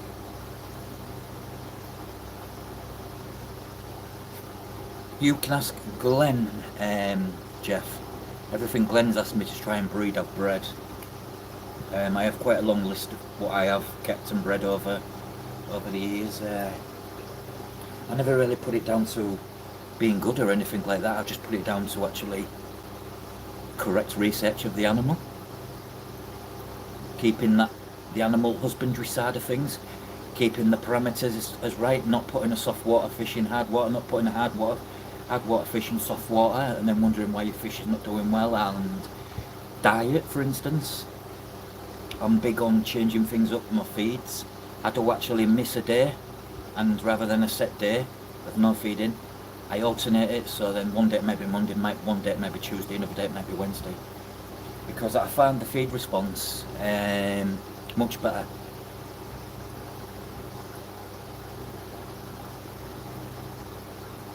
Yeah, thanks for dropping in, Jose. Enjoy the water changes, man. I enjoy doing water changes. This is our outlet, Jeff. We are all here for each other.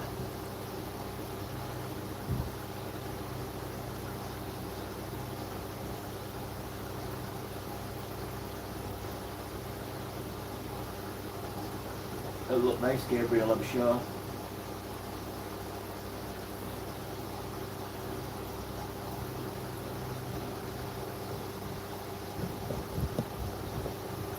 It is fun. Most definitely.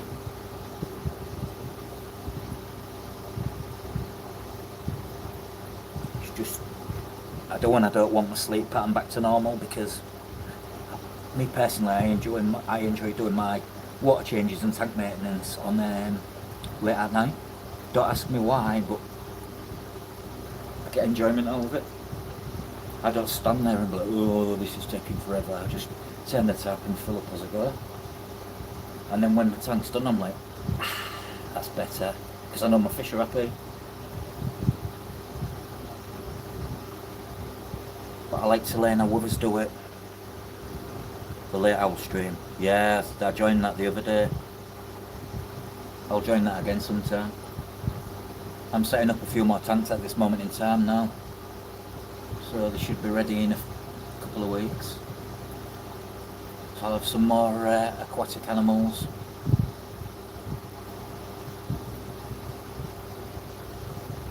No worries, God. Thank you.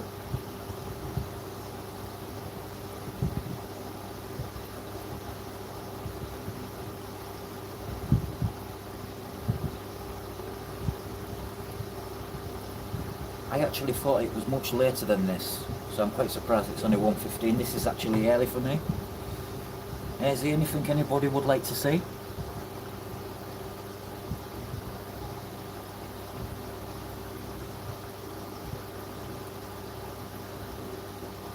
You can only get so much of a Congo tetra, or can you?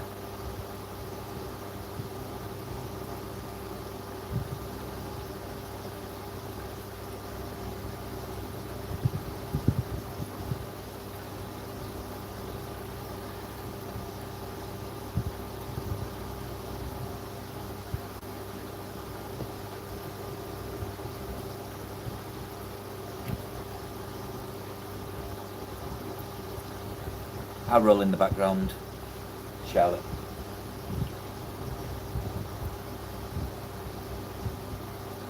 I'm nice and relaxed. Let's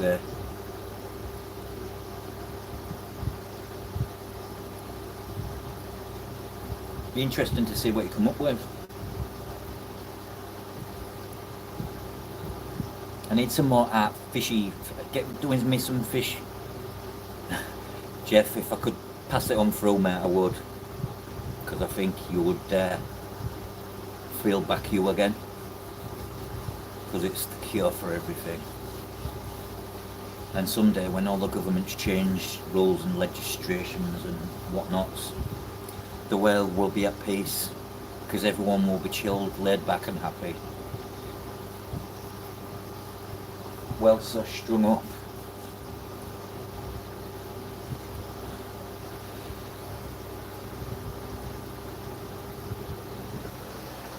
Let's go to the Julie de Chromis. Let's go to the Julies.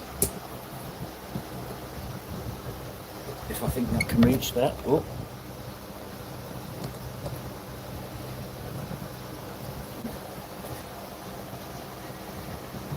Just.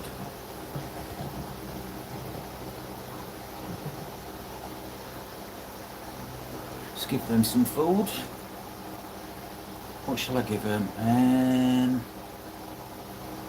Try him on a little bit of Glenn's colour granules.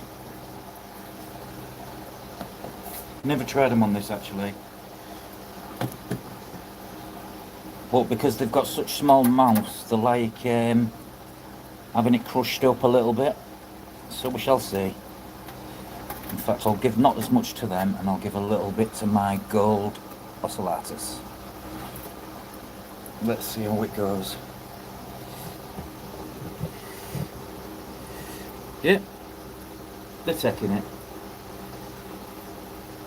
Very fussy fish.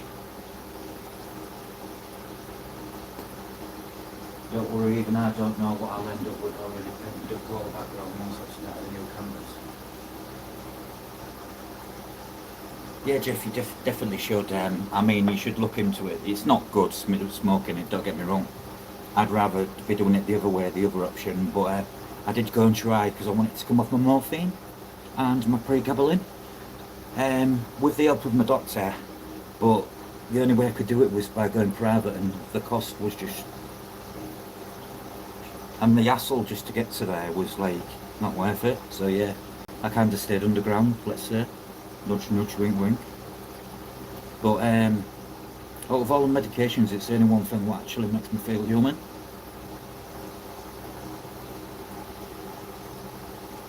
Gabrielle, I keep all kinds of fish, from African shell-dwelling species to softer water, African Congos, African cetras, rainbow fish, mostly Pseudomogul Flacatus, Pseudomogul irronatus. As I say, they're all your dwarf species of your rainbow fish, like your craycocks and stuff. I keep shrimp, I keep some dwarf cichlids, I keep vampire crabs, I even keep plants. I collect plants, aquatic plants, mosses. I'm private and it's but I can drive no trouble and it costs me a bomb. Yeah, you're Charlotte's. Jeff's looking into it, Charlotte, but he's in America, so It's a lot more readily available. That's easier access there because of their legislations. Laws here are just a joke.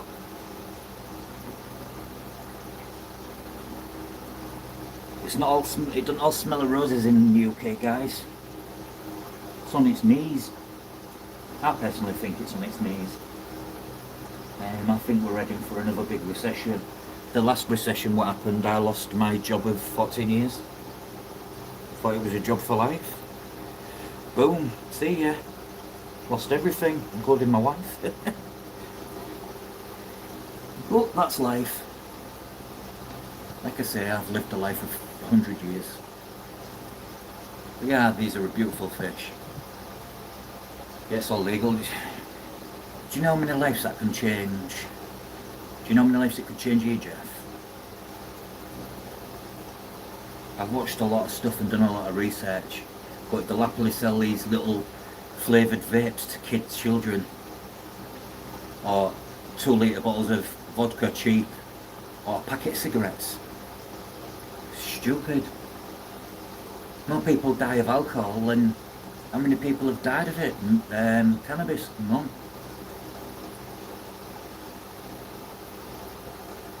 Yeah, that's the way it works in America, anything you can afford. See, in a way I don't want the NHS privatised here, but in another aspect, if I had a lump sum, I mean, I need an operation on my back, but I ain't getting it anytime soon. Not through the NHS. I've tried and I've tried. I've even had a second opinion from a specialist, and usually when you get a second opinion, even getting my second MRI took me 4 years just to get a second MRI. And lo and behold, what the first one didn't find, the second one did. I'm like, sorry doctor, but you're wrong. And unfortunately, because it's free here, the service reflects that. Not that I diss the NHS, because I think they do a marvellous job.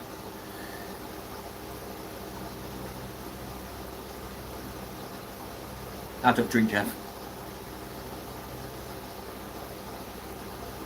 Don't drink at all.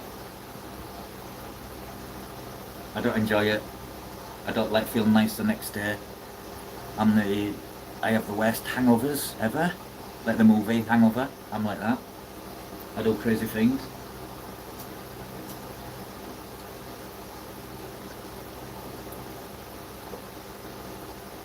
When I drink, it brings the very horrible side of the autistic side of me out as well.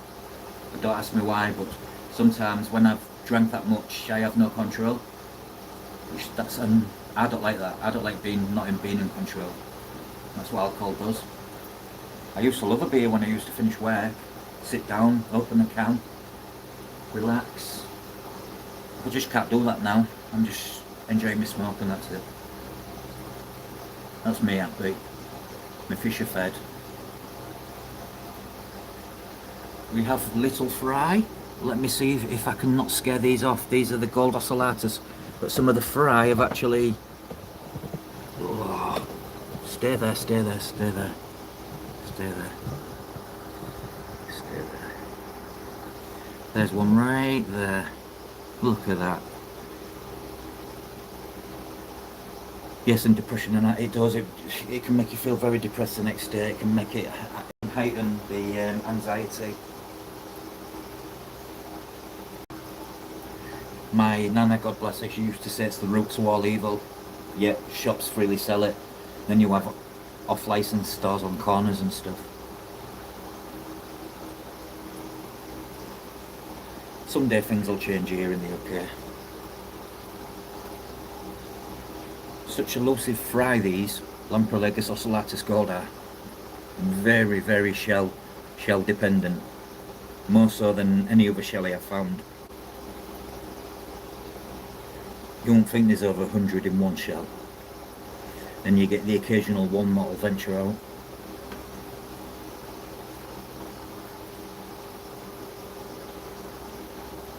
Yeah, ocellatus.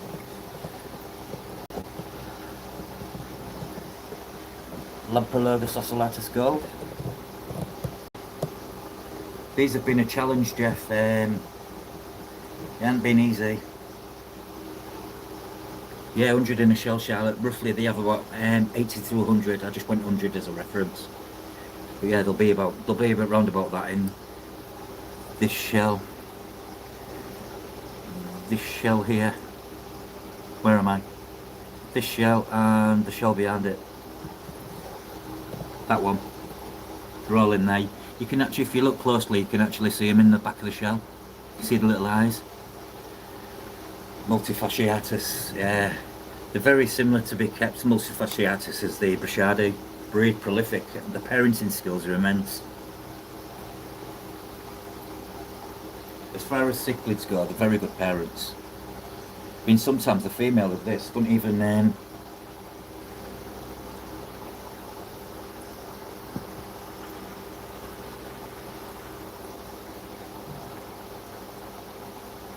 oops, sorry guys, I'm getting smoke in the screen.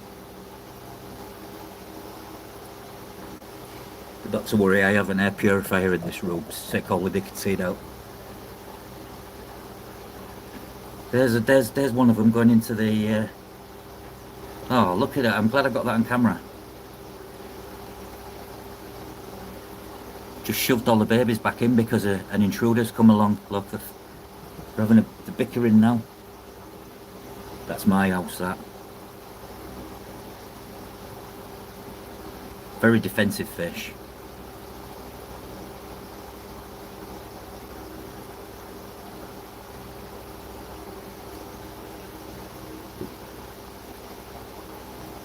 Yeah, you can get the golds and you can get the blues, the Lampreylegus ocellatus blue.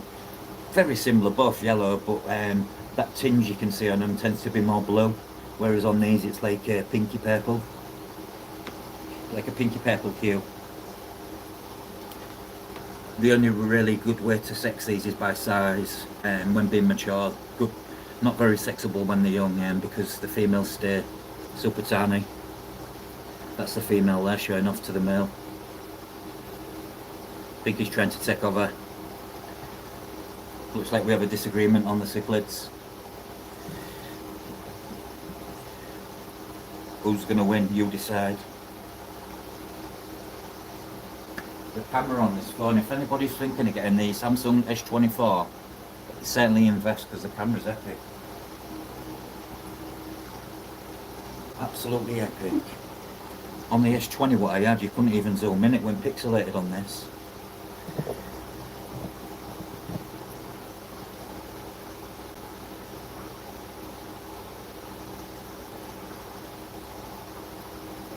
So, who's still with us?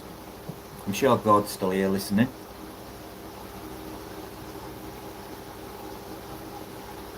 Hey, welcome back. Is it Elfish, you're David? Please say yes you are, and then I'm like, woo, I got it right. These you're looking at, by the way, Jeff's always here, bless him. The Lampreylegus ocellatus gold.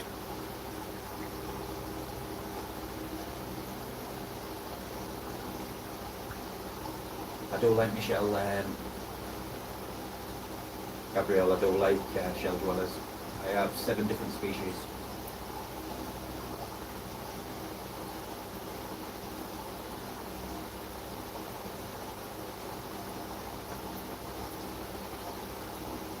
Hello Charlotte.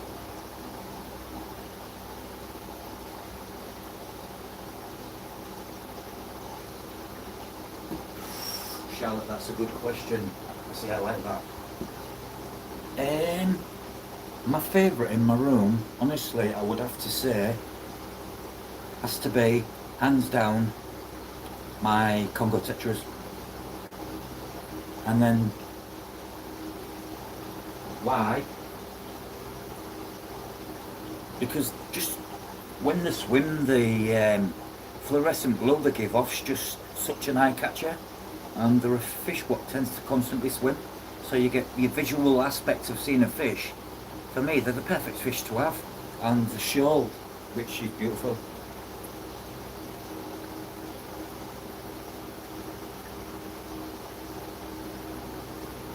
My favourite fish was before that was my pair of Pelvochromis pulcher Maliwe, which is West African Nigerian region. hence the name Maliwe. And the male passed away. Still to this day, I don't know why. I treat him for everything. So I have the female, but I can actually get another male. The female's ready to breed as well because she's got a little egg tube sticking out. She's in her full colours. So I'll be having a go at breeding them. I've got a few things in the pipeline, like the few directions I'd like to go down to produce a bit more content, make my room a bit more functionable.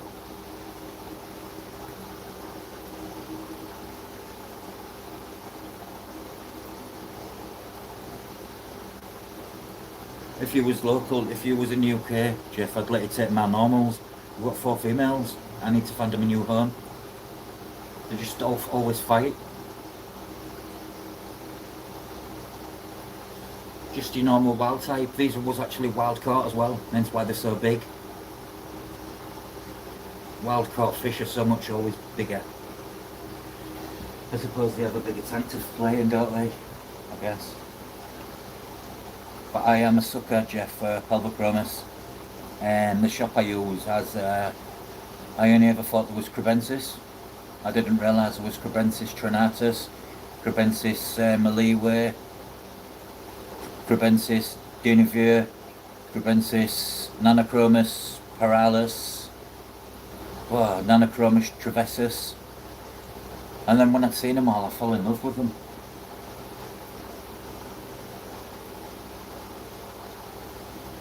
Charlotte, I've already said if you're willing to take them, they'll be more than happy in your time because you've got the space. So each female would make their own corner and tend to stay around that area. Or you get a male and get loads of babies because they're ready to breed.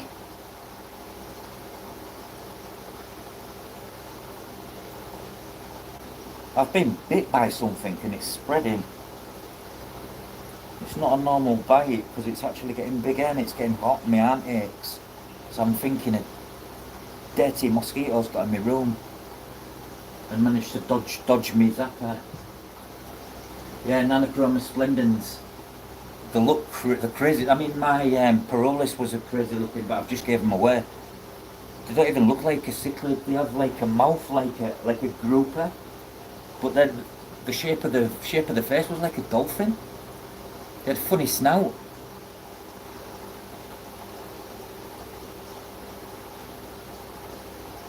Yeah, sounds like a plan, that, Charlotte. But yeah, Jeff, I'm a sucker for me all my Crebensises. Some of them are stunning. The Nigerian red. I think there's a Nigerian purple. They're all named after regions, I believe. Not that there's a region called in Nigeria called Region Purple. But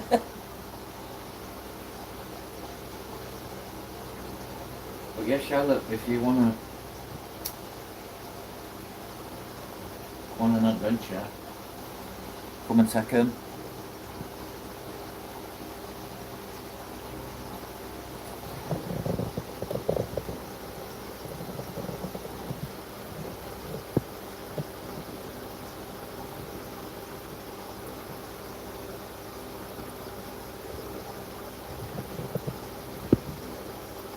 Nigerian green for a while. See, until I went to this shop the other year, which I use religiously wharf and I go on about, and they had actually a Crebensis section, and the guy was like, well, if you're going to get basic, why don't you look at these? And I was like, good God, how many flavours of Crebensis do you actually have? And he went, 11?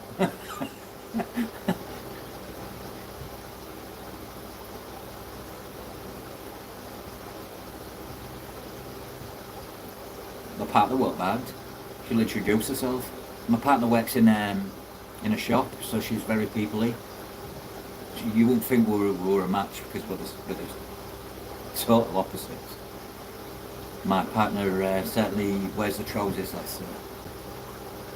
Because I dare not say anything. That's the dominant female in this tank, this one. You can tell it's female for the simple fact she's got a more rounded belly. Whereas the male tends to have the sunken in bit like that, where the tail meets the bottom finnage. Females are like torpedoes.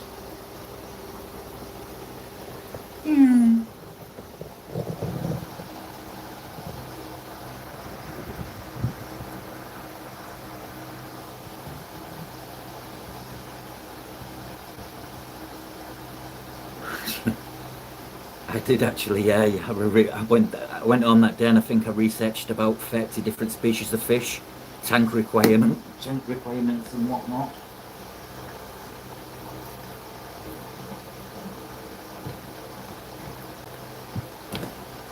Once I've got something in my head, I want something, I want it.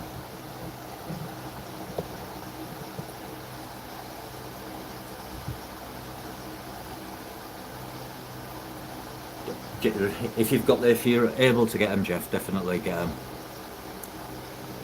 Me and God yesterday was on about breeding behaviour. I've never seen it, and I've got my Julidochromis kiplii. They've got fry. Never saw them breed. Never saw these breed. But today I actually witnessed it, just by the off chance. Maybe because I was more at it in my head that I was visually meaning to see it, and I saw the actual female laying the eggs underneath this entrance here. The cave, she was upside down scattering them, and the male was doing all his wafting. So I know there's a pair formed in there.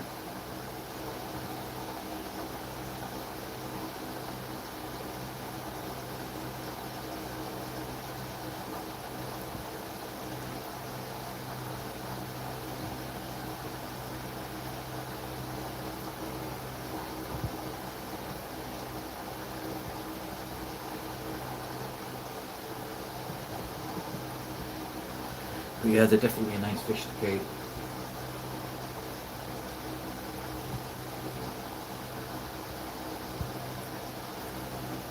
I got the Brashadi first, and then I got the Julidochromis kiplii, and I housed them together, and the Neolamprologus Brashadi kicked the living daylights out of the Julidochromis kiplii, so I had to move the trio I had, 2 females, 1 male, lucky male, into a 25 fry tank. They've actually bred. You're watching paint dry. Yeah, no worries, Jeff. Do me one, mate. Literally, Charlotte's watching paint dry.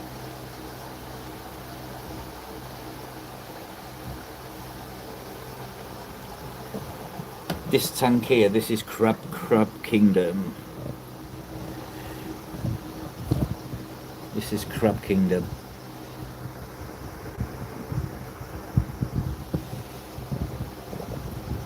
I can't even see it on that.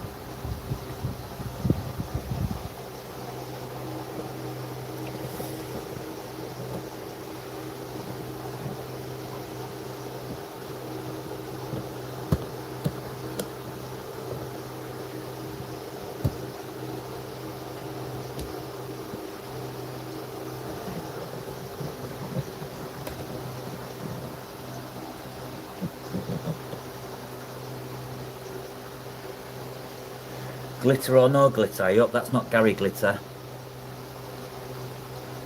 I don't want no Gary Glitter. I don't do glitter.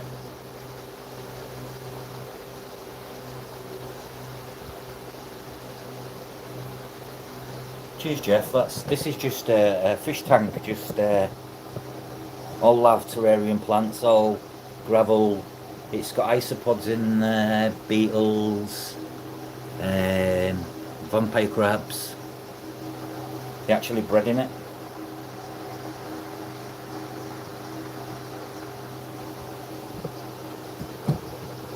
But I'm shutting this tank down because that to me is space for more fry tanks. I have some plans in the works.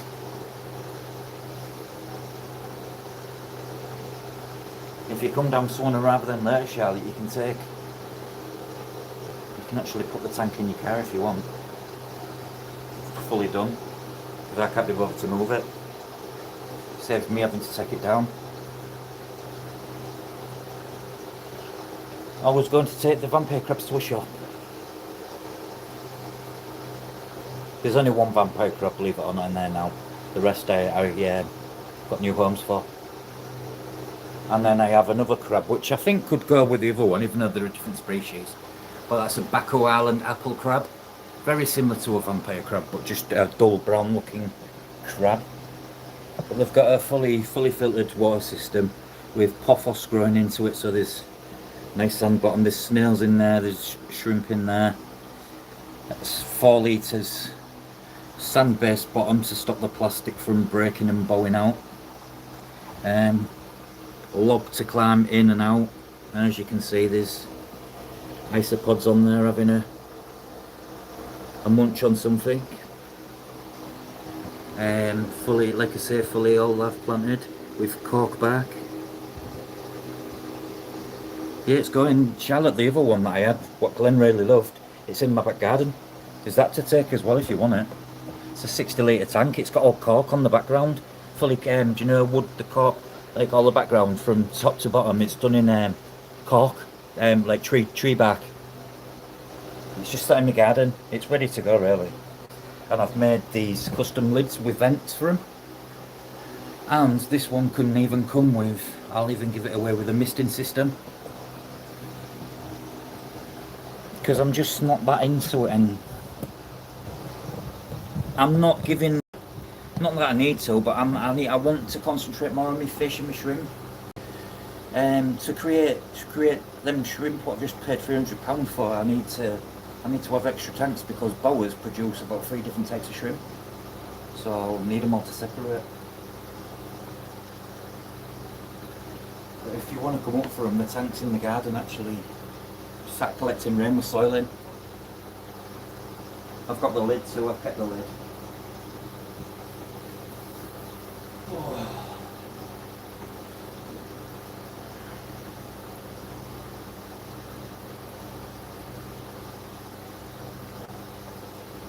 Yeah, you can keep me updated, but I don't need them.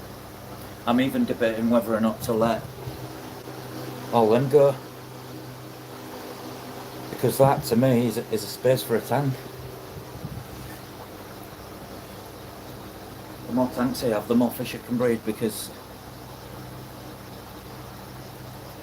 I want to utilise my space more. I want half a rack and just about 5 shrimp tanks and possibly 2 more fry tanks, just as a hospital tank overspill. Ice cream sandwich, oh. I got raised on choc ices, like ice cream covered in chocolate. They call them here choc ices. There was an 80s thing. An ice cream van guy used to come round the street. He'd be like, "Mum, can I have an ice cream?" She'd say, "No, block her off. Get a choc ice out the freezer."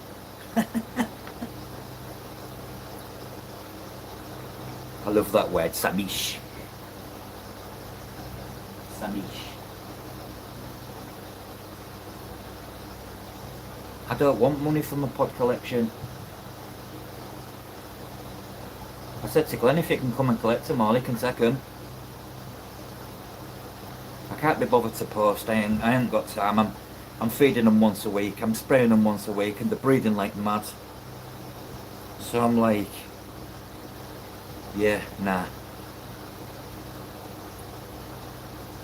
Get a box of 12 and they are gone in 2 days. I'd be like more one day, David. I'm a sucker for them. I mean, the English equivalent, obviously. Stuff like that I can eat all in one go. So I'm the same with chocolate.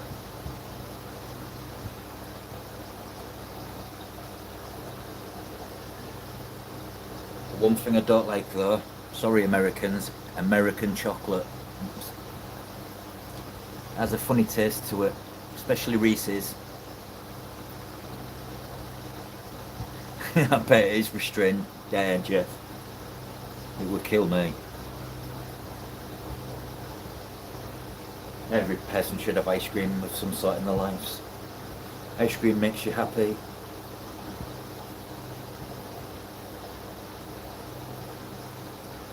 If you can come next month, Charlotte, you can take all.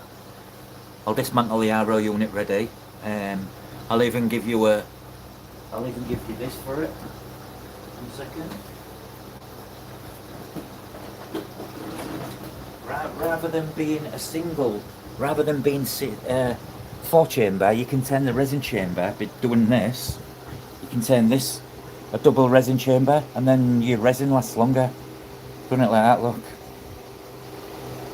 That's brand new resin, I'll give you that as well, that can go on the RO unit, so basically you'll be good to take it home, plumb it in, and buy a cheap plastic bin, and then plumb it all into it like that, and away you go.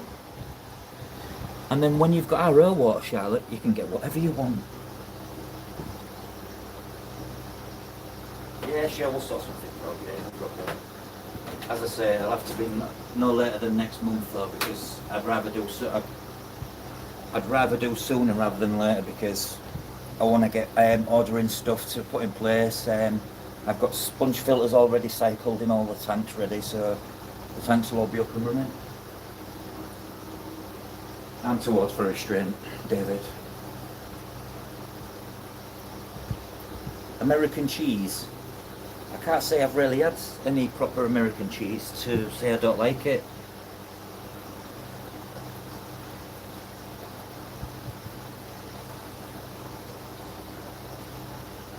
That's just my autistic side. I've got plans in my head, Charlotte, so I'm like, do it. And I'm getting frustrated that I can't do it. I've already dismantled one, but it seems a waste, the tank in the garden. It's already, you just need to add soil, and all the sides and the back.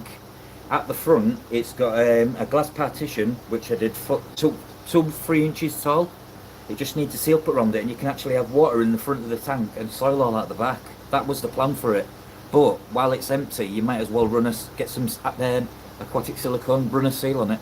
You could actually have some little shrimp and stuff in the thing, and it'd be used as a drink bowl for an animal. You'll see when you collect it.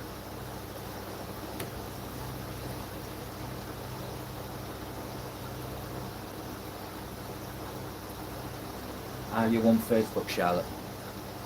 Charlotte, are you on Facebook? Why am I asking you what a divvy? Oh.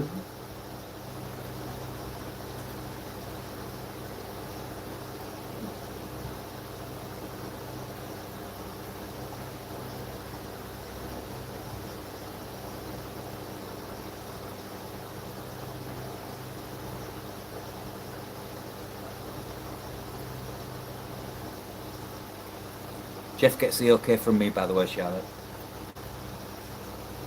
I've always been peculiar wired. So if you're on my Facebook, you're honoured. Because I'm quite a private guy.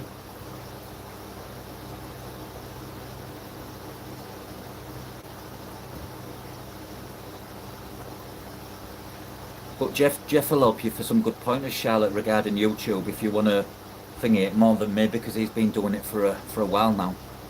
I mean, Jeff, how many subscribers have you got now? Is it 800-900 maybe? I like your memes, Charlotte. You post some funny, serious, what you can relate to stuff, which is so true.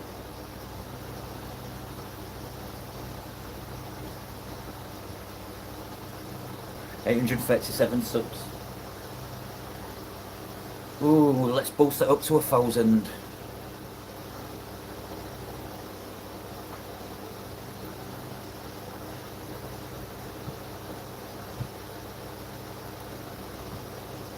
Yeah, that's all I really use Facebook for, Jeff, is just for connection to other people, what don't keep a family or actual school friends and so forth. Just ones that I kept in contact with from my childhood and stuff, and actual family members. A few aquatic friends, but I only use Messenger. I don't post as much as I used to. I used to always post some, you know, when Facebook tells you post what you're thinking. Oh, I used to post some trash. I look back at myself when you get that Facebook memories and I think, who even was I? I hate Facebook memories.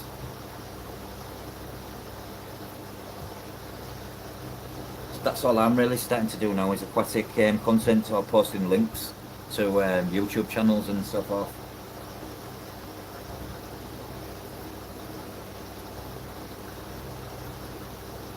Apart from you guys, I don't really talk to many. Glenn I do, and Charlotte I do. I talk to Glenn and Charlotte literally every other day, really. Don't with Charlotte.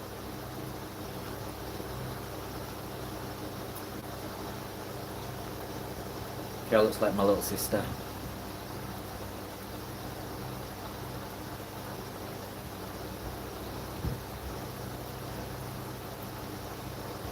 But it's nice having fishy friends on there because you get to ask questions and stuff, and you can find out things and what you didn't actually know.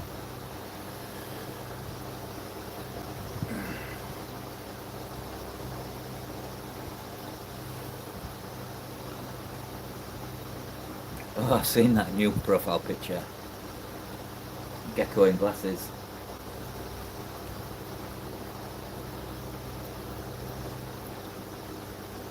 Oh, there's 11 of you here now.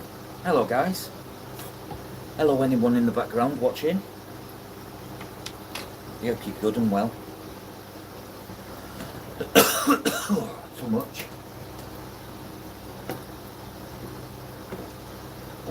Won't be going to sleep anytime soon. I'll probably wait till Craig comes along online and watch him. I enjoy it. The crazy Aussie man. It's funny. I just love his concept of how he just does his everyday go-between and you wear him in his flip-flops. It's sort of like me as well. We are army.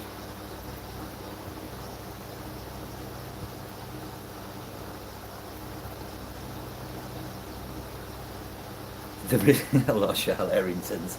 It's a very common name. Charlotte, have you Erringtons been busy?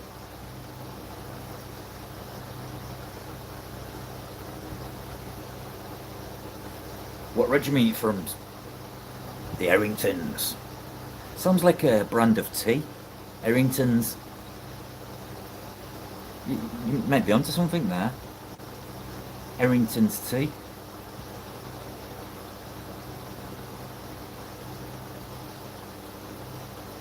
Yes, they build an army. Oh, funny.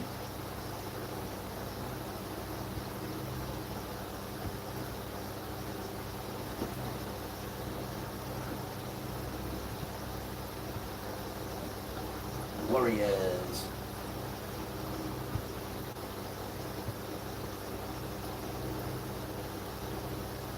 You descend from Sweden? She's the one with the gecko in the picture, and the gecko's got glasses on. She's holding a gecko. Charlotte keeps lots of crazy animals. I told you she's and she keeps, what? How big's your fish tank, Charlotte? She does have a fish tank, and she keeps a shrimp tank, which is her partner's, Stubo.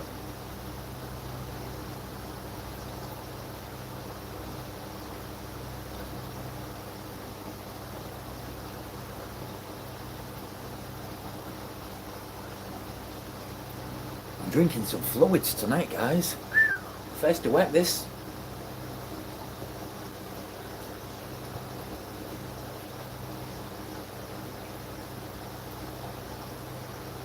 Me too, Jeff Kane. They don't come more weirder than me. Weird is good. As long as it's not, as long as you're not normal, you're a good person in my book. Don't do normal.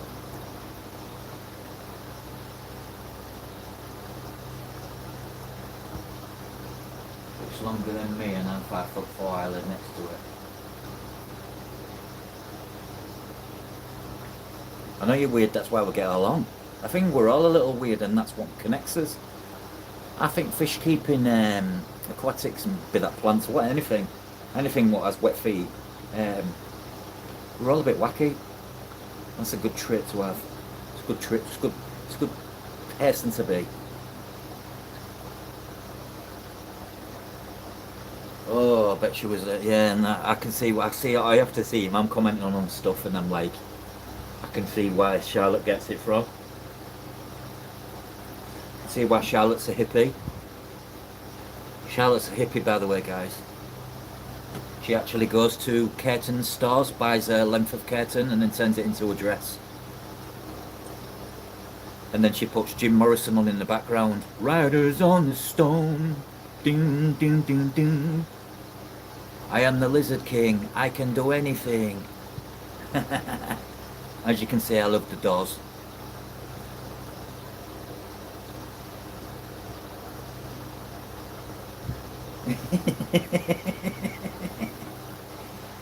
Riders on the stone. Ding, ding, ding, ding.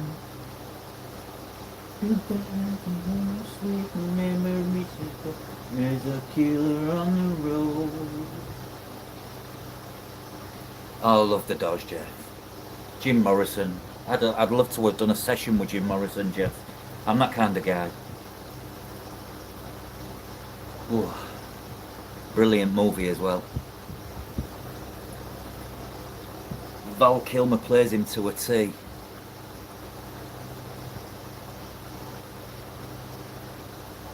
That's the one. Just it.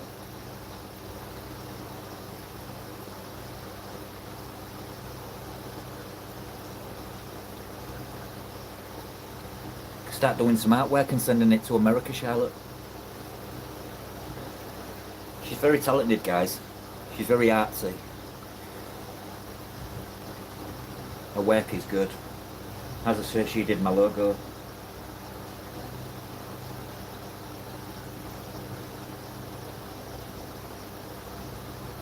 Got Doors in my head now. Will show me the way to the next whiskey bar. Oh, don't ask why. Oh, don't ask how. We must find the next whiskey bar. I'll tell you we must die. I'll tell you we must die. Do, do, do, do, do. The rooms of Alabama. I like the Eagles as well.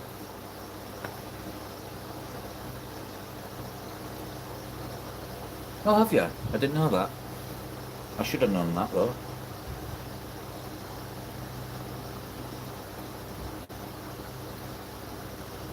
You shouldn't waste that talent. Being at home, you should utilise it. Show you out on YouTube. Make it an animal arty channel. Painting geckos by Charlotte. Imagine that. I like art too.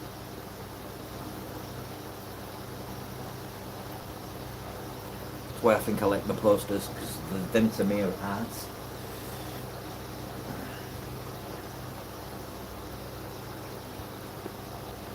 I've kept a steady 9 or 10, even up to 14 people all night. I'm quite surprised. Thank you guys. But I'm still not tired yet.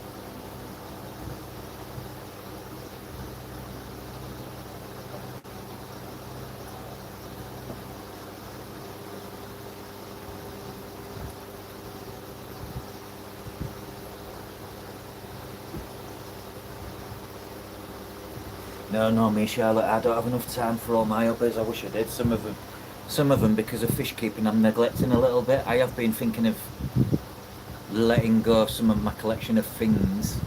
Let's say, I'm not going to say what it is. And no, it's not sex toys. I don't collect sex toys or anything daft like that. Gimp masks. Hey up, Shane. Cheers for tuning in, fella, and sleep well.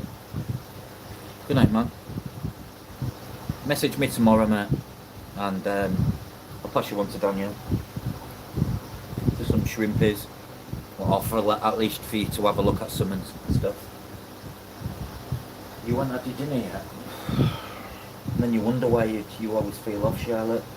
You've got to eat. Still waiting for the Pelham 24-hour stream. I'll join in with that. I think I could do it. I'm nearly at 5 hours.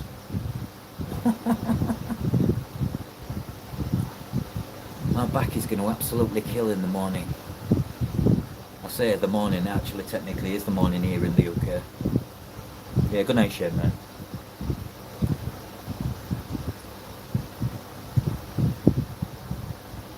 Oh, I don't like mini cheddars. Yuck.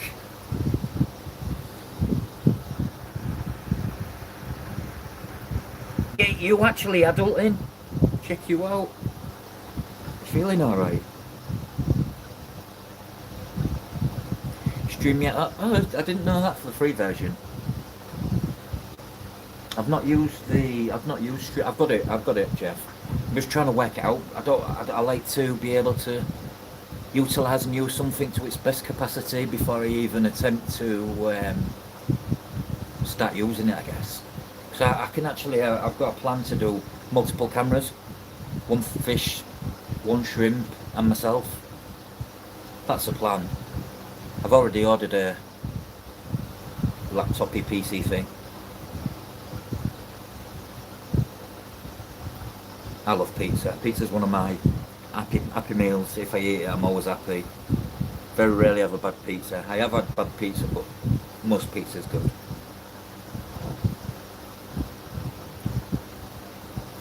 Garlic twists. They sound nice. Is that like a bread twisted in garlic butter and then fried, so to speak, or oven baked? 2 cans. You'll have to give me a little bit of a heads up on how you do it all, Jeff. You've been here for 5 hours, God. Don't let me keep you, God. I hope I haven't kept you from anything. So I feel very bad. Yes, and crispy. Oh, yeah. See, I love stuff like that. Comfort food. To me, that's called comfort food. When you eat it, you feel happy, content. Yeah, see, and soft inside, so you get 2 textured in one bite. That's like mozzarella sticks. We have the mozzarella sticks coated in like a crispy crumb, deep fried. Oh, I'm addicted to them. I just love the consistency of the crunch with the gooiness inside. Now I'm getting hungry. Talking food really does make you hungry.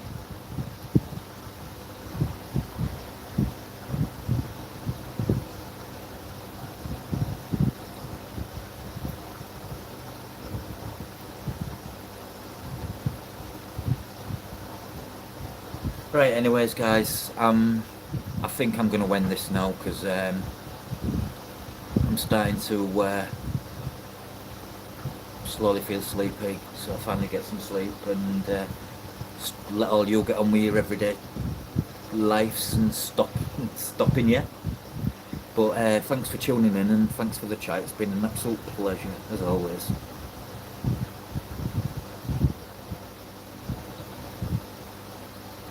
So I hope you all enjoy the rest of your day, your evening, wherever you may be. Yep, definitely time to relax. Alright guys, you all take care. Enjoy Charlotte. I'll look forward to seeing what the finished product is. I will, Jeff. You enjoy the rest of your day and evening, and I hope you get some good sleep. And don't worry, mate. Everything will be okay. No worries, David. Big respect. Thanks for chatting, mate. Take care. Bye, all. Bye. Cheers, Jeff. Take care, mate.